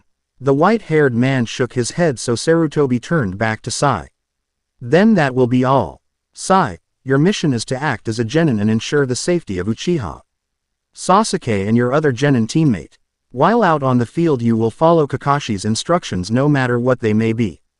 Keep your true skill level hidden from your teammates unless the situation demands otherwise. Am I understood? Yes Hokage-sama, he responded while comparing the orders to his orders from Danzo, which weren't that different, only adding that he should kill the Uchiha if he shows the slightest of traitorous thoughts, as Konoha couldn't afford to any other village to gain the Sharingan. The class was back together as the students were now sitting in their teams and talking with one another as they waited for their assigned senseis to show up. For the most part things went quickly. Senseis showed up in the order of teams, so shortly after Team 6 picked up Sakura and Sasuke prepared themselves for when their sensei would arrive.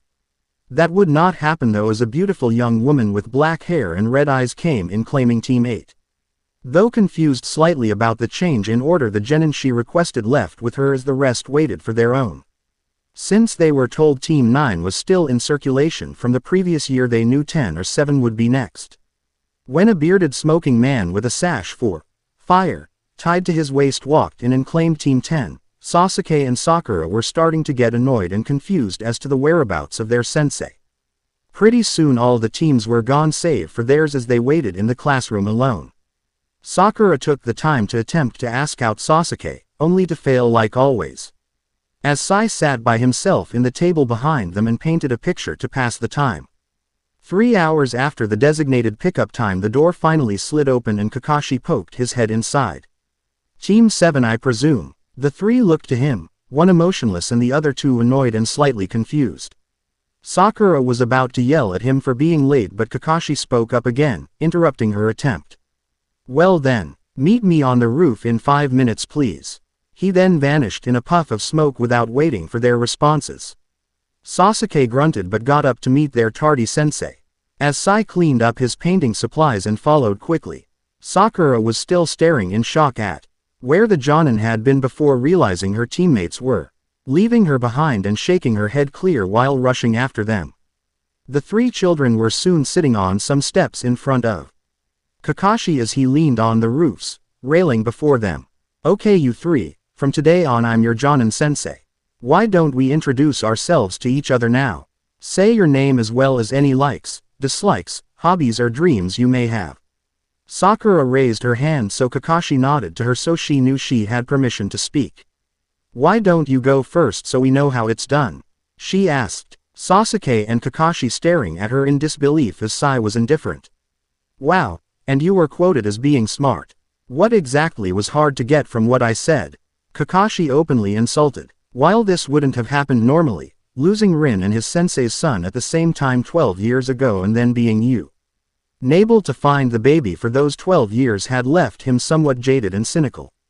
He was still a loyal and intelligent Konoha shinobi, who also read porn in public and generally dismissed the questions of others with an easy indifference, but he had also developed a very slight attitude for those that couldn't handle the simple or the obvious. Sakura looked ashamed and slightly angry at the man's response as Sasuke smirked. But fine, I'll go first. My name is Hitaki Kakashi. I like my books, the village and dogs. I dislike the incompetent and a few people within the village. A hobby of M. In is reading my books, while one of my dreams is to surpass my sensei and do him proud. Now why don't you go next, Pinky? Sakura glared at him for the new nickname but went along with her introduction anyways. My name is Haruno Sakura. Not Pinky. I like Sasuke-kun and my family, while I don't like Ino Pig or the other girls of our graduating class. Other than Hinata though, she's alright I guess. Sakura added as an offhand thought before getting back to her introduction. My hobbies are reading and dieting to keep my figure, while my dream is to one day have a large family and settle down after a successful career as a kunoichi. Hopefully with Sasuke-kun. She muttered the last part, but all three still heard it and said boy shivered. While he wanted to revive his clan after killing his brother, he wasn't going to do it with any weakling kunoichi or useless yes man, or woman as the case was. Kakashi nodded before pointing to Sasuke, so he sighed but started his own. My name is Uchiha Sasuke. I don't like a lot of things and I dislike lots more, but I will say I hate fangirls like Haruno and most of the graduating kunoichi are. Said girl just swooned, muttering something along the lines of he didn't really mean that, getting both emotion feeling males to sigh at her obvious stupidity and denial before Sasuke continued. My only hobby to note of is training, and I don't have a dream but an ambition. Because I will make it happen. I'm going to kill a certain man before rebuilding my clan. Kakashi nodded as it was what he expected before pointing to Sai, so the boy gave his Alcy smile and began speaking with the false cheer that creeped his teammates out slightly. My name is Sai, no surname. I like the village and tofu. I dislike threats to the village. My hobby is painting and I don't have a dream. He was short and to the point, so his two teammates were confused, though Kakashi expected something along this path as he had met the boy and been told who trained him. To be honest, he was surprised the boy could truthfully admit to liking and disliking something, as doing so meant emotions, and emotions were beaten out of those under Danzo. Perhaps the boy was lying, or maybe Danzo didn't get rid of his emotions as thoroughly as he thought. Kakashi just again nodded while making a mental note to tell the Hokage of this before speaking to his three students. Good. All three of you are unique with your own goals and personality. Now, tomorrow we'll have some training to see where your skills lie before beginning missions. So meet at Training Ground 7 at 7 o'clock tomorrow morning. Yane, Kakashi called out before vanishing in another puff of smoke. The three stared at where he was for a moment before Sai got up to do his own thing, secretly watch the Uchiha for any signs of possible traitorous thoughts, as well as assessing a possible skill level for the boy if he decided to train, as Sakura turned to Sasuke. Sasuke-kun, want to go on a date with me? You're annoying, was his reply before he got up and left with his hands in his pockets for his clan compound so that he could train some more. Sakura sat there depressed for a moment before shaking her head and forcing herself to believe he was just joking and didn't really hate her and going home. He just meant all those other girls, since she wasn't a fangirl, she was his true love. At least, that's how her mind put it. She had to believe that for her sanity's sake. A week had passed since that day and the team was coming along as nicely as it could get in Kakashi's opinion. He didn't have to really do any training with Sai other than teamwork drills to make sure he could work with the other two. He was able to focus on their training. He had given Sasuke a few drills that could enhance his physical strength and speed while aiding him in his fire jutsu, and he had also taught Sakura a couple genjutsu. He wanted to teach her more, but she complained at the slightest training the moment she got exhausted, which was quite quickly given her lack of doing any real training beforehand combined with her dieting. Sasuke had come to see Sai as something of a rival as Dury. In their group spars the boy revealed he was strong. While Sasuke was better at taijutsu, the boy could beat him in anything else. Though he didn't know or even catch on to the fact that Sai was holding back in their taijutsu spars, as Danzo had told him to let the Uchiha feel superior in something so that he could satisfy his ego and would be both less likely to go rogue and more likely to work willingly with Sai. The Uchiha had also begun considering a sword, as he had seen how effective Sai was with his Tonto and was thinking that perhaps he could work with a blade as well, though Kakashi had told him to wait and improve in his other studies before attempting it so that he'd be strong enough to fall back on his original style in case a sword failed to fit in. As for how well the team worked together, they did so decently. There were some problems, but they weren't breaking issues in the long run. Sakura would usually drag the team down a bit due to her poor stamina, but that was improving slowly. She'd make far better and faster improvements if she started training seriously, but she refused to. The only other issue was Sasuke's small resentment of Sai for being stronger than him. While it was small and hardly noticeable at times, it was there and made the Uchiha act impulsively in an attempt to show the boy up occasionally. While Sai and sometimes Sakura could compensate for his impulsive act and keep things going smoothly, it didn't always work, so they did fail at a couple exercises. Though overall the team was running smoothly, and Kakashi's only complaint was Sakura's Fanji RL act and having to go along with having one of Danzo's agents so close, even if the boy hadn't done anything to show he had ulterior motives or orders. Team 7 here for a mission, Hokage-sama.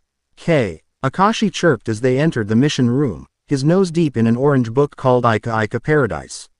The aged Kage looked over the team before nodding and giving them a scroll for another D-Raw NK before they headed out to complete it.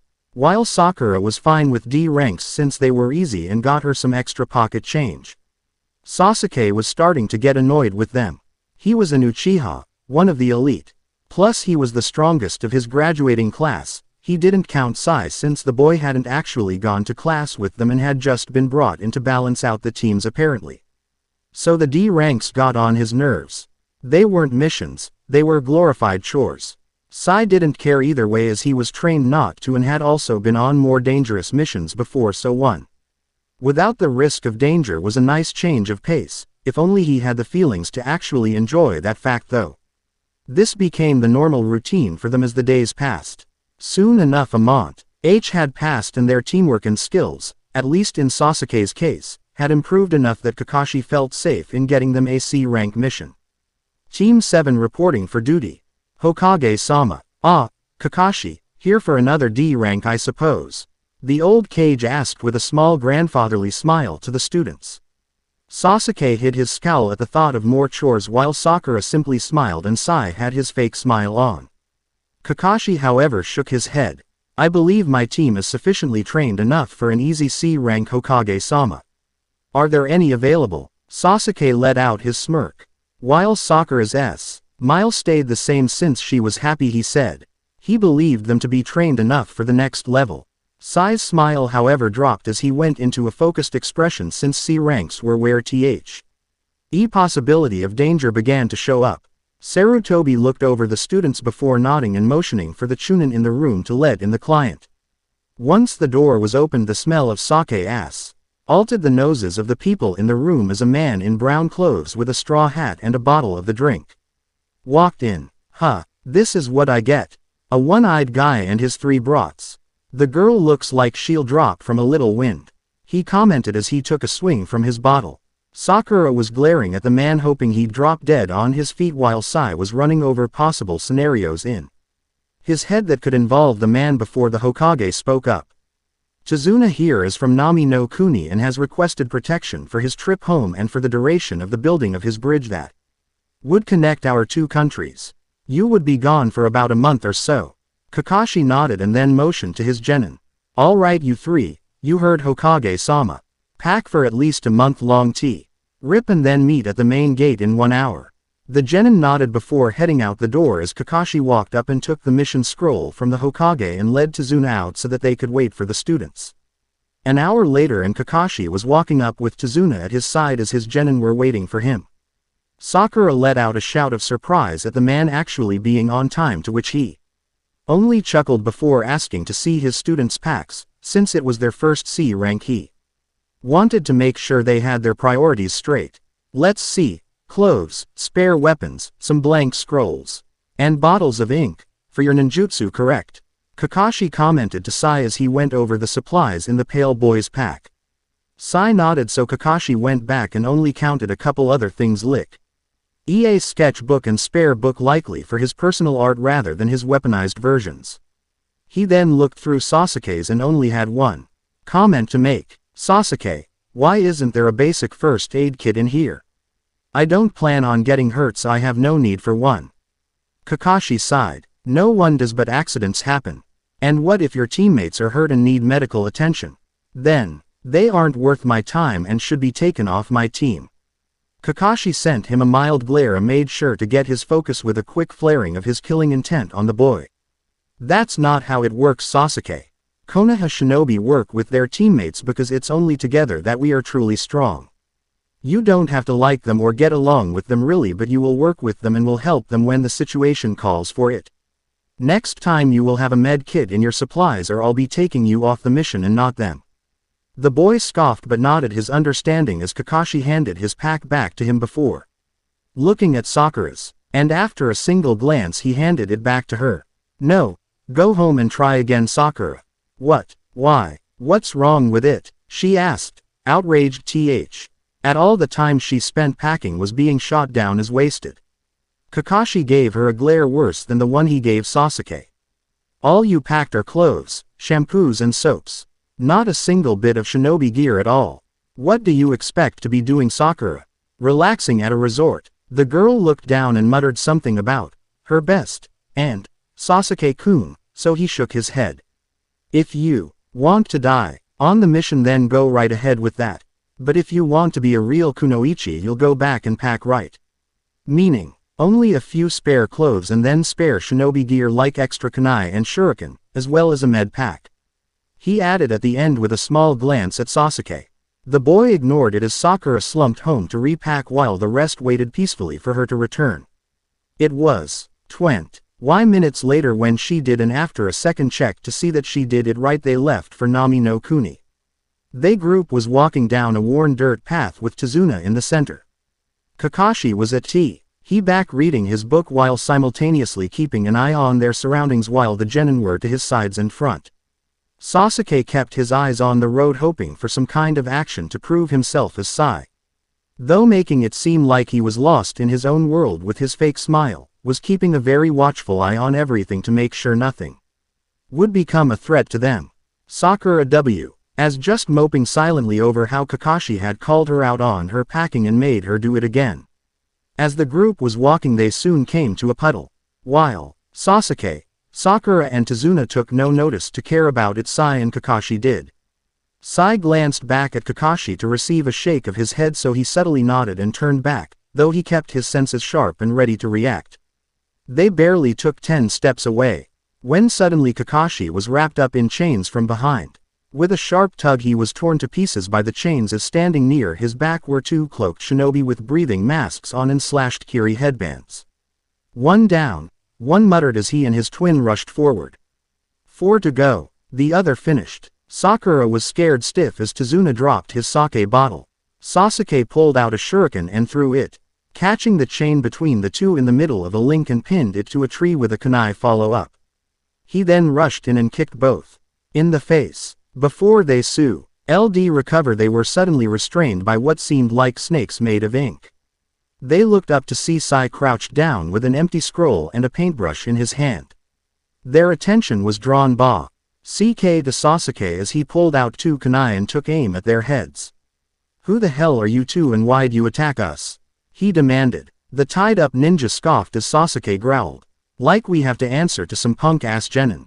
Then how about an A-rank jonin? Cam, a voice to their left as they all, Tazuna and genin included other than Sai, turned to see Kakashi standing there and staring at the Chunin with a blank gaze. Sakura and Sasuke looked back to where he died and were relieved somewhat to see a chopped-up log that signified he had used a qUEEN body replacement to escape. You two are Gozu and Maizu, Chunin rank missing ninja from Kiri known as the Demon Brothers. Since I highly doubt the two of you were hired to try and take out someone extremely above your reported skill level, why don't you spill the beans before I force you to? Seeing the jonin alive and well after they thought they killed him shook the two up, so they quickly confessed everything, from working with Momochi Zabuza to being hired by Gato to kill Tazuna. They then pleaded for their lives, but Kakashi silently walked up and then lashed out with a kick to knock them both unconscious. It seems this is much higher than a simple C-rank mission, Kakashi-sensei. Sai commented as he went over options in his head. The Jonin nodded before turning to Tazuna and flaring his killing intent on the civilian man. Alright Tazuna-san, no lies. You knew something like this could happen, didn't you? Why didn't you ask for higher rank protection? Tazuna gulped in fear. All of Nami's spare cash went to supplies to build the bridge. All we could afford only amounted to AC rank, so we had to take our chances. He then took a deep breath before trying to explain everything and hopefully keep them with him. We would have paid more, but we couldn't. I'm sorry, but Nami is going to die if we let Gato keep control of it. I had to take the risk and hope either Gato wouldn't send anyone or that you'd still stay with, even knowing I lied about it. Please, if I die then Nami dies with me. Our people are suffering and my bridge is our only hope. If this were any other team, Kakashi thought as he sent a discreet glance at Sai. Alright, team vote. Continue or leave. If we leave we doom his country. If we continue then you may lose your lives, and if that happens the country still dies. Kakashi shot out before turning to his genin. I say we go for it. You just said you're A rank. That should be enough, since scum like this Gato guy doesn't seem like he'd pay for S rank help. What rank is this Zabuza guy? Sasuke asked. A. Like me. It'd be pretty even between us under most circumstances. Kakashi admitted. Sasuke then smirked. Then with us three as backup it should be in our favor. Let's go. Sasuke's confidence was possibly going to get them killed, Kakashi thought. But he knew Sai was still holding back and was in reality close to Special Jonin, so if all else failed he could order the boy to get serious. Knowing Sasuke's decision, he faced Sakura and saw her scared look. Apparently she didn't think she could do it or that they could survive. However, she still nodded her head in agreement with Sasuke, as it seemed her fangirl tendencies towards the boy were overriding her common sense again. After this mission was over he'd have to try and break her of that, otherwise she was going to die on a mission at some point. He then looked to Sai to see him with his blank, serious face. Shinobi conduct claims we should abandon him and his country to their fate, as we have been lied to. We also do not have the resources nor skill level to complete this mission if the likes of Momochi Zabuza are added into the parameters. Sai said, admitting to Kakashi's own worries had this been a normal team. However, Sai then continued speaking. Yet Nami no Kuni is supposed to be a major economic hub in the world. If Gato's hold over the country was to be broken, it could return to that STA. Chunin then Konoha could use this mission as an opening to obtain a trade agreement that would better the village and country. I believe the risks are worth the potential gain, sensei. He finished off with his fake smile. Kakashi actually nodded his head, as he hadn't thought of that, but now that it was mentioned he could see it being a major boon to Konoha that would help fix the last of the fallout from the Kyuubi attack. Alright then Tazuna, it looks like you still have us for the mission. Kakashi sighed as he watched Sasuke and Sakura run up trees. It had been 2 days since they arrived in Nami and things weren't looking so good. Immediately after arriving they were attacked by Momochi Zabuza. The white-haired Jonin had fought the man as hard as he could but ended up being trapped. It was only because Sai showed more of his skills had Kakashi managed to get out and then force the ex-Kiri ninja down. Yet before he could kill him, a hunter from Zabuza's old village came and stole the kill. Or at least appeared to, as shortly after leaving with the nuke nin's dead body.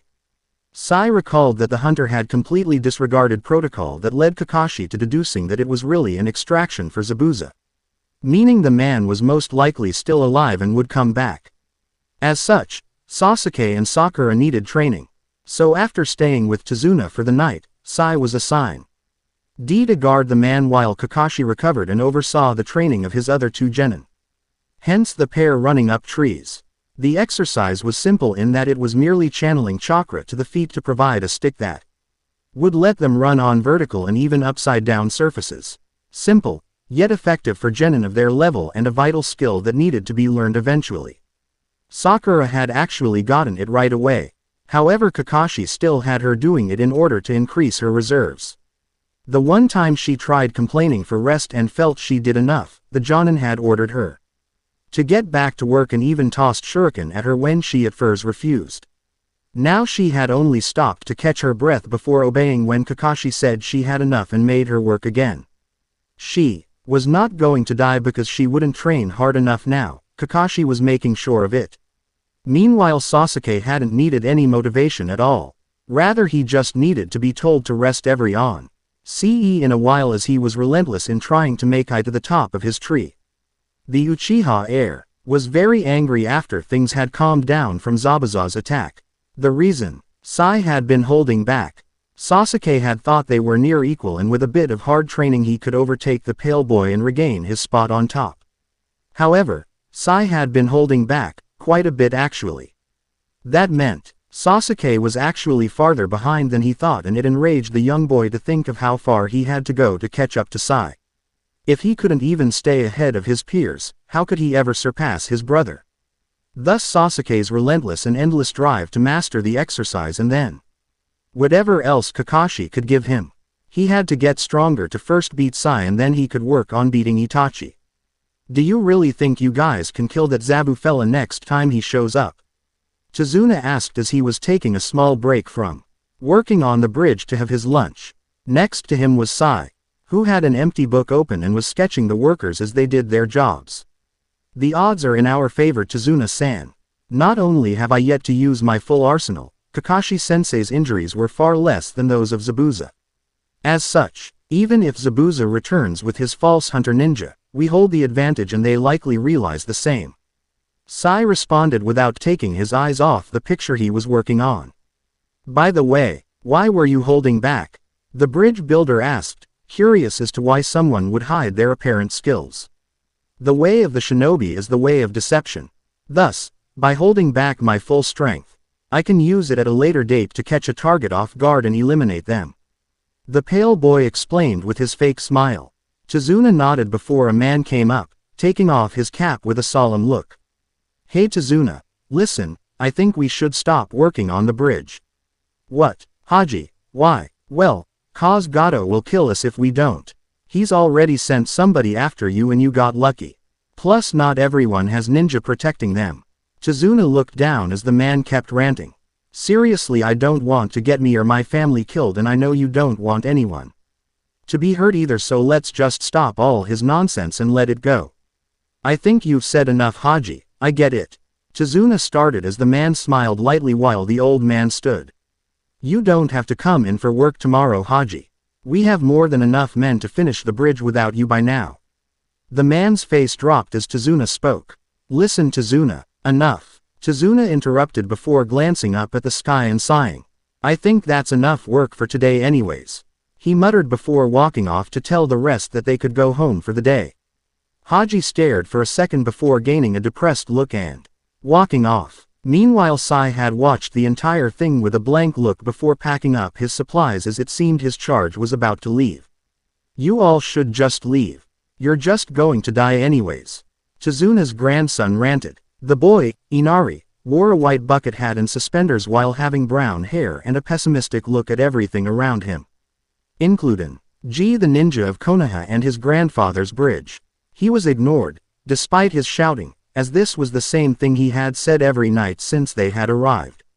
Tsunami, his mother, and Tazuna had both told him to stop, but he had simply replied that why should he, because it was true. Sasuke glanced at him while he ate before going back to his food. Without even giving the boy the traditional Uchiha grunt. The little brat wasn't worth even that in his mind. Sakura sighed but otherwise kept eating without complaint as she was getting annoyed with the child but was too polite to do anything. As a jonin, especially one that deal with made a guy on a basis like he did, Kakashi simply tuned Inari out and read his book as he finished eating. Sai didn't react in any manner, as he neither cared about Inari or what he said. Inari however had been getting angry over the week at how the ninja had been ignoring him. In his mind he was trying to save their lives by making them leave. And yet they ignored his repeated warnings and went on as if everything would be fine. It infuriated him. Didn't they know that heroes didn't exist in the real world? Well, he wasn't going to be ignored anymore. He knew a way to get them to listen. He singled out Sai for his plan since to Inari, the pale boy seemed like the weakest, which meant he logically would be the one to listen first. Inari got up and walked right up to the boy as he sat and finished his meal before shouting at him. Stop ignoring me and leave. Gato's just going to kill you. Inari, Tsunami cried out. However, everyone went silent at Sai's reply. I'm surprised at how many cowards live in Nami no Kuni. I would have thought they'd all have run away by now. The boy's tone was purely conversational, as if he had just commented on the weather. On top of that, he had on his obviously fake smile. Inari looked shocked before growling. Oh yeah, and what do you know? I know that giving up and hiding won't solve your problem. Again, Sai's response was given in a purely conversational tone while he had on his fake smile. What, do you think you're some kind of hero?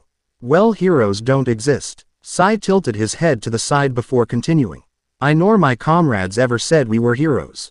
We're simply people hired for a job, same as Tazuna-san.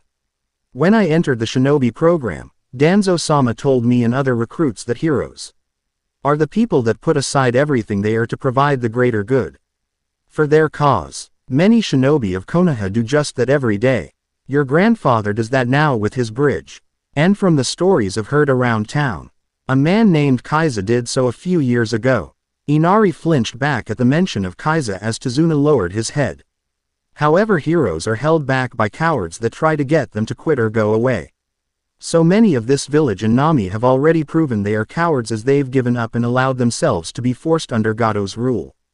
Therefore, it's up to the heroes of Nami to put aside their fears and doubts and work for the greater good. Inari couldn't take it anymore and ran off towards his room upstairs as both Sakura and Sasuke were looking at I in shock as that was the most he had said at one time. Kid, thank you. Tazuna spoke up before taking a drink of sake. I doubt he'll listen right away, but in time, when the bridge is done and we're free of Gato, he'll realize you're right. That Danzo fellow who taught you that, he knew what he was saying. Kakashi looked to Sai with a critical eye before going back to his book. Perhaps Sai's emotions weren't completely gone after all. All right, you three, I'm fully recovered, so starting today, all of us will be heading to the bridge to guard Tazuna. Kakashi explained that morning as he knew that if Zabuza was truly alive, then today would be the start of when he could strike again.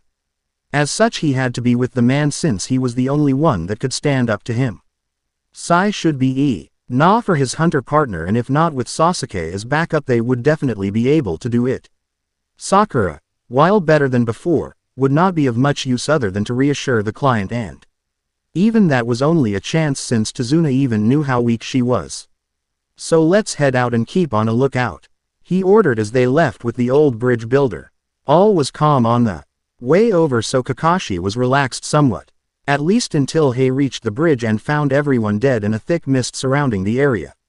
Defensive formation, the Jonin called out as his students quickly mad a triangle around Tazuna while two silhouettes walked forward through the mist.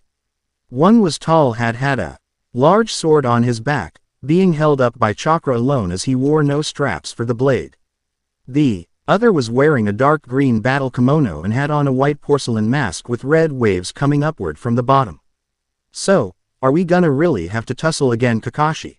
If you'd just hand over the old man, you could just leave. Quote, no can do, Zabuza. Tazuna is Nami's hope, and we're not about to let you or Gato change that, Kakashi replied as he flipped out a kunai to use. Zabuza sighed but shrugged his shoulder. Oh well, Haku, get the bridge builder while I occupy Kakashi. The man ordered as he made a half-ram sign with one hand to increase the mist and grabbed his legendary blade with the other. As you wish, Zabuza-sama, Haku replied before rushing forward. Kakashi would have intercepted him but was cut off as Zabuza slammed his blade down in front of him. Not so fast, Kakashi. You fight me. Stand aside if you want to live, Haku ordered with a trio of Senbon raised in his hand. Sakura was shaking but still standing strong while Sai was keeping a focused gaze on the hunter, and Sasuke smirked. I don't think you're in any position to demand that. We outnumber you, and you're someone we can beat. Your opinion on the matter is overconfident, Haku commented before making hand signs with one hand. For you see, I can take on all three of you with ease. Needles of ice formed behind him and, with a single gesture, they were all sent flying forward. Sai and Sasuke instantly retaliated by deflecting all the needles with their Tonto and Kunai respectively before Sasuke charged in as Sai knelt down to use his ink ninjutsu.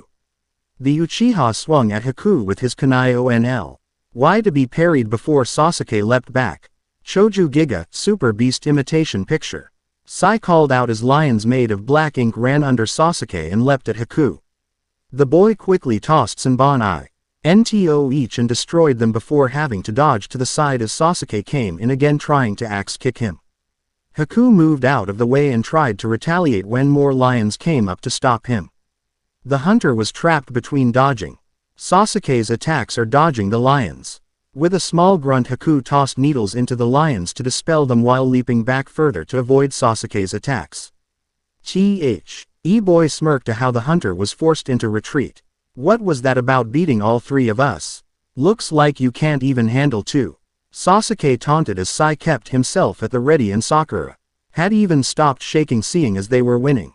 Haku was silent but behind his mask was frowning at how effective Sai and Sasuke were. The boy was obviously a distance fighter, using his ink ninjutsu to attack from afar.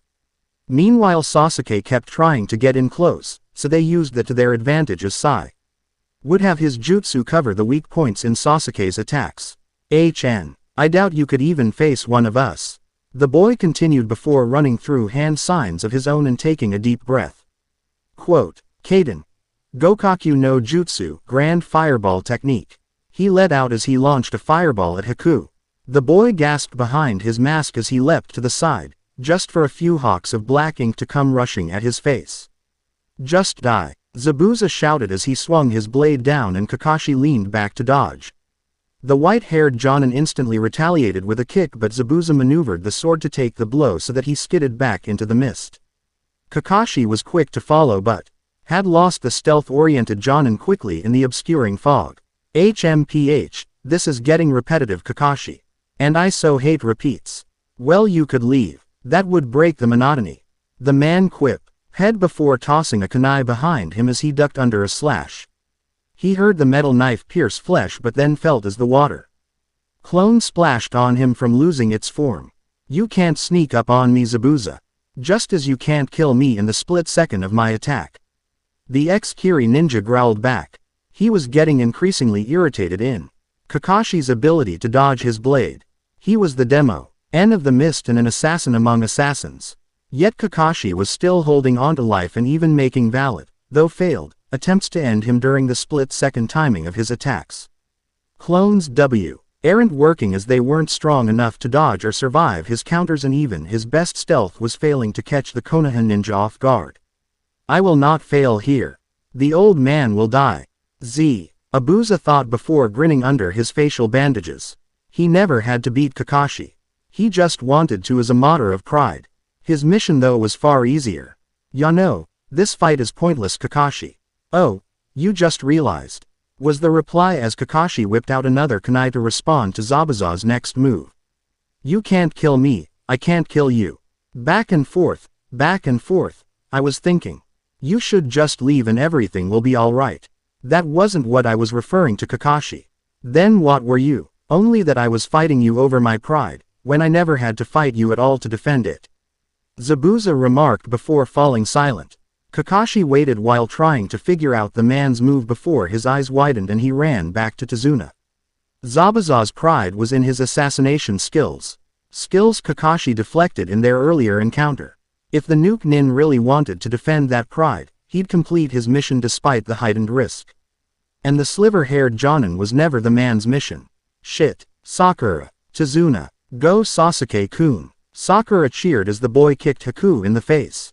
Sai instantly pounced on the opportunity as his lions leapt on the downed hunter and began mauling him. However, it was not to be as Haku's form dissolved into water at the construct's attack. Things were silent in the mist before mirrors of ice began forming around Sasuke, trapping him in a dome. Haku's image appeared in one mirror before shimmering and appearing in all mirrors. You have pushed me farther than I expected, Genin-san. However, it ends here. First with you, then with the pale one. Sasuke scowled as he looked around at each of the images, trying to locate the real among the reflective surfaces. However, he was forced to abandon that search and move as Sei. Nbon rained down from every direction and pierced his body. The Uchiha grit his teeth as he pulled a needle out of his arm, noticing that it was already harder to move and that he was losing feeling in it. Give up and I will spare your life. Haku's voice echoed out from the mirrors. I am an Uchiha, an elite. Sasuke growled in response. I will not give up. I will not lose to a no-name like you. He shouted as he ran through signs and launched a fireball at a mirror. However, much to his shock, the ice hadn't melted in the slightest. Outside the dome, Sai narrowed his eyes before he began drawing out his next wave of attackers. Then you will die. Haku responded calmly and began striking Sasuke with more needles at a high pace. The boy quickly pulled a kunai out and began deflecting what he could while guarding his vital spots to stay safe. As he did, he glared at the mirrors. It was after a new wave of needles though that he saw it, the shadow.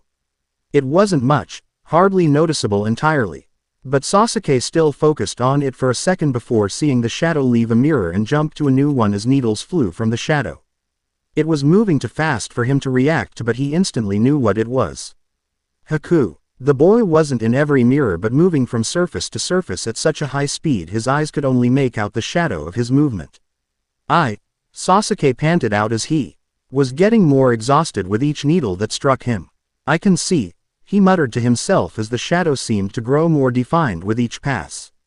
I can see. Suddenly he saw Haku clearly and tossed a kunai at the mirror the boy had just entered at the end of another attack run.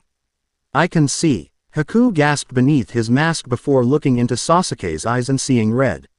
A very familiar red that Zabuza had warned him of while he was healing. The Sharingan. Sasuke smirked but then ducked as his eyes caught moving chakra coming from behind the mirrors. Haku was confused and looked out the back of his hiding place just to curse as multiple birds, each carrying an explosive tag, crashed into each mirror and exploded on impact. Haku survived unharmed by leaping out of a shard and landing safely while his dome collapsed and Sasuke stood panting with a smirk in his red eyes. Why don't you give up? 'Cause you can't beat an Uchiha. The boy taunted as Haku mentally scoffed. It wasn't Sasuke that was the problem, it was Sai. However, Sasuke was good enough to keep his focus off the pale boy and thus let the real threat get off powerful attacks. This fight is far from over. Kakashi and then held back a smile and sigh of relief as he saw that his students and Tazuna were fine. He even lightly chuckled when he managed to glimpse Sasuke's new eyes. Took him long enough. However, he kept his senses on alert as Zabuza had yet to make his move. Now where is he? The man thought as he looked around as best he could in the mist. It was only thanks to his implanted Sharingan that he noticed the silhouette appearing behind Tazuna, with a large cleaver raised. Sakura, Tazuna, get down, he shouted as he rushed in. The pair froze before rushing to follow his orders, but the old civil Ian was too slow as he was cut in half from behind. I win, Kakashi, the man boasted as the Jonin's hand erupted into lightning during his charge. Before Zabuza could pull his blade back, Kakashi was upon him and had rammed the electricity-covered hand through Zabuza's heart. The Nuke Nin let out a cry of pain as he coughed up blood and looked down at the arm going through him. I still win, Kakashi. Guess again, Zabuza, the Jonin replied with a calm voice as the man looked down at the bridge builder's body as it dissolved into ink. Sitting and breathing heavily next to Sai was a terrified perfectly fine Tazuna while the mist cleared enough for the genin and false hunter to see how Kakashi had a hand rammed through Zabuza's chest. Zabuza-sama, Haku cried out and rushed forward, no, seeking over the Uchiha who was too injured and exhausted to stop him. However, he barely got any farther when he froze as a blade entered his chest from behind. What? With a glance behind him he saw Sai with a serious expression holding the handle to his tanto. All threats to the mission must be terminated. No, Zabuza-sama, the Kiri ninja looked to his apprentice as the boy fell to the ground when Sai removed his tanto. He then used the last of his strength to face Kakashi and wished his face wraps were off so that he could spit in the man's face as a final insult. Damn you, Kakashi too. His last words in stride as he ripped his arm back out of Zabuza's chest and let the man fall to the concrete. He turned to Sakura and used his non-bloody hand to help stand her up before walking over to Tazuna and motioning for Sasuke and Sai to join them. Well done on defeating Haku, you two. And Sakura, good reflexes on ducking under when I shouted.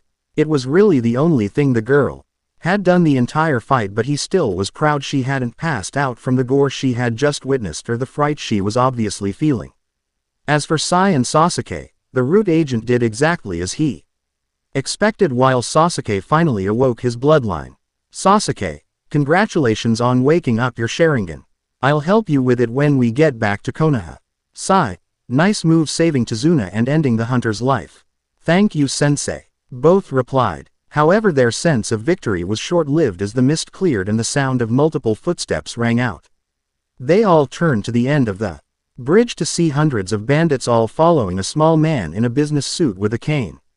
They all walked up with sinister grins at the group before stopping around 20 feet away as the man in a suit laughed.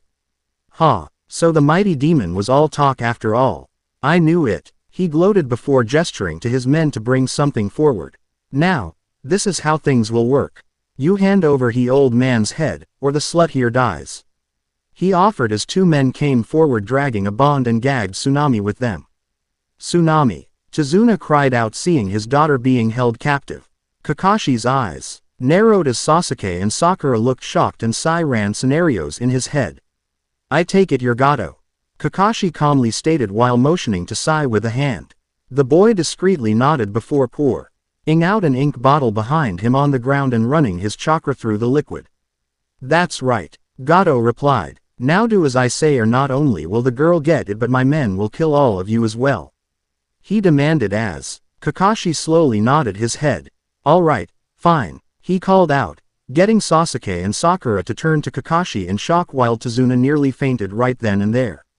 What? He cried before Kakashi turned to him.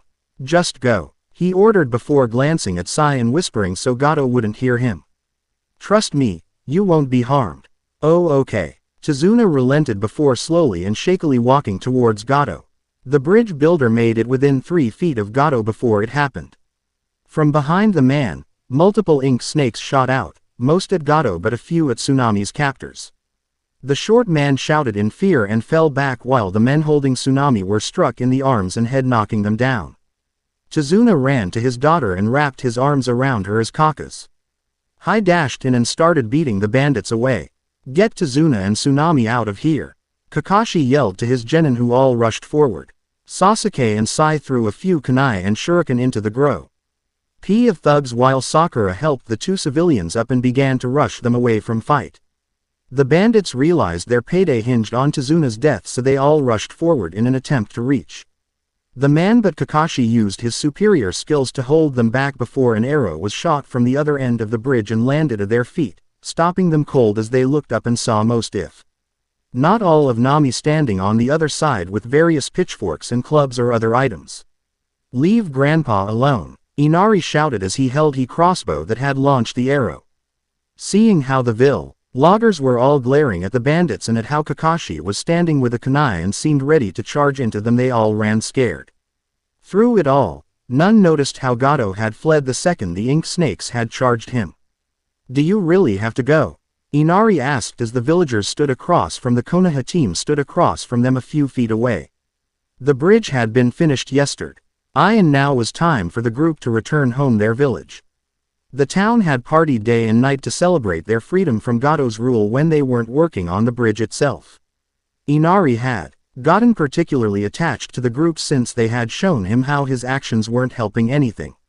He had begun to believe that it was better to try since the ninja had managed to actually do what they set out to do, which before he was calling impossible. Yeah, we need to head back to Konoha. The mission took far longer than expected and was much more difficult too. Hokage-sama won't really be happy about that either, Kakashi explained as Tazuna smiled sheepishly. Yeah, again, I'm really sorry about that. Once we're back on our feet, we'll send the appropriate payment and more. I promise, we'll hold you to that, Tazuna-san, Kakashi commented with an eye smile. The Jonin then motioned for his team to head out, so with a final wave to the people of Nami they began to walk back home. The villagers cheered their thanks before Inari brought up a question. Hey Grandpa, what are we gonna name the bridge? The old man blinked for a second before scratching his head. Huh, ya know, I never thought of that. People began calling out various names before he heard one he liked. Oh, what was that last one? He shouted back to the crowd behind him. Mighty Leaf. The Mighty Leaf Bridge. It has a sort of ring to it, doesn't it? He asked, so they cheered and agreed with the name. They all let out a cheer for the Konoha ninja again and the new name for the bridge before they turned to head back to their homes. Don't leave now, the best part hasn't been finished yet. A voice rang out, young and full of confidence. Tazuna didn't know what had even happened. One moment he was walking next to Tsunami and Inari and the next he was painfully on his knees with a sharp edge being held to his throat from behind. The villagers all turned around to see what had happened and instantly began shouting for his freedom. The old man tried to make out who was holding him but could only see a girl to his right and a taller boy to his left. Wow, this is some bridge.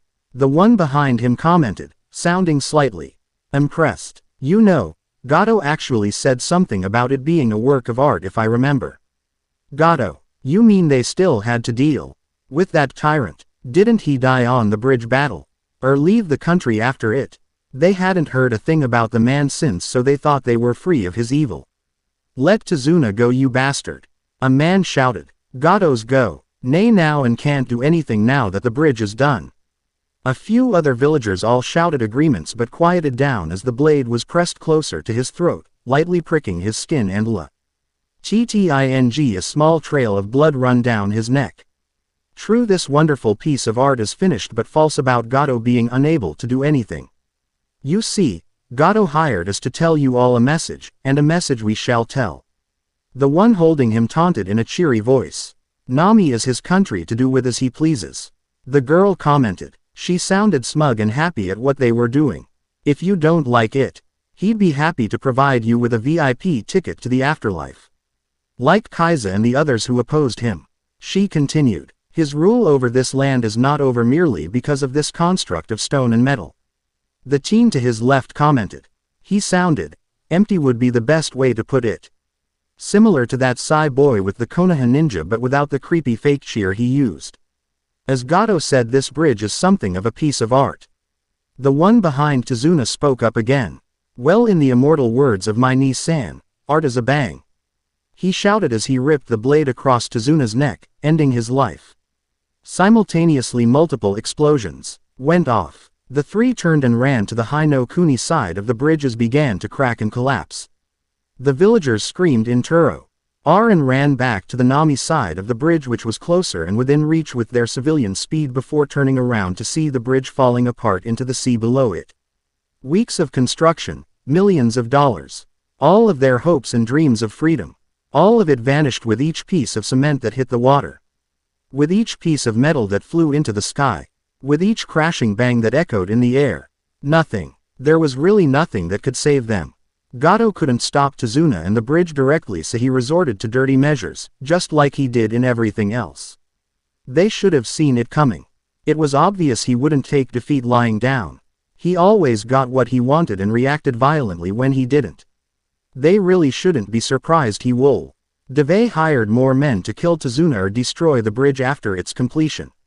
And yet they were. All of them were caught off guard by his maneuver. They were too caught up in the happy parties and F.A. court he was gone for a while to realize it. The villagers wailed to the skies in anguish and despair. Their one hope was gone. The hero that built it and restored hope to the nation was gone. The ninja that helped them were gone.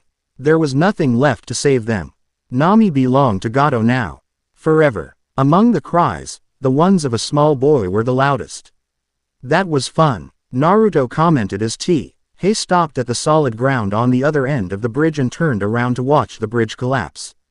Their sensei sure knew where to place the explosives for maximum destruction. Let's see them build another one. Hikari cheered before raising a hand to her chin. You know, I'm actually wanting them to do it. Just so we can blow it up again. She commented with a wave of her hand. Urai said nothing before stiffening and turning around. We're not alone. Yeah, we know. Naruto muttered before turning around with Hikari mimicking him. A second later and the Konoha team rushed forward. Before surrounding them, they all stared in shock at he destroyed bridge before turning glares at the three. What have you done? Kakashi shouted. Kurai held a hand out, ready to summon his side if needed, while Naruto shrugged with a grin and Hikari laughed. The blonde was thankful he had his hood up to hide his face and hair. As his father's student, he was sure Kakashi could likely ID him on sight alone. Our job. That's what Hatake-san. Naruto calmly replied. Who are you? Where are you from? Sasuke demanded. While he was pissed at the bridge being destroyed, he was mostly angsty. Oust to test his new Sharingan against more opponents. We're from Iwa, Uchiha. Naruto answered. And we don't need to tell you who we are. The boy reached for a kunai and Hikari shook her finger in a scolding manner. You can't touch us, she taunted. We did not interfere with your mission or you. We also did nothing within Hino Kuni borders outside of fleeing the destruction to them. The most you've got on us is illegal entry into your country, and so long as we remain peaceful, the most you can do is escort us back out of the country. Hikari explained, using the reasoning there. Sensei told them to say yesterday if they got into the very situation they were in at the moment. Sasuke growled and looked to Kakashi, who reluctantly nodded. It's true, but look at what they did. Sakura cried out. They destroyed Tazuna-san's bridge. We can't take them in for that. I also slit the old mon's throat personally. Naruto commented while raising a hand up and grinning. Sasuke Gr. Aldous Sakura actually gasped in shock. You what? I took a kunai, and I ripped it through the old man's larynx. Right before we set off the explosives. Naruto told them while slowly reaching into his kunai pouch and pulling out the still bloody weapon. He tossed it lightly at the ground at her feet before pointing at it. There you go, a souvenir from Nami. Enjoy. Sakura stumbled back as Hikari started laughing loudly. Sensei. The pink-haired girl cried out, and Kakashi wanted to attack them and bring them to Konoha for justice but knew they couldn't. We can't, Sakura, he told her, his glare never leaving the three. Our mission ended the minute the bridge was finished. We only stayed one more day at their behest. By then Tazuna was no longer our responsibility. As much as I want to, we can't do anything to them. Shinobi Conduct forbids villages from interfering with others unless mission statements are opposing each other, and then it advises caution. Sensei is right. Our NTRACT with Tazuna-san was over the minute the bridge was completed. Even if they had killed him last night, we would be obligated to allow it to happen. Sai explained, though one hand was holding a brush and he was knelt down in front of an empty scroll. Likewise, they are correct in that the laws of Hino Kuni state we can only escort them out of the country at the nearest border available. However, should they refuse or prove hostile, we are authorized to subdue with lethal force. And we won't. Kurai spoke. We shall leave for Tsuchi no Kuni and Iwagakure now as our mission is complete. Tazuna is dead and the bridge is gone.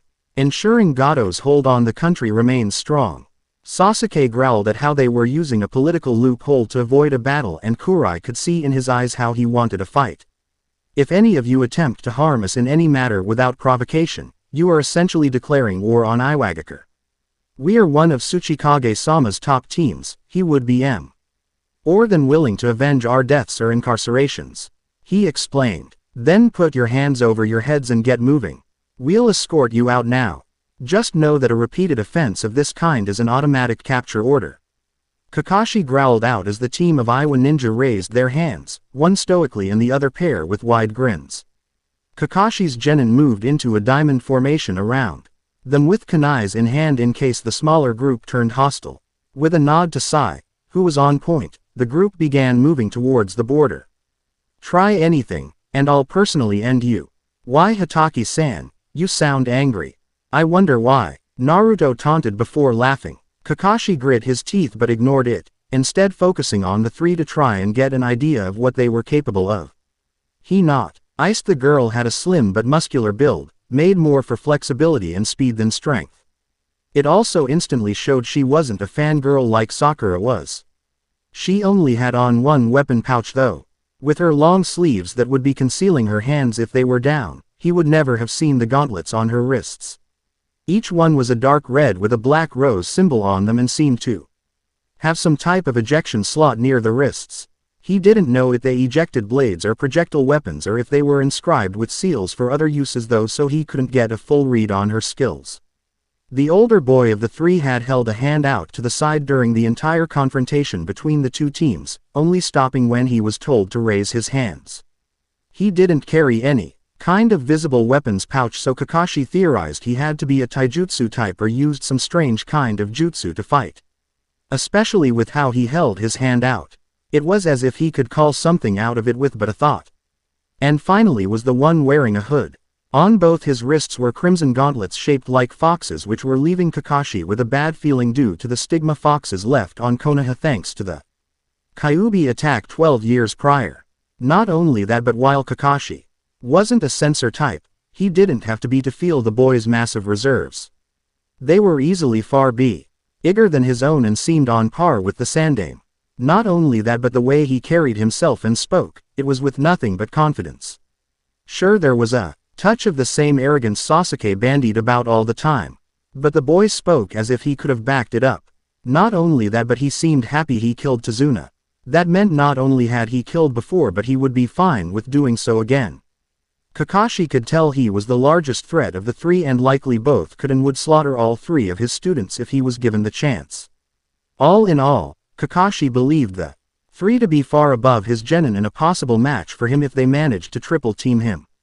It took them an hour to reach the border, in which there were many taunts from Hikari and Naruto towards the genin. Sasuke was practically shaking with rage while Sakura wanted to cry at how they had torn into the group with taunts of their failure. Technically their mission was a success, however the final outcome became a failure. Not only that, but the horrid conditions in Nami would only continue or worsen thanks to the actions of the Iwa group. Kakashi growled as they reached the border and stopped. "Leave, before I find a reason to kill you," the Jonin ordered. The three jumped over to the Iwa side of the border before turning back to Kakashi and his genin.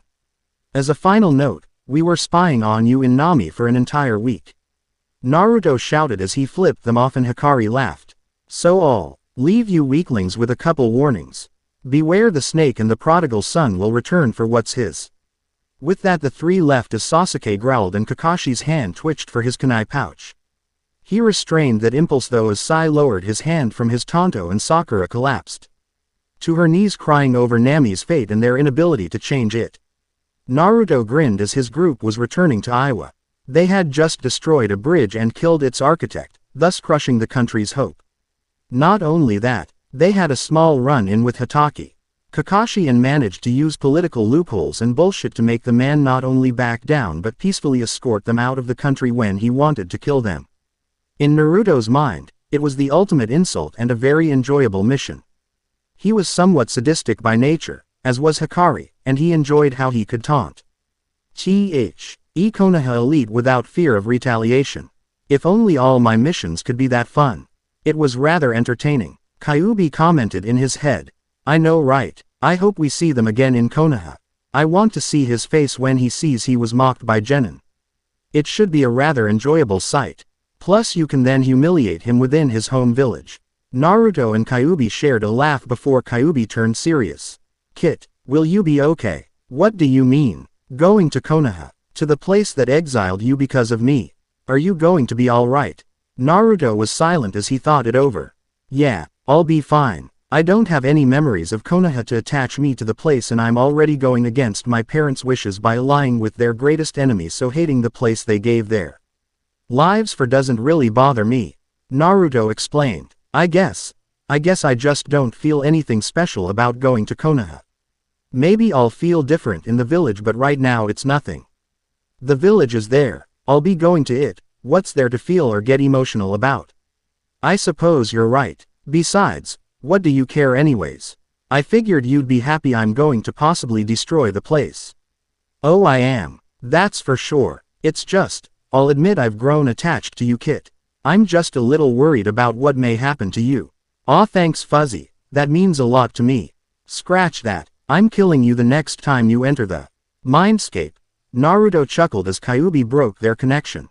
None of the others around him commented on his random chuckle as Kurotsuchi knew he had likely been talking to Kyuubi while the other two just didn't care. "So, sensei, what are we going to be doing to prep for the exams?" Hikari called out. The older woman thought for a moment before replying. "Well, no missions for one. I'm going to be running you three into the ground with training instead." The genin nodded their heads as she continued. "Naruto-kun needs a tle work on controlling the Kyuubi's chakra and his taijutsu, so I'll see if I can throw him to Roshi-sama for a bit. Kurai will just need a sparring partner for the month, and you, Hikari, are going to Finish your earth element training and then I'm going to let your clan handle the rest." The girl growled, so Kurotsuchi faced her with an apologetic smile. "Sorry, but despite your hatred of them, EY can train you in your clan arts better than I can. If I don't end up going to Roshi JII, then you can train with me, Hikari-chan," Naruto offered. The girl smiled while the group continued onward. "You're far later than expected, Kakashi. I take it there's a reason?" Sarutobi asked as Kakashi walked into his office with the genin following in behind him. "A lot happened that you need to be aware of." "Then by all means." Hiruzen motioned as the door was closed. First off, the client lied about the difficulty ranking. The mission was easily in difficulty as he was being targeted by Enem. Why Shinobi and knew it was a very large possibility that would happen. Sarutobi scowled and was going to say something, but Kakashi shook his head. "Please let me finish, Hokage-sama." The old man sighed but nodded. "We encountered the demon brothers formerly of Kiri and they told us everything. I then questioned Tazuna for the other side of the story. Apparently Nami no Kuni had been taken over by Gato of Gato Corporation and was being used as the man saw fit, which needless to say is horrible. He's run the country into the ground and essentially shut down their livelihoods through either outdoing them through business or by forcing them to through intimidation and violence. Most of the country's remaining cash went into the bridge Tazuna was trying to build, and what was left only amounted to a C rank payment, so he lied to get the protection he could. Gato apparently found out he left for Konoha and hired missing Nin to take the man out. And why didn't you return or send for reinforcements at this point?" Sarutobi interrupted as Kakashi had yet to get to the point. "The demon brothers said they worked for Momochi Zabuza, and as the two of us are a rank, I felt I would be enough. Also, I could leave Tazuna to the genin while I dealt with the man, that is why." Sai brought up a good point that Konoha could help a recovering Nami and then procure a trade agreement from them to aid the both of us, so I decided to go on ahead with just us. Upon arrival in Nami, we were confronted by Zabuza, but with a bit of help from Sai I managed to defeat him. However, a hunter Nin from Kiri swooped in and killed the man before I could and then left. However, it turned out that was a ruse, as the hunter was actually working with Zabuza and in reality saved his life. I left Tazuna to Sai while I trained Sasuke and Sakura as much as I could to confront Zabuza again once he recovered from the injuries I inflicted. It was a week later the man came back and tried to attack. The genin took on his hunter accomplice and managed to defeat him, Sai dealing the killing blow while Sasuke awoke his Sharingan. I managed to actually kill Zabuza this time, so the threat was gone. It was then Gato himself showed up with a small army of bandits and thugs. However, the people of Nami rallied against the man and together we drove them off, though Gato went missing during the scuffle. It only took a week more, but Tazuna finished his bridge, so we left to return home. I see. Then once Nami is back to normal, I shall see to it they pay the appropriate cost and perhaps get that trade agreement young Sai suggested. The old Hokage started as Kakashi cut him off. I'm sorry, Hokage-sama, but that won't be possible. Why? Because Tazuna is dead and his bridge destroyed, so Gato's hold on the country remains strong. How? We had only crossed the bridge 5 minutes earlier when multiple explosions went off behind us, followed by screams. We rushed back to see what was the matter and found a trio of Iwa shinobi in a destroyed bridge.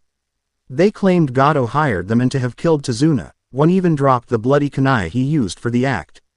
They used political loopholes to avoid a fight and instead be escorted out of the country. I'm sorry, Hokage-sama. So even in success, Iwa turned it to failure. Sarutobi mused, wondering why the village would make a move now when they had been relatively quiet since the end of the Third Great War. The shinobi, did you recognize them? He asked as he hoped to see who Iwa used to counteract them. Kakashi shook his head. No, the team was 2 shinobi and a kunoichi. One of the boys seemed to be a couple years older than my genin, while the other 2 I'd place at around the same age. Judging from how they carried themselves and their chakra levels, I'd say 2 of them were Chunin while 1 was a jonin. Appearances. The older boy had spiked black hair and gray eyes. He also had a scar around his right eye and wore gray and black clothes strangely he didn't seem to carry any weapons on him. I'd estimate he either uses a unique type of jutsu we don't know of or is a taijutsu user. Sarutobi nodded so Kakashi continued. The kunoi. Kai had dark purple hair except for a white lock that circled her left eye. She wore a black top with extra long sleeves and black short skirt over red shorts. When I had the three raise their hands veer their head so we could escort them from the country, her sleeves fell revealing twin red gauntlets with black rose symbols on them. Could you recognize the rose if shown again? Hiruzen asked and Kakashi nodded so the Hokage snapped his fingers. An anbu dropped down from above so he turned to it. We should check to see if it's a clan marking just to be safe. Bring me all info on Iwagakure CL. Ans we have and be sure to include clan symbols in each file. The anbu vanished without a word so the old man turned back to the Jonin. While the information is brought, describe the last one. He had on a hood that covered his face so I couldn't say what he looked like. However, he wore a black jacket and pants over a dark orange shirt and had red gauntlets over his wrists styled to look like fox heads. He carried himself like the team leader and his chakra was on par with yours, Hokage-sama. Kakashi concluded as the Hokage widened his eyes. Are you sure of that, Kakashi? I'd place it arrow. Your level, sir, as I've only felt one other signature that large and she's dead. Kakashi said, referencing Kushina. The wife of his late sensei easily had the largest chakra he'd ever felt. Kakashi. It may be late in telling you, but that woman you're referring to was a container. That's why her chakra was so large.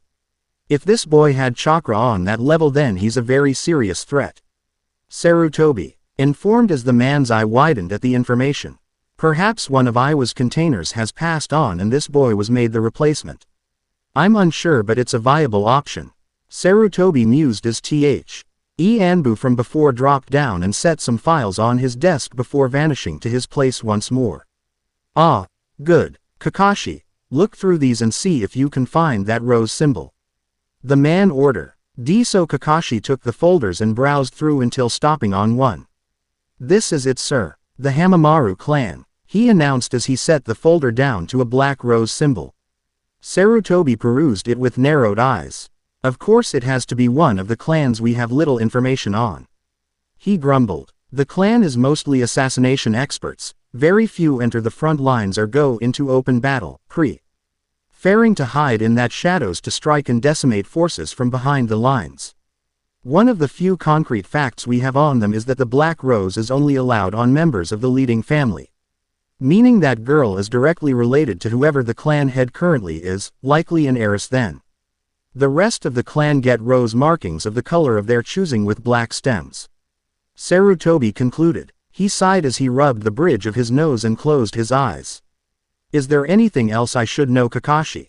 Right before they left, the hooded boy said he'd give us a couple warnings.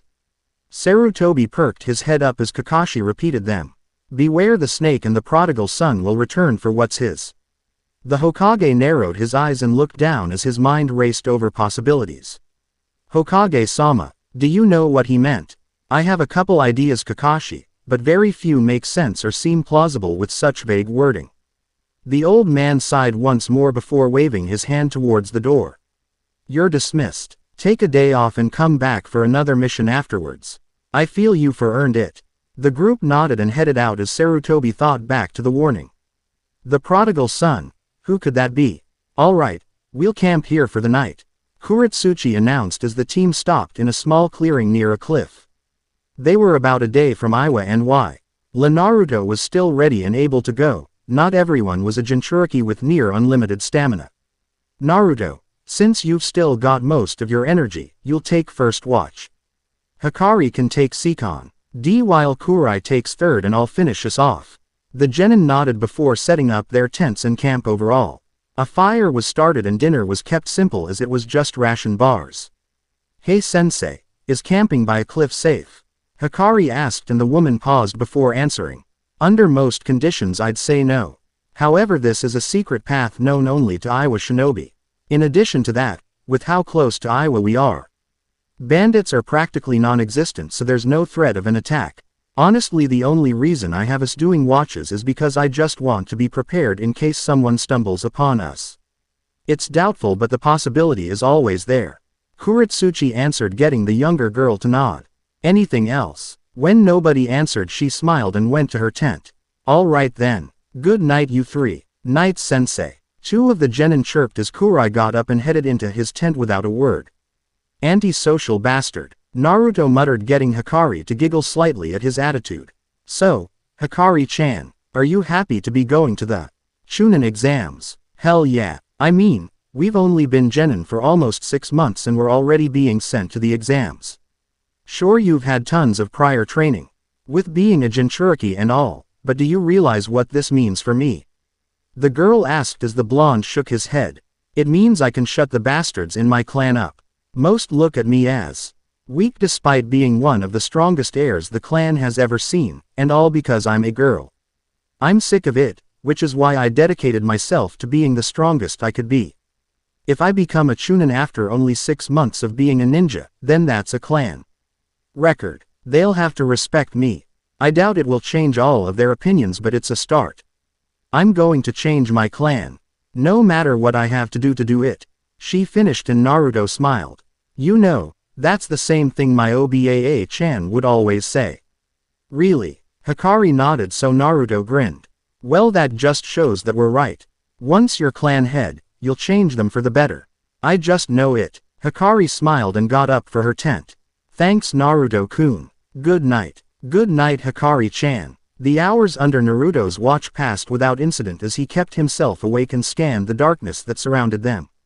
They were near a cliff in one of the few forested areas of Tsuchi no Kuni. A glimpse down the cliff had told Naruto that there was a river running down it, though he could only see the moonlight reflecting off the liquid itself as it was too dark and too far to see the actual water. Hey kid, time's up. Go wake the girl and get some sleep, Kyuubi remarked in his head as the Biju was keeping track of time for the boy. Thanks, Kyuubi, Naruto replied before getting up from his spot near the small fire and went over to Hikari's tent. The blonde poked his head in to see the girl sleeping peacefully in her sleeping bag, so he poked her foot lightly. Hikari-chan, he whispered. The girl mumbled but didn't otherwise respond, so he poked her a little harder and whispered her name a little louder. Hikari-chan, what is it? She mumbled as she rubbed her eyes and rolled onto her back. It's your turn for watch now. I'm gonna go to sleep. The girl nodded and yawned. Give me a minute, Naruto-kun. He nodded and went back to his seat to wait as Hikari saw tea up and stretched before getting out of her tent. Okay, she yawned. You can go to sleep now. Naruto nodded and was about to go to his tent when the kunai landed. Both Hikari and Naruto snapped eyes and noticed the burning explosive tag on it before rolling out of the way. Shit. The tag went off with a bang, instantly waking the other two that were sleeping as they tore out of their tents and got out to see masked shinobi rush into the clearing and attack. Naruto shoved chakra into his gauntlets to whip out his blades as Kurai called out his scythe and charged in with the blonde. Kurotsuchi. I pulled out a kunai and clashed with a Tonto being held by her assailant while Hikari ducked under a slash from her own attacker. The girl tried to kick her opponent away but was kneed in the face and sent back towards the cliff's edge before she could. Shit. Hikari-chan. Naruto cried before pushing wind chakra through his blades and carving through the kunai his opponent was using straight into the man's chest. With a growl he cut the man in half and rushed over to Hikari's side to see that she was unconscious and leaking some blood from her mouth. Naruto growled and spun back around just in time for another kunai to land in front of him. The explosive tag on it nearly burned through. Fuck. The explosion was large and not only sent him and Hikari over the edge but crumbled the stone and sent it into the darkness below. Naruto. Hikari. Kurotsuchi screamed as it went off before focusing on killing the attackers. They were going to pay for that. And then she was going to find a way to get down and rescue the pair. What happened? Gray eyes opened slowly as the world was mostly darkness and shadows, though to her right was a very bright light accompanied by a slight sizzling. Pushing herself to her knees, Hikari looked around to see the sizzling light was actually a flare, burning a bright white in the pitch black that surrounded her. Wait, weren't we under attack? She asked as she looked around to see that she was in a cave filled with multiple stalactites and stalagmites. She was a few feet from a pool of water, though there was a wet trail leading from it too. Her feet and she was wet as well, though she had apparently mostly dried off at this point.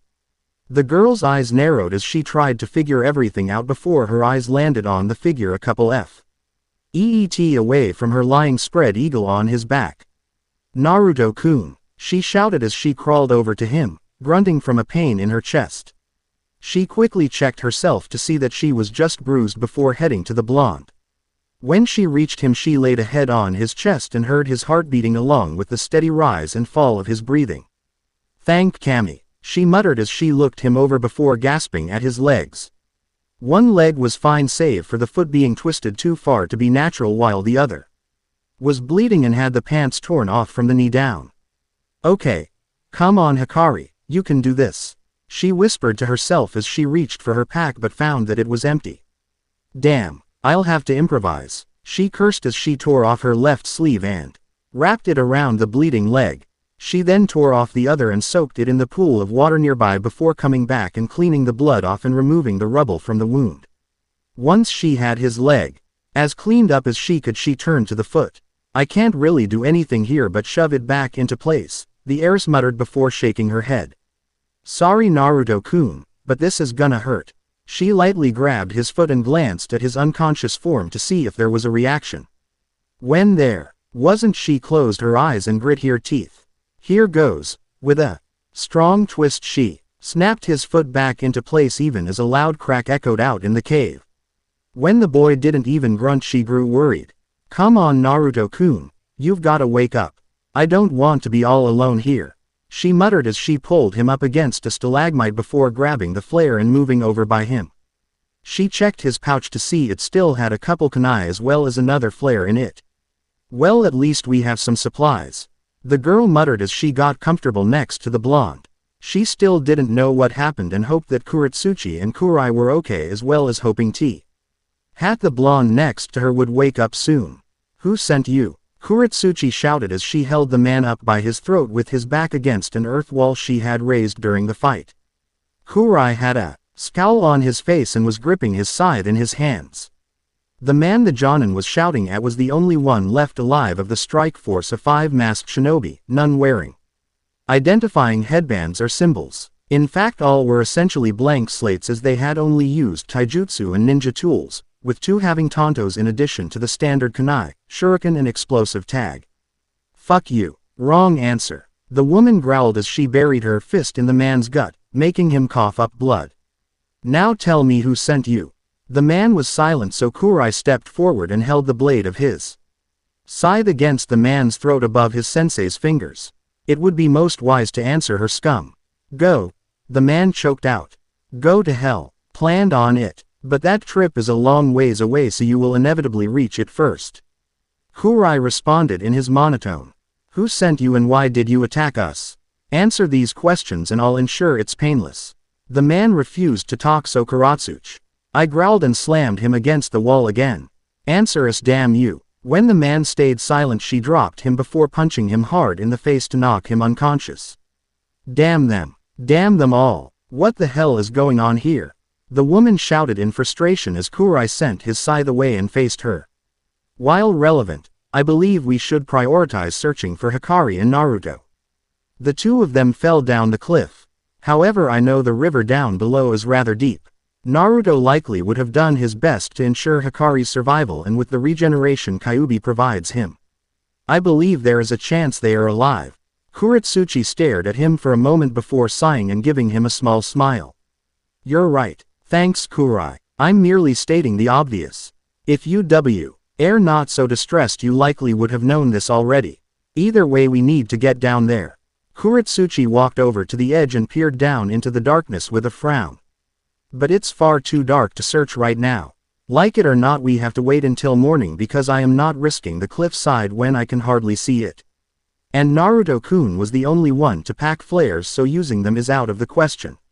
She growled as she looked at the unconscious man and pulled out her roll of wire. "Tie him up. We'll question him again in the morning and bring him to Iwa with us afterwards. I'm liable to kill him right now." Kurai nodded his head as he caught the wire and set about to follow his orders. Truth be told, he would prefer killing the man himself. While he didn't feel true emotions, he had grown attached to his latest teammates. Not only that, but the logical part of him saw how valuable they were to Iwa. One was a Jinchuriki and the other a valuable clan heiress. Losing The two was a blow to Iwa's shinobi force, more Naruto's loss than Hikari's, but the fact remained. If not for the fact they needed answers that now only this man could provide, Kurai likely would have killed him himself.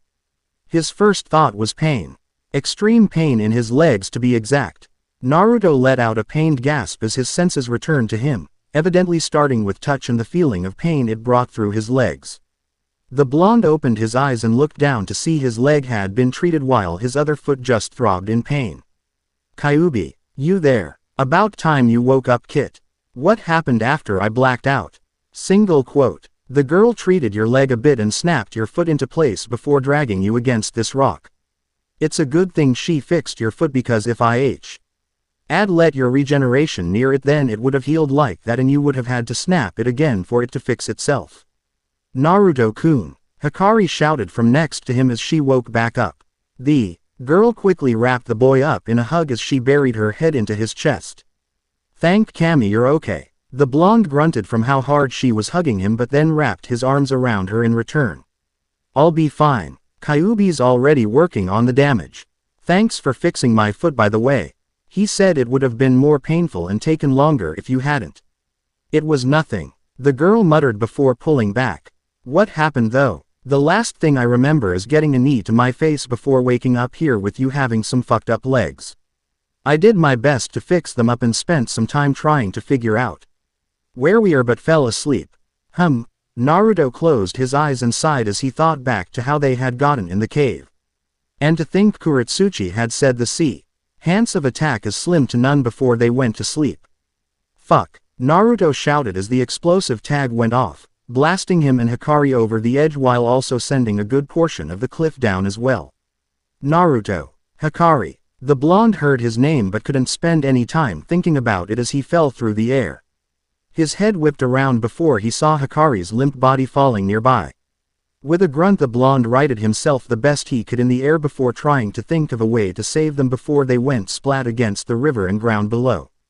"Come on Naruto, you can survive this," he thought before using a burst of wind chakra to push him to Hikari.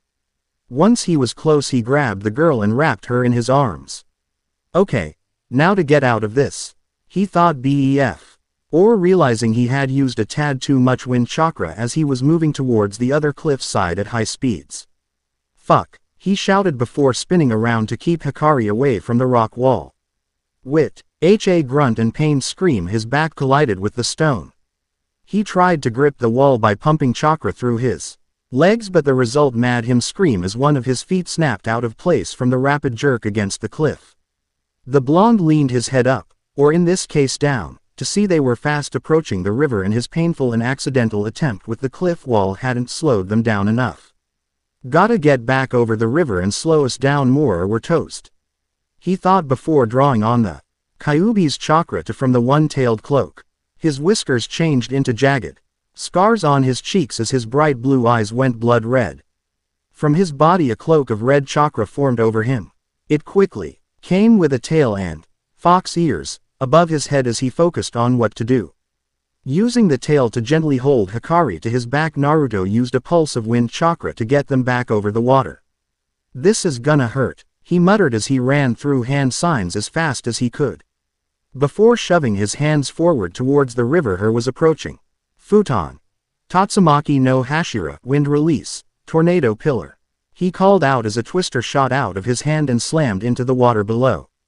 The blonde jerked as the slowing of his momentum struck him and he almost lost his grip on his jutsu but barely managed to keep his focus, as even with that loss they were still too high for him to safely let the attack go. "More," he muttered as they still fell towards the water at a fast speed. Naruto grit his teeth as he pushed more chakra into the jutsu, using Kyuubi's power as much as his own to keep it going. Just a little more, as Naruto and his unconscious passenger got within 10 feet of the water. Naruto let the jutsu drop and gripped Hikari tighter with his chakra tail. The two crashed into the raging rapids of the river as the current pulled them under. Naruto struggled to hold his breath as he was tossed around in the water before feeling him and Hikari get caught in a diverging current from the main river flow. He spun around and gripped Hikari with his physical arms even as his chakra tail still hugged her close to him. He banged against what he assumed D to be the river bottom before being pushed out of the current and into a spot without any currents. Guessing they had been deposited in a lake of some sort, Naruto did his best to swim to the surface even as he carried Hikari with him. He surfaced inside an underwater cave and quickly started paddling the best he could for shore with his arms wrapped around Hikari to keep her head above water. When he reached the rocky shore, he pulled her out of the water, groaning in pain from the injuries to his legs before looking down at Hikari to check if she was still breathing.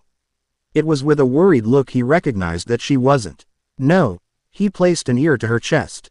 Before getting back up. No. He quickly put his hands on her chest and pumped a few times before pinching her nose shut and breathing into her mouth.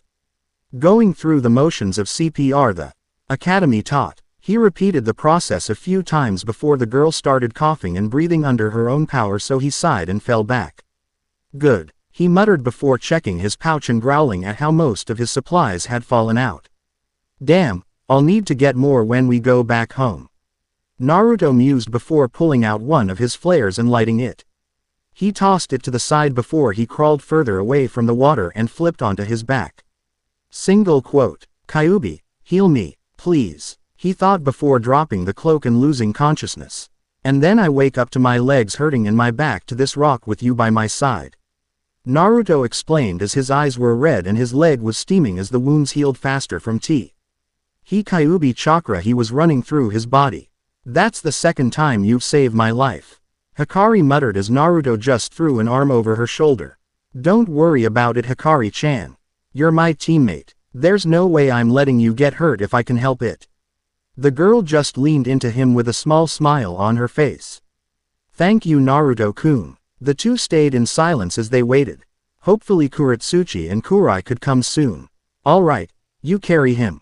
Kurotsuchi ordered as she and Kurai woke up the next day. The boy nodded before picking up the unconscious and bound man and hefting him over a shoulder. He then walked up to his sensei who was kneeling down and looking down the cliff side with a frown.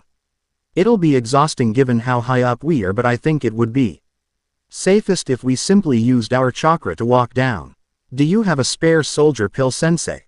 Kurai asked and the woman nodded before handing it to him. He placed it in his mouth but didn't swallow it. Instead he placed a foot on the cliffside and slowly started walking down.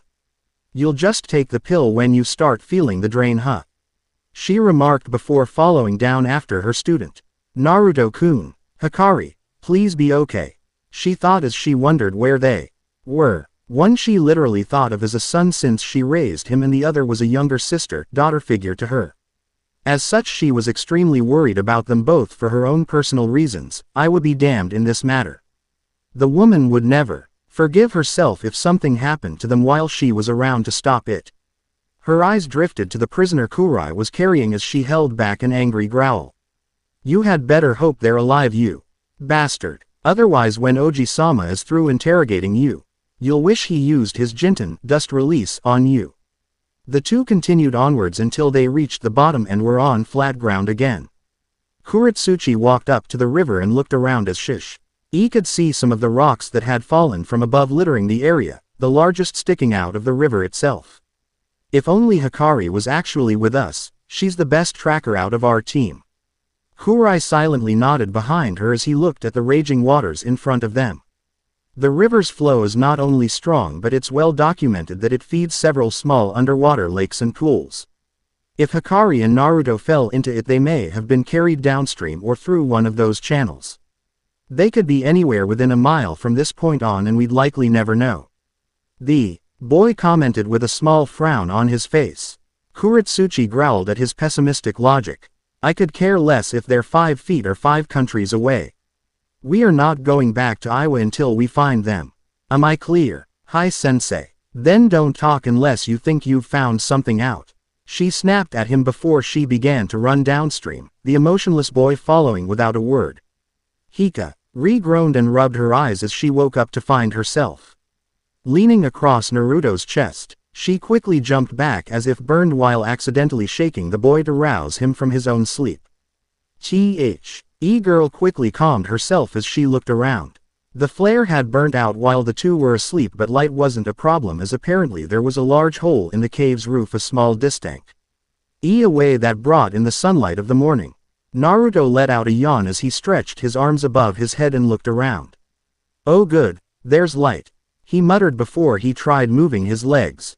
The one that had been bashed and bleeding moved around well enough, though was slightly sore. However, when he moved the other leg slightly, he gasped in pain and gently held his ankle as it had exploded in his mind. The foot was still healing and was extremely sensitive apparently, as the slightest twitch had been extremely painful. Damn, I'm not going to be moving today, even with Kyuubi working on that. He groaned before leaning back against the rock as Hikari came over. Are you alright, Naruto-kun? Yeah, just my foot's still out of it. Oh. The girl settled back down next to him as she glanced at him out of the corner of her eyes. He's so warm. Is this him or Kyuubi?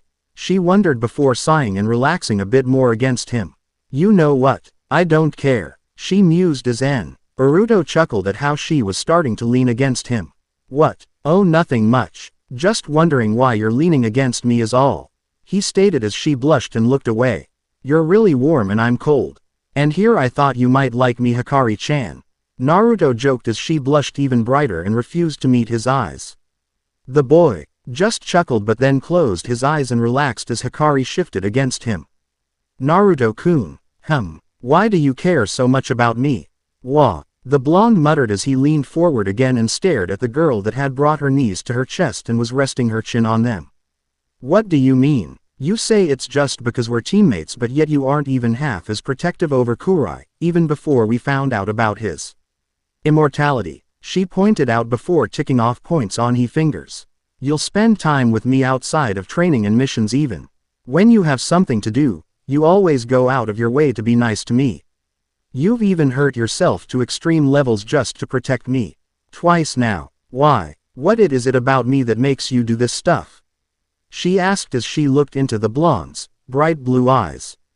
Eyes that looked away as Naruto tried to think of his answer. He stuttered out.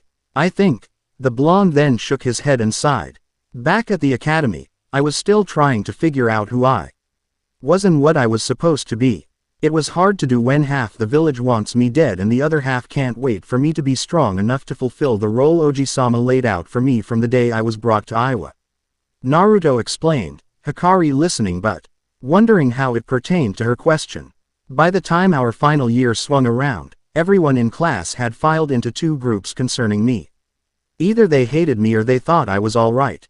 All but three, you, Aiko, and Layla. The three of you just seemed to accept that I was there and part of the class but never anything more. So I was wondering what your thoughts on me were. I asked Aiko and Layla and they just said they were lesbians and simply saw me as another, albeit powerful, addition to Iwa's shinobi forces. Then I asked you and you said you didn't care about me. To be honest, it confused me. How could you not care? Everyone has an opinion on others. Good or bad, you just can't truthfully say, you don't care, and leave it at that.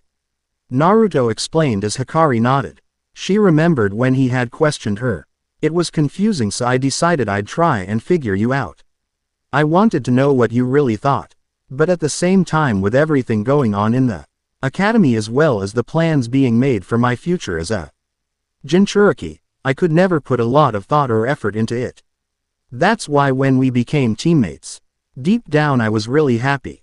I thought, here's my chance, and decided I could solve the riddle you had ended up becoming to me. I was a riddle to you. The girl interrupted, a slight grin on her face as Naruto scowled. Don't interrupt, he quipped as he playfully smacked her arm. The girl just laughed and stuck her tongue out, so Naruto grinned but continued. Anyways, we got aced on a team together, so I figured I'd do my best to figure you out. I'd help you out when you needed it, invite you to get some food with me after missions and practice just to talk and even ditch chores occasionally when I knew you'd be away from your clan compound just to spend time with you. Naruto looked down with a small smile as he kept talking. To be honest, I wasn't sure myself why I saved you from Kurai's little freak out that day. I used the teammate thing as an excuse because I couldn't think of anything else. And then when you added Kun to my name, I don't know why but I felt happy. So I started calling you Hikari-chan and it just felt right to me. Later when we got back and I was catching up with Daini-san, he noticed it and even joked about it for a bit, but I still wasn't sure, so I blew it off and just started messing with him to change the subject. Then we kept training together and doing missions together, and we just kept getting closer and closer, and then this happened. Naruto waved his hand around in emphasis before closing his eyes. When you first got knocked out, the only thing I thought of was, were you okay? I rushed over to check on you, and then tag went off that blasted us over the edge, and I was more worried about keeping you safe and alive than I was about myself. I just thought that you were more important, and that if I didn't save you, then it didn't matter if I lived. I would have hated myself forever. I was really worried when you weren't breathing at first and was scared you had died. When you coughed up the water and started breathing again, the only thing I felt was relief that you were okay. Naruto-kun, I guess what I'm trying to say. Naruto kept going, not noticing how her face was red or how she was staring at him now. Is that I like you, Hikari-chan. I really do. I want to keep you smiling, keep you laughing, help you when you're hurt, comfort you when you're sad. I think I've really fallen head over heels for you, Hikari-chan. Naruto finished before opening his eyes and facing the girl. That's why I care so much and go out of my way for you. Because I'm completely in love with you. The girl was stunned at the admission, as her entire face was burning a bright red, and she found meeting his eyes to be near impossible. He loved her. He had really fallen for her. Even though he knew her clan would try killing him at every shot they got. Even though she seemed more worried about changing her clan than anything else. He could really fall for a girl like that. Naruto-kun, she started before giving a small chuckle. You picked the worst place for a confession, you know that. She remarked dryly as Naruto scratched the back of his head. I guess, but it's still better than never telling you. The GIRL just nodded absent-mindedly, but was really thinking about him. If she was worried about looks, then there was no problem. She thought Naruto was one of the most handsome in the village, and his whiskers were cute. Plus, when his eyes were red and his whiskers thicker from the Kyuubi's chakra, she thought he looked feral and wild, which was attractive to her. If it was personality, then again she didn't have to worry. The blonde was one of the most loyal people she knew of and was always trying to keep his friends happy. Plus his sadistic side that came out for missions or people that bugged him as similar to her own attitude towards her clan, and she liked that about him. In fact, the only downside she could think of was her clan wouldn't approve, but she hated them anyways, so it was just more incentive to be with him. She believed whoever ended up with Naruto would be an extremely happy and lucky girl, and he was offering her the chance to be that girl. You know, she started as she moved closer to him. You technically took my first kiss with the CPR stuff last night. I guess, Naruto muttered as she pushed him back against the stone spike behind him. She gently placed herself on top of him so that she was straddling him, and he looked up to her face in confusion to see she was blushing a bright red. Hikari-chan, I kind of want some compensation for that. Like what? Naruto asked as he girl leaned in slowly. How about, she started, her breath hot on his lips. Letting me enjoy it this time? She asked before closing the distance and kissing the blonde. Naruto's eyes went wide for a second before he closed them and just focused on the lips pressed to his. He set his hands on Hikari's hips even as she wrapped her own around his neck to pull him closer. Eventually, the two had to pull apart for breath, but they stayed close with their foreheads pressed together. Enjoy it? Naruto asked as he had a blush of his own now. The girl just smirked. I don't know. Why don't I try again? She teased before closing the distance again and kissing the blonde. Naruto responded eagerly this time and kissed back, pressing his lips against hers before getting an idea. With a mental smirk, he slipped his tongue out and ran it across Hikari's lips. The girl gasped at the feeling, and that was the only opening Naruto needed as his tongue darted forward and began to explore her mouth. The girl moaned slightly at the feeling before firing back with her own tongue. To the blonde, the girl's mouth tasted much like her favorite food of shrimp, while Hikari was tasting ramen off the blonde. Eventually they separated again, panting for breath, both blushing. Wow, yeah. Naruto agreed before deciding he had stopped long enough and initiated the kiss this time.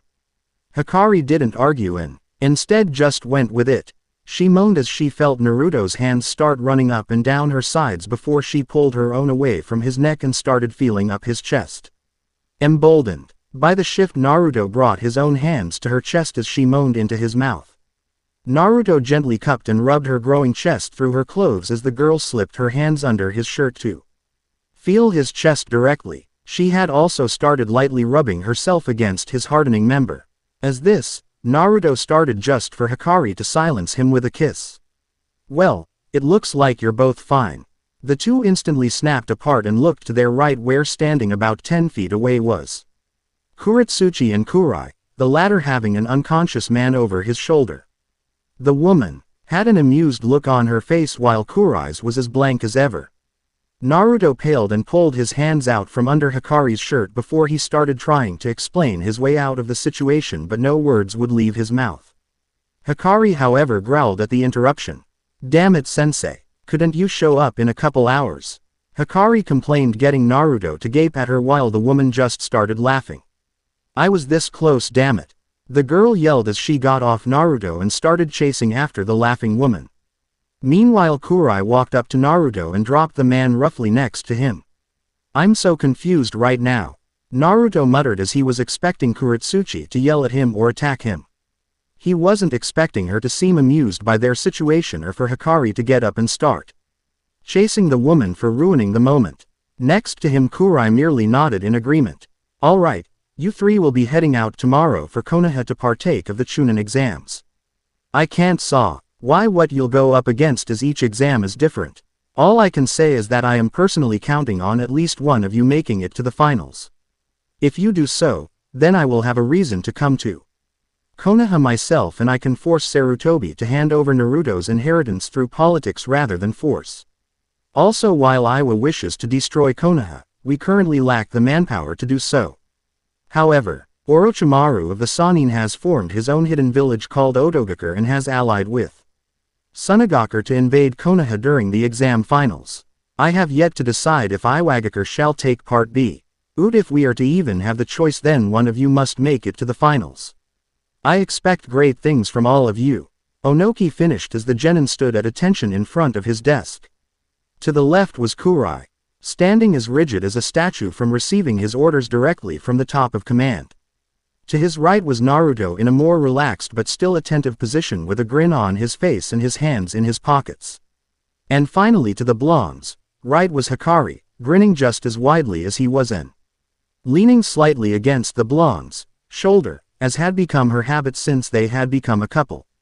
"We will not fail, Tsuchikage-sama." Kurai had his hands clasped behind his back as he spoke. The short man nodded with a smirk as Naruto added his own input. "You can count on us, Tsuchikage Oji-sama.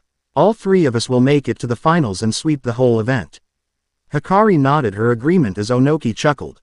"Good. Then you're dismissed." The three gave short bows to their leader before leaving as he turned to the woman that played sensei to them. "You sure they can do this?" "Oh, definitely. Kurai has been ready for about a year now, and it was only his lack of a team that prevented him from participating. Naruto-kun is enough to be a Chunin on his own, and if he uses Kyuubi's power, I'd put him above the average Jonin. And Hikari is a very skilled fighter and the best assassination specialist her age. Plus she's much farther along in her clan arts than you'd expect of someone that just turned 13 a couple days ago. She's easily the weakest on the team, and I'd still place her as a solid Chunin already," Kurotsuchi explained with a smile. The best part was that the woman wasn't lying in the slightest, and Onoki knew that. Their record was perfect, and outside of the ambush that struck them on their way back from their last mission, they always finished on time with the exact results needed. "On a different note, have you gotten anything out of that bastard that attacked us?" "No. He's surprisingly resilient to torture, and our interrogation techniques are having little effect on him. All we've managed to get is that he was hired by a man during a stop at a bounty office 3 miles south of Iwa. Same as last time," the woman interrupted, earning her a glare from her grandfather. "Sorry. As it stands, we've gained nothing new from him, and the office was a dead end as they don't keep records on everyone who comes and goes, and this request was apparently under the table as it didn't go through them or any of the official villages. Like I've told you, I'll let you know more when the info comes." Onoki explained, so the Jonin nodded with a slight frown. Now go pack for your trip and enjoy your last day here for a while. The woman gave the man a small bow and smiled before vanishing with the use of the Shunshin no Jutsu body flicker technique. Onoki sighed before he picked his pen back up and returned to the eternal shared enemy of all cage. I hate paperwork. So now that our meeting with Oji-sama is done and Kurai's gone off too, who gives a shit, what do you wanna do, Hikari? Naruto asked as he held the girl in his arms from behind, resting his head on her shoulder. She twisted slightly in his grip and pecked his cheek with a kiss before thinking about her answer. Well, I could think of a couple things to do, she whispered. Ed in his ear, getting him to grin and squeeze her tighter against him. The only real question is where. Ka-chan tried to kill us when she caught us in my room. Your clan hates me, and we're not gonna go kick Kurai out of his own place. Just so we can have some fun. Naruto listed off with a frown before Hikari giggled. You know, our training grounds should be empty right now, she suggested, and Naruto spun her around in his arms to kiss her straight on. Outside, huh, kinky, he growled, getting her to laugh again. I like it. Deidara-san is out of the village, isn't he? Hikari asked as Naruto nodded. Yep, she's just jealous Nii-san isn't here to fuck her too. So training grounds, sure, but if I do, then I won't be a man anymore. The blonde called back as his mother figure decided to focus on him this time. Not my problem. Don't you fucking dare, sensei. I like that part of him. I've called this meeting to announce that in 1 week the Chunin exams shall take place here in Konoha. Sarutobi announced to a room full of jonin, all of which were senseis to genin teams. Before any of you sign your teams up, I must inform you that I was recently contacted by Onoki of Iwagakure. He informed me that he is sending a single team of genin to our exams this time. As the Chunin exam is an international event, I could not legally bar him from doing so. I just felt it would be prudent to inform you in case you wish to change your decision to enlist your genin. Hiruzen explained. Is there something particular about these genin, Hokage-sama? A jonin with a green spandex suit and black bowl cut asked. I haven't been informed about the genin, however their sensei is Kurotsuchi, the Tsuchikage's granddaughter. The old man replied, getting the jonin to nod and a few to mew. RMUR under their breath about how Iwa was coming to the exams. While it was true the event was international, it was a sort of unspoken rule among the Great Five, Konoha and Iwa especially, to never send genin to enemy-hosted exams. It was mainly due to how the outsider teams would usually be focused on by the home village teams and slaughtered. That Onoki would send a team to Konoha despite this meant the team was strong. He was planning something else, or both. Is there anything else, Hokage-sama? Kakashi asked, and the old man shook his head. No. So now let me officially open the table. Are any of you who wish to enlist your genin? Sarutobi announced before various jonin began stepping forward, each offering up their genin for the exams. Kakashi took a moment to think about his team had been recently before making his decision. Sai was still strong and hiding his full power, which was already Chunin level, so he was fine. Sasuke had been relentlessly training to try and get over the humiliation the Iwa group left on them from Nami, so the boy was near the average Chunin in strength. And Sakura had picked up her training as well, mostly out of the fear that she could be killed, but it was still an improvement. Kind of. She still didn't train as much as she should, but she was leagues better than she was before Nami. Thinking on it, she wasn't ready for Chunin rank. However, he could still enter her to hopefully enforce just how dangerous this life truly is and get the girl to act serious. Between Sai and Sasuke, the average Chunin hopeful wouldn't pose a major threat, so Kaka's Hai nodded to himself before walking forward and enlisting his team. Now to tell them about their chance for promotion. 6 days later. All right team, stay sharp. We're about to enter enemy territory, Kurotsuchi remarked as she led her genin into Konoha. The Had arrived the day before the exams, which would give her students a night to relax and explore before testing themselves. As they entered Iwagakure were called over to the gate to be marked in. Keep your hood up, Naruto-kun. The woman muttered before walking over, Naruto, wearing the same hooded jacket he did in Nami. As they came up to the gate they saw a couple Chunin there. one handling civilian entries while the other was handling the shinobi ones. "Welcome to Konoha," the Chunin remarked as he held out a clipboard. "All visitors must sign their name and purpose for arrival."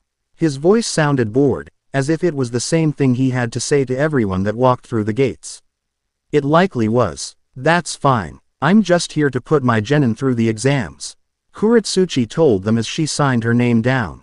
She then stepped aside as her genin filled out their names one by one, Naruto smirking as he did so before the Chunin gave them a tired grin.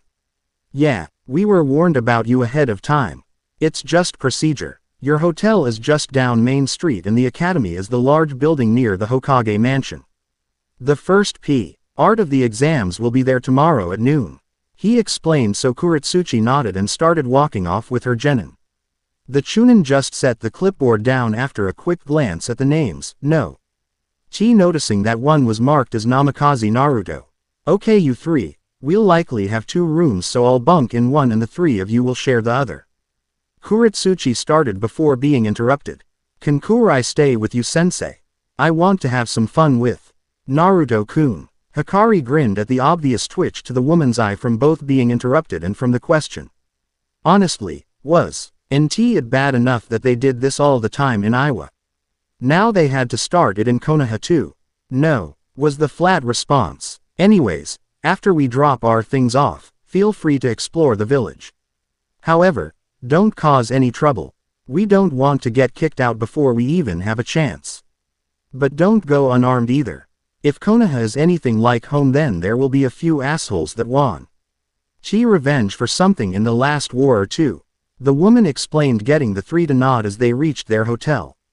After checking in and leaving their supplies in their assigned rooms, the group split in 2. Kurotsuchi to go find something to eat and the genin to simply explore. "So this is the supposed strongest of the 5, huh?"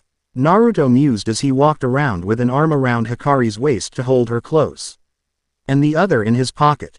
The girl had her head on his shoulder and was looking around as he did. The hooded blonde let his eyes linger on his father's face on the Hokage monument for a moment before looking away. "It doesn't seem so impressive. It's a little too green for my tastes," Hikari commented before glancing at Kurai, who was walking behind them and studying everything about the village with narrowed eyes. "What's your opinion, Kurai?" "It's too calm," he answered after a moment of silence. "I believe the belief of their superiority has gone to their heads and they have come to think of themselves as invincible. I would like the chance to test that belief." Naruto chuckled as Hikari grinned. "Yeah, well, maybe you will, bud. We've just gotta focus on the exams first," Naruto commented before the 3 heard shouting a short distance away. "Wanna go check out who's screaming?" Hikari shrugged and Kurai nodded, so Naruto followed the voices. "Let me go, ya big jerk. Why should I, brat? You ran into me," a teen wearing a black outfit with face paint on claimed as he held up a young boy wearing a helmet and scarf by his yellow shirt. "I think brats like you need to learn a bit about respect," he muttered darkly as he balled his empty hand up into a fist. "Just let him go, Kankuro. He's nothing but a brat anyways," a girl with blonde hair styled into 4 pigtails said as she adjusted the large metal fan on her back. "Don't worry, Tamari. This will only take a second," Kankuro replied as Tamari rolled her eyes. "You should let him go," Sakura shouted, but did nothing to actually help as she was scared about what the Suna genin may do. She had just been walking along thinking about the exams when the boy had run past her and bumped into the foreign genin. She had instantly recognized their headbands marking them as Suna ninja, and given the exams they had been told about, she knew that was what they were there for. "If you cause any trouble, then you'll be kicked out of the village and won't be able to take part in the exams." She owed the 2. Tamari scoffed as Kankuro chuckled. "You really think that's a threat?" Kankuro taunted as he held the boy tighter in his grip. "Nobody'll care if I teach a single brat some manners." "But that's not some brat there, Suna boy," a voice called out from behind, making them turn around and see Naruto and his team walking up. Sakura paled as Kankuro and Tamari narrowed their eyes but didn't do anything. "That's the Sandaime Hokage's grandson. I know, cause we were briefed on important faces before coming, and that kid is kinda up there due to his old gramps. There's probably an Anbu around here somewhere watching the kid. Hit him and you probably will be kicked out." Naruto told him as he and Hikari shared a grin at how Sakura was staring at them in terror. This kid, the Hokage's grandson, Kankuro questioned as he shook Konohamaru in his hand. Naruto nodded so the Suna boy growled and set him back where he landed on his back next to Sakura. Ya got lucky punk. Next time, cage relation or not, I'll pound ya. Kankuro taunted before turning back to Naruto. So, who are you? Oh, just a competitor in the exams, like you. Naruto commented while Hikari giggled at his side. Suddenly he whipped his free hand up to catch the pebble thrown at his face. Now that wasn't very nice, weakling. I almost get the idea you don't like me. Naruto joked as he turned his gaze up to the tree where Sasuke was glaring at Naruto. What are you doing here, you fucking bastard? Naruto blinked under his hood and gestured to himself in an overdramatic manner that had Hikari struggling to hold back her laughter. Oh, you remember me. Hear that, Hikari-chan. The weakling remembered us. Naruto joked to the girl he held, getting her to laugh. I wonder if he remembers how badly we humiliated him and his team. She teased as Naruto added his own input. Or how about how we turned his big successful mission into an even bigger humiliating failure?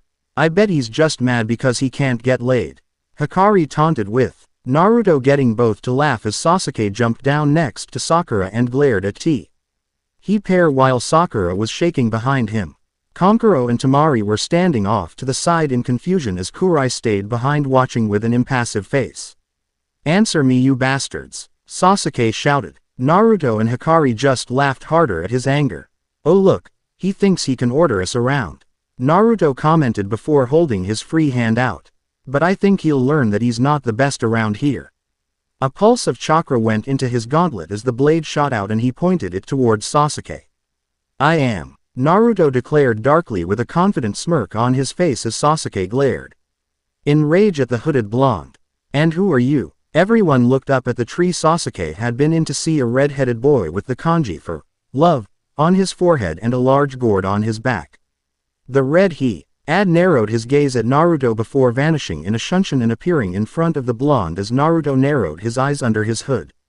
The two were silent for a moment before Kyuubi spoke up in Naruto's mind. Kit, that kid is Shukaku's container. Shukaku, the Ikibi no Tanuki, one of the Biju like myself. He's a Jinchuriki. Naruto's sudden grin scared Temari and Kankuro as it Remi. Nded them of the bloodthirsty one their brother constantly wore himself. Naruto was staring to scare them as much as their brother did. Well, how's it hanging, my fellow Jinchuriki? He asked, getting the Suna genin to widen their eyes and Konoha ones to narrow theirs in confusion. How did he know Suna's secret? Wait, did he say fellow Jinchuriki? He was one as well. You as well, he asked for confirmation, and the blonde nodded with a small grin. I'm 9 to your 1. Naruto answered. It's a pleasure to meet you, brother.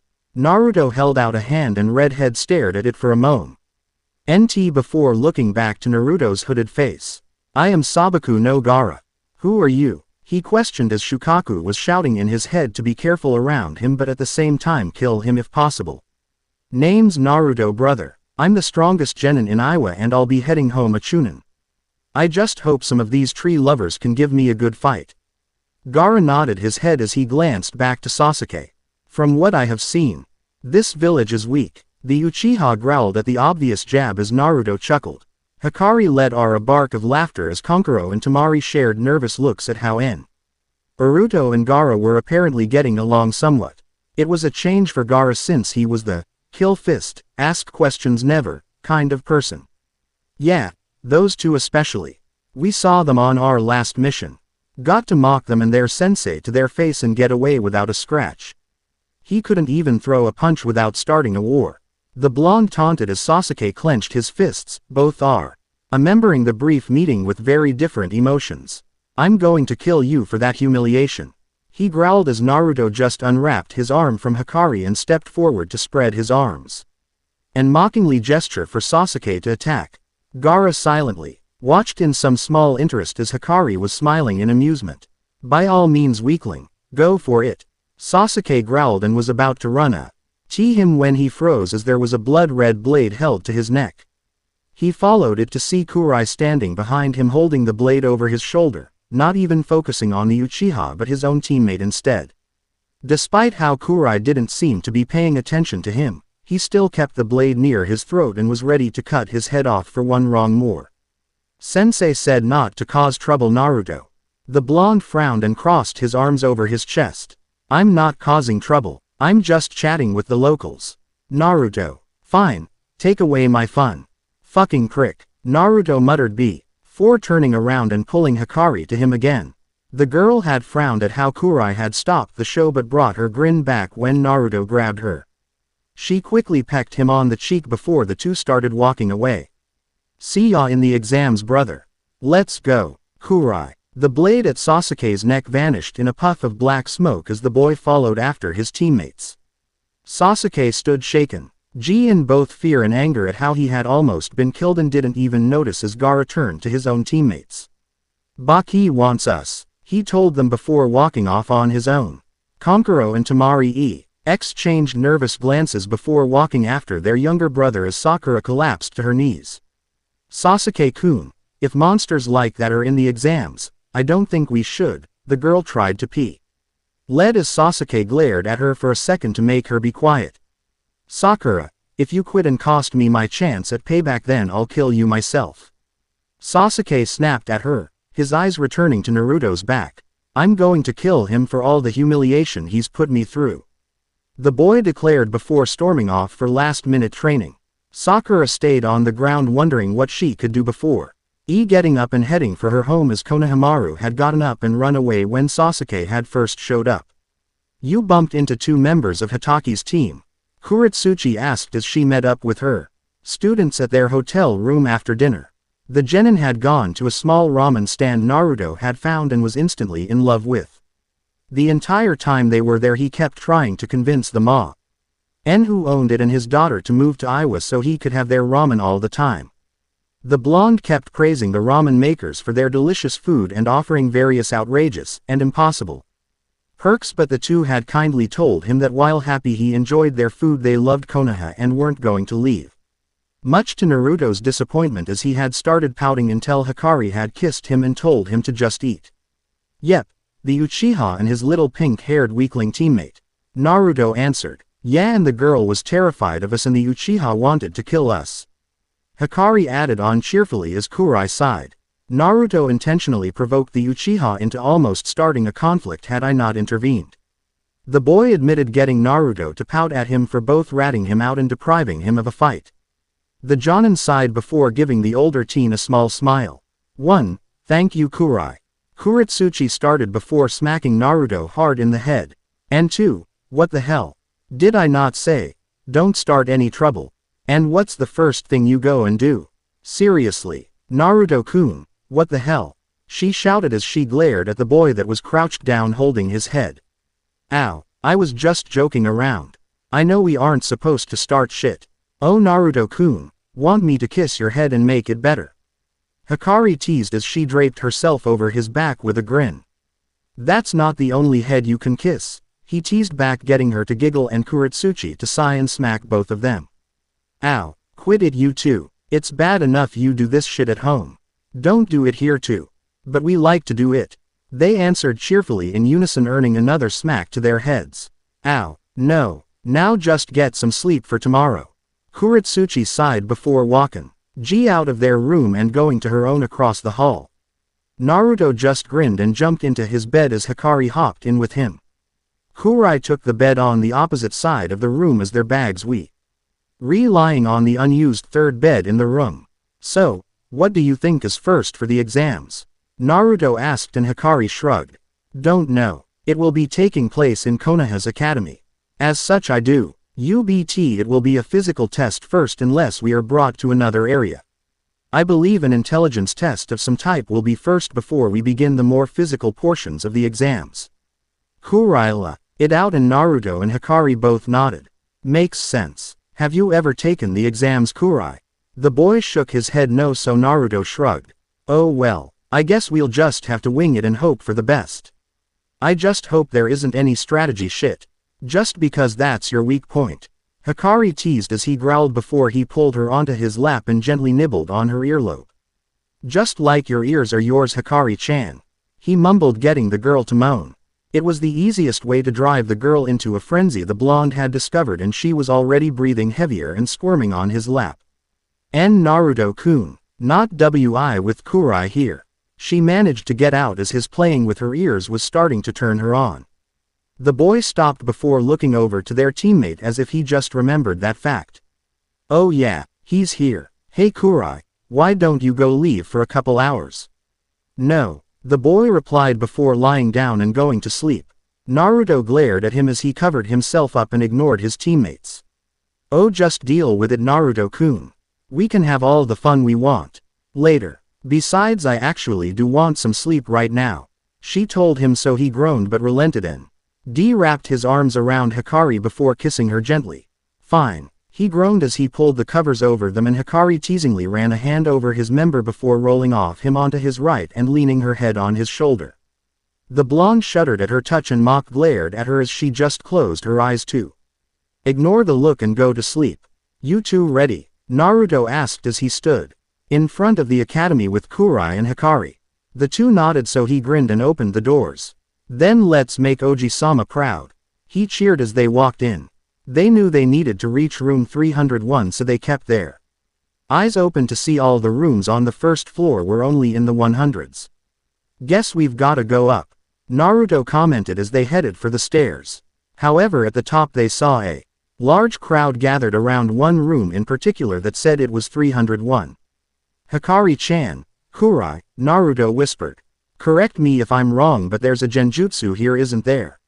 I'm not too good at the subtle ones. There is. Plus we're only on the second floor and the signs all around us are in the 200s. How stupid can people get? Hikari asked as she scowled at how so many were falling for such a weak trick. Kurai frowned but then nudged his head towards another staircase. We can continue onwards from there. The two younger genin looked to where he suggested and grinned at the sight of more stairs. Good. Then let's leave these wimps behind, Naruto muttered as they walked past. As they left, they heard shouting behind them and glanced back to see a boy in green spandex get knocked down by two boys standing in front of the fake room. Hey, some people will believe anything, I guess. The Iwa genin continued up until they reached the third floor and saw that the rooms were all in the 300 range. With a quick turn down a hall, they soon reached 301 and walked in just to be blasted by the combined killing intent of everyone in the room. Hikari blinked in surprise before shrugging, while Kurai didn't react at all. Naruto, however, paused before grinning. Not bad, not bad. He commented nonchalantly. Here's mine, he called out as his eyes glowed red under his hood, and everyone in the room froze from the feeling of something large hovering just out of view waiting to kill them. Most flinched away from the doors, while a single young kunoichi from Taki dropped to her knees with tears on her face. Not bad, Naruto-kun, you made one cry, Hikari pointed out as the blonde cut his intent off and laughed. The blonde grabbed a seat near the doorway and propped his feet on the table, while Hikari sat down in his lap and Kurai leaned against the table. So now what? We wait for the test to begin, Kurai commented as he pointed towards a clock on the far wall that read 11:45. 15 minutes, Hikari whined with a childish pout. But I'll get bored. Kurai shrugged his shoulders as Naruto grinned. I can keep your attention that long, Hikari-chan. Oh really? He asked as Naruto just smirked and pulled her down into a kiss with one hand while the other was wrapped around her waist. The girl pulled back with a smirk of her own as she brushed her hair back. Oh yeah, that'll keep me occupied, she commented before going back in for another kiss. As the two ignored their surroundings and instead focused only on the other, the doors opened again and Sasuke, Sakura and Sai walked in. Sakura was looking around fearfully while Sai was sizing up the competition for possible threat levels. Sasuke, however, looked around before focusing in on the hooded Iwa nin that was busy making out with his teammate before growling. There you are, he muttered before he was cut off from his thoughts as Ino jumped on his back. Sasuke-kun, I missed you. Get off him, Ino pig, Sakura shouted, forgetting her fear of the Iwa team she hadn't noticed yet and instead focusing on her blonde rival. Ino stuck her tongue out childishly as she pulled down an eyelid with a finger. Walking up from behind her were her teammates Shikamaru and Choji, the first looking like he was going to fall asleep at any moment and the latter snacking on some chips. "Hey guys, what's up?" Oji asked between mouthfuls as Sasuke shrugged Ino off him, much to her disappointment as she pouted. "Hey look, it's the other rookies," Kiba called out as he walked up, Hinata and Shino at his side. The boy grinned as he came among his friends and Hinata offered a shy bow in greeting as Shino just nodded. "What's up guys? I didn't know you were here Kiba. I didn't think they let dogs in," Ino taunted as the boy scoffed. "Well at least a dog can fight. What's a flower gonna do? Stink me to death," he shot back as the girl huffed. "You guys might want to keep it down." The rookies all turn to see a boy with silver hair and glasses wearing a purple outfit walking up. "That pair from Iwa's been glaring at you for the past couple minutes," he pointed out as true enough Naruto and Hikari were glaring. They were fine just making out but were finding the rookies' extremely loud voices to be annoying. "Them," Sakura cried before hiding behind Sasuke as the boy glared right back and Cyan arrowed his eyes at the obvious very large threat. The others though were wondering why they would react like that. "You've met them before?" Ino asked Sakura as the girl nodded. "They're monsters. EY slaughtered an innocent man and doomed an entire country to ruin and laughed about it," she explained as their eyes widened and they all glanced at the Iwa team. "I've taken the exams before." "Kaboo," to started explaining as he knelt down and pulled out a stack of orange cards. "As such I've managed to gather info on just about everyone here, even you guys. So let's see what I have on them." He too LD them before shuffling through his cards and pulling out 3 of them and flipping them over to reveal they were blank. "They're encoded to my chakra, so only I can reveal the info they hold." "Kaboo," to said as he channeled his chakra and the 3 cards lit up with pictures of the 3 and words about them. "So, what's it say?" Sasuke asked as he glanced down at the cards before looking back to see that Naruto was smirking as Hikari had a toothy grin on her face. Even Kurai had glanced towards them. "Well, it's their first time in the exams apparently. The taller one is named Kurai and this is apparently his 3rd team and sensei as the previous died on missions of which he was the only survivor. I don't have anything on skills though. The girl is Hamaru Hikari and is apparently the clan heiress. Again, no info on skills. The last one though, wait this can't be right," he muttered as he looked at Naruto's picture and then back to hooded blonde. "What is it?" Kiba asked as Akamaru whined on his head. Something about Naruto's chakra was scaring the pup. Hikari hopped off Naruto as the boy set his feet down while keeping up his smirk and pointing to the card Kabuto held. "They can hear us?" the boy asked in shock before Naruto vanished from the chair. "Channeling chakra to your ears kinda has that effect in Izuka," a voice commented from behind him. Kiba shouted in surprise and leapt forward as they all spun around to see Naruto standing there with a rather large grin at getting such a reaction.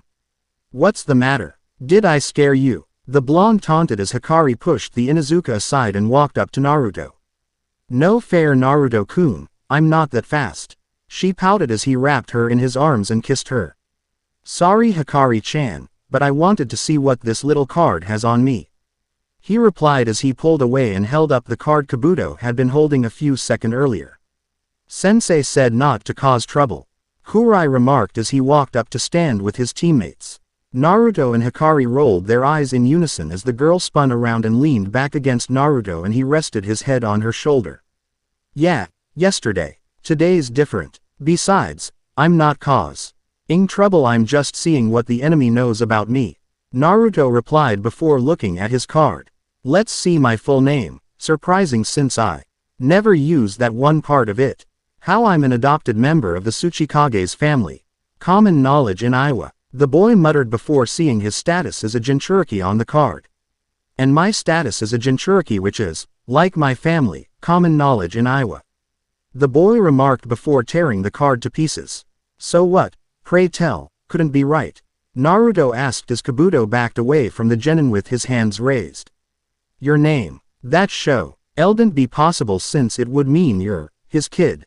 "Well yeah I am." Naruto cut him off, getting Kabuto to go. Wide-eyed as the other Konoha genin were now wondering who he was referring to as well as staying frightened of him. "But I don't think the other brats here should hear that bit just yet. I mean, No point in scaring them too bad. His eyes flashed red under his hood as he sent a small dosage of killing intent at the glasses-wearing boy. So don't say it. Got me. Yes, Kabuto remarked, shaking in fear. Or at least acting like it. In his mind the Odo spy was wondering if Orochimaru knew and why the man didn't tell him if he did. Kabuto knew his true master had tried recruiting Iwa, but the venture had only yielded a possibility. Kabuto and Orochimaru even didn't know if the village had accepted his proposal yet. Only that they were sending a single team to the exams that was guaranteed to make it to the finals. The Konoha genin stayed back except for Sasuke, who growled and stepped forward and stood in front of Naruto even as the looked bored at the boy's mere presence. I'm going to kill you in these exams. Naruto grinned as Hikari let out a bark of laughter. Oh, I'd certainly pay to see that weakling. Now why don't you go back to playing with your wooden kunai and run around acting like a ninja, since you're obviously not strong enough to be one? Naruto taunted as Sasuke growled and was about to punch him when Naruto's hand whipped up and grabbed the boy by his throat and lifted him up, all while his other arm was still wrapped around his grinning lover while his head was resting on her shoulder. Sasuke-kun, the other rookies shouted as Naruto held the boy up, who was gripping his wrist to try and make him let go. However, when Hikari glared at the genin, they all stopped, scared at what they would do to their Rookie of the Year. What's the matter, Uchiha? Can't live up to the family name? Naruto taunted as he held Sasuke up. The boy was gasping for breath and clawing at his gauntlet-covered wrist in an attempt to make him let go, but Naruto's grip never loosened. You're going to shut your mouth and leave me and my team be. I can't stand weaklings like you. I've seen your type around Iwa and it pisses me off. You walk and talk like the very air you breathe is holy just because of a name. Well, I love showing pricks like you that you're nothing special. So get your shit together if you want to live. 'Cause if you keep up this holier-than-thou attitude you bandy about, I will kill you. Naruto told him before throwing him to the ground by his teammates. The other genin tensed to prepare a possible attack before multiple clouds of smoke erupted at the front of the room. When it all cleared, they saw multiple Chunin wearing matching gray uniforms and one jonin wearing a black version of the uniform with a trench coat on top of it, while he had a bandana on in place of the regular headband and his face was covered in scars. Everyone settle down. I am Morino Ibiki and I am the proctor of the first part of the Chunin exams. He called out before noticing Sasuke on the ground and how he and the other rookies were glaring at the Iwa team. Iwa genin, what the hell are you doing? The prick was pissing me off, so I just messed with him a bit. The pansy'll be fine in a minute. Don't worry about it, Naruto answered as Sasuke got to his feet while rubbing his throat and glaring at Naruto. Ibiki narrowed his eyes at the answer before letting it drop. You're lucky I'm in a good mood, boy. I'll let that go this time. From now on though, there is to be no fighting without my express permission, Ibiki called out along with sending out a burst of his killing intent. Now come up here to get a number for your seat, it's time to start the Chunin exams. The end. Remember to subscribe and like this video. See you in the next video.